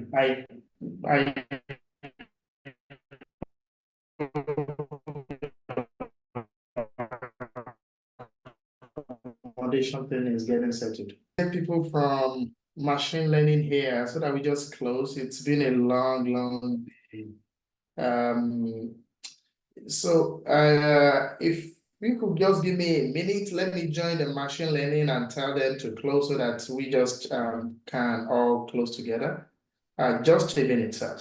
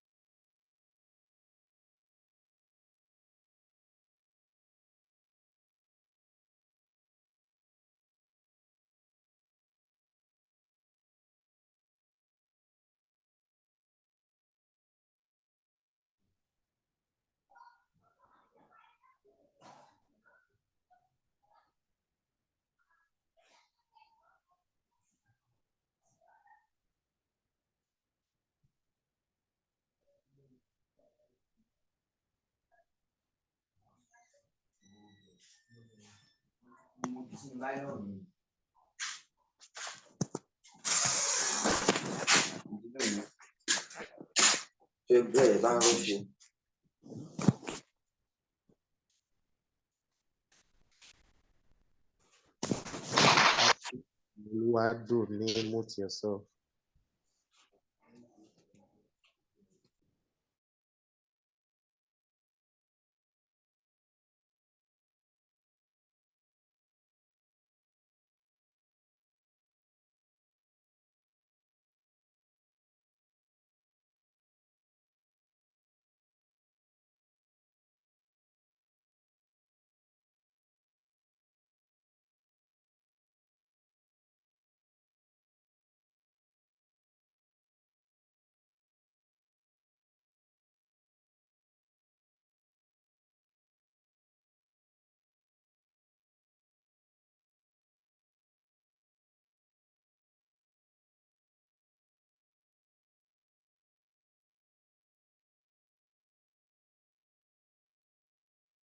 Oh, can you hear me? Can you all hear me? Yeah, we can hear you. Yes, Dr. Yes, sir. Yes, sir. All right. We can hear you, sir. It's Yes, been a we wonderful day. We really, really appreciate having everyone here. I just want to do another special shout out to Dr. Obadare. You guys have no idea what you've got today. I know how much his time cost. It's not something we can pay for. So for him to have been here, he's been here since the beginning of the program up to now. I really, really appreciate that. Maybe on behalf of everyone, well, just say thank you for being here with us. Thank you so much, sir. The same thing also, Mr. Ajayi Ebenezer. I know how busy he is. I've been struggling to get hold of him for so much. And I know he has another meeting by 2 o'clock, which I'm still here on the call too. I'm so grateful for the sacrifice. Thank you all. We really, really appreciate. I love to appreciate you too, Dr. Cornelius Adewale. We really, really appreciate you too. Thank you. Yeah. Thank you, sir. So I think that's it. It's been a wonderful day. I'm guessing people might still have maybe 1 or 2 questions in terms of we want everybody to leave here with a peace of mind. And I was in Dr. Obadare's session briefly. I think it's, in that session, they're giving the whole week out to go out any password thing and hold the room in a way that everybody can leave here with peace of mind that they're in good hands. So I don't know if anybody still have any question or anything that is burning in your heart that you want us to address before we leave here.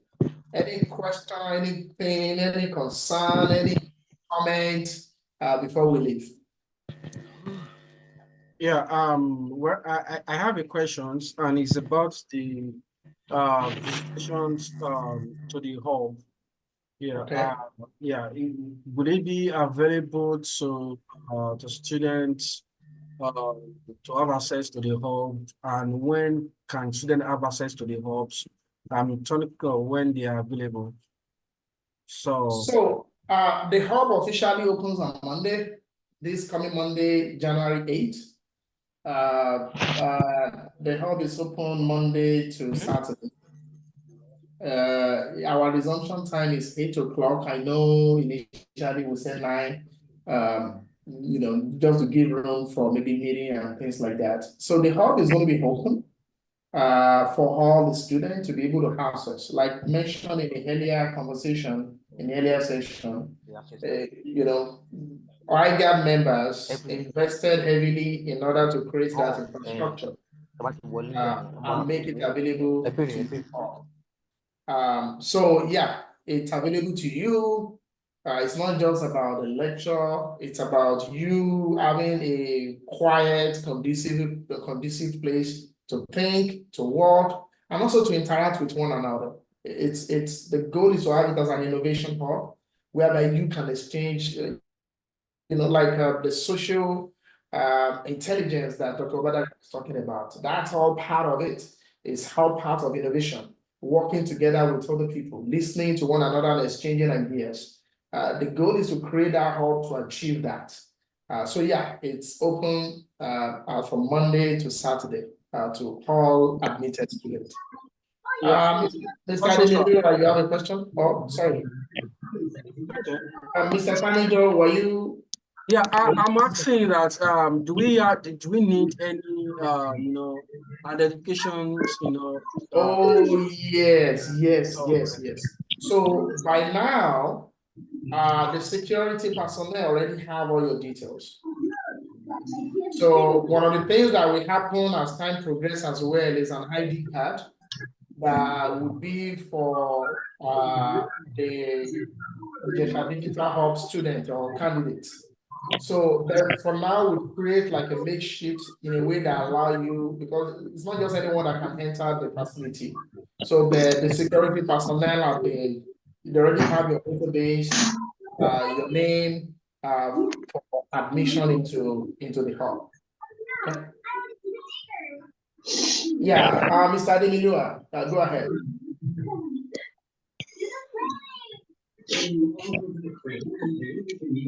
Mr. Ademilua, you raise up your hand.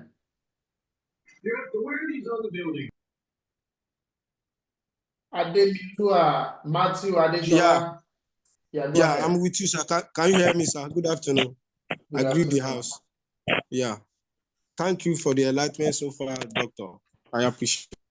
I want to ask, maybe there is but we have said it earlier now, that the password, in which direction of the utility are we going for? Is it from the hall or library, so that we know the direct way we are enter when we are coming for the lecture or for any assignment or anything, and then the internet facilities, how are we getting all those things is already on ground for us. So that is my question, sir. Thank you. Yeah, if I understand your question, it's more about when you get to the hub, are you going to connect to the internet? Yes. Yeah, so once you get to the hub, there is a number of other registration that will happen of just clerical issues, clerical things. Okay, sir. That will be done, we're going to have sign in, sign out in a way that we know who is where at different points in time. But we already have your database. So once we're admitted, we have an admin officer who's going to be there 24/7 to be able to admit you in and out of the hub. Oh, good. Yeah. Thank you for the opportunity. God bless you, Ijesha. You're welcome. Mr. Ebenezer Ajayi. Yes, sir. Thank you so much, sir. My question is relative to accommodation, sir.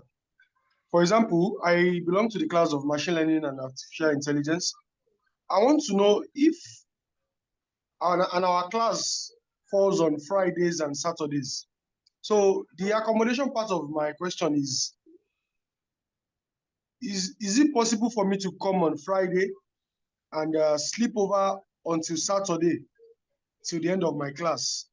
Is there an accommodation provided for me as regards Friday, Saturday for my classes? Then secondly, my domain leader, Mr. Ebenezer Ajayi, he mentioned that there's a timetable for each of the classes, and that's as if he asked if it has been released to us, and we said no. So kindly provide us provide me, and definitely us, the timetable, sir. Thank you, sir. All right. Good question. So the accommodation provision that we had was mostly for this induction program. So there is no IGAD sponsor accommodation for the period of the training. It's just for the induction program. But we have a number of you that have shown interest that are already looking for accommodations within the town. Talking about that social intelligence and all of that, that might be something you might throw in the group. That's one of the some of them I have, I don't know, with maybe collaborating rooms and all of that. But in terms of accommodation sponsored by the organization, no, we don't have that provision. So your second question, in terms of the timetable, these are things that, so yes, we provide it for you. One of the things we're trying to fine tune the specific class time for the cybersecurity and the UI UX in a way that there won't be overlap between the two. So that will be provided to you latest by Monday. But you know, actual lecture is actually not going to commence until late next week. So that gives enough time at least to arrange a timetable and different things that is needed to get things going. Thank you so much, sir. You're welcome. Any other question?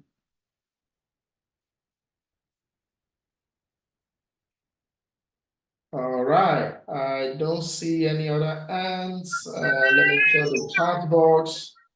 I don't think I see any question in the chat box as well. So, okay, I think we have some of the class that already have like a class rep. Machine learning, do you guys have a class rep yet? No, not yet, sir. We do not have a class rep, sir. Machine learning does not have a class rep yet. What about you? Are you not having a class rep yet?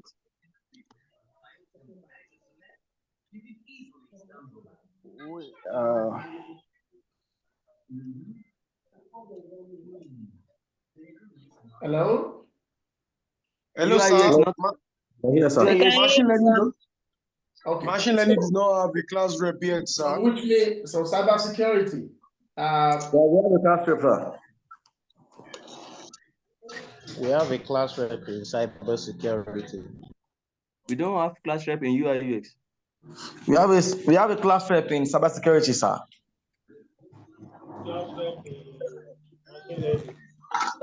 When all of us is admitted, I think when all of us admitted, we know. And during the class, we said class rep. Everybody can say class rep. When not intelligent. Mr. Adewale. I think for this is Femi Bakare speaking. I think for the UI UX, since when this is just their first time interacting, I don't think they've even interacted with each other per se, right? They might, I think they were also thinking of creating a WhatsApp group and the likes.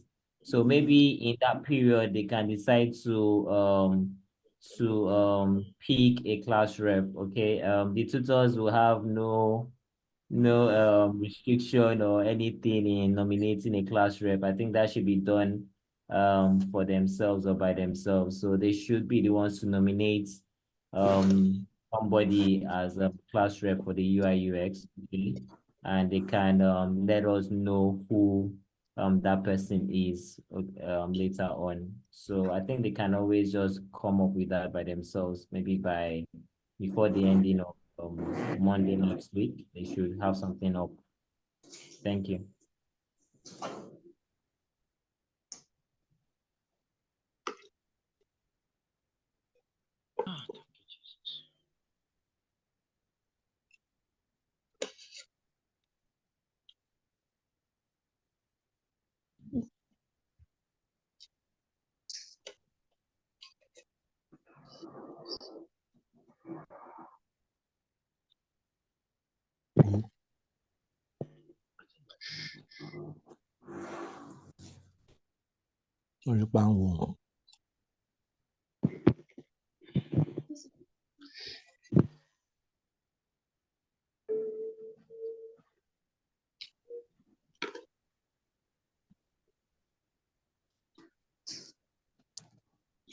Dr. Cornelius, sir, are you there, sir?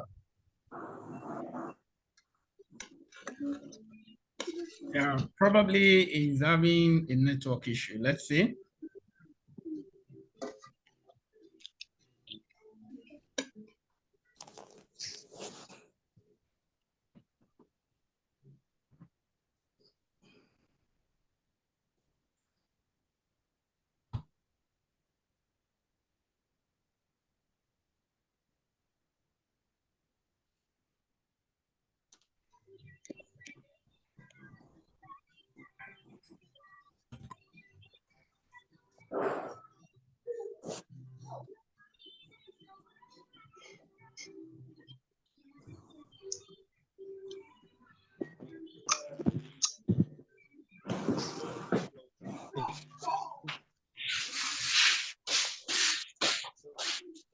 So this one,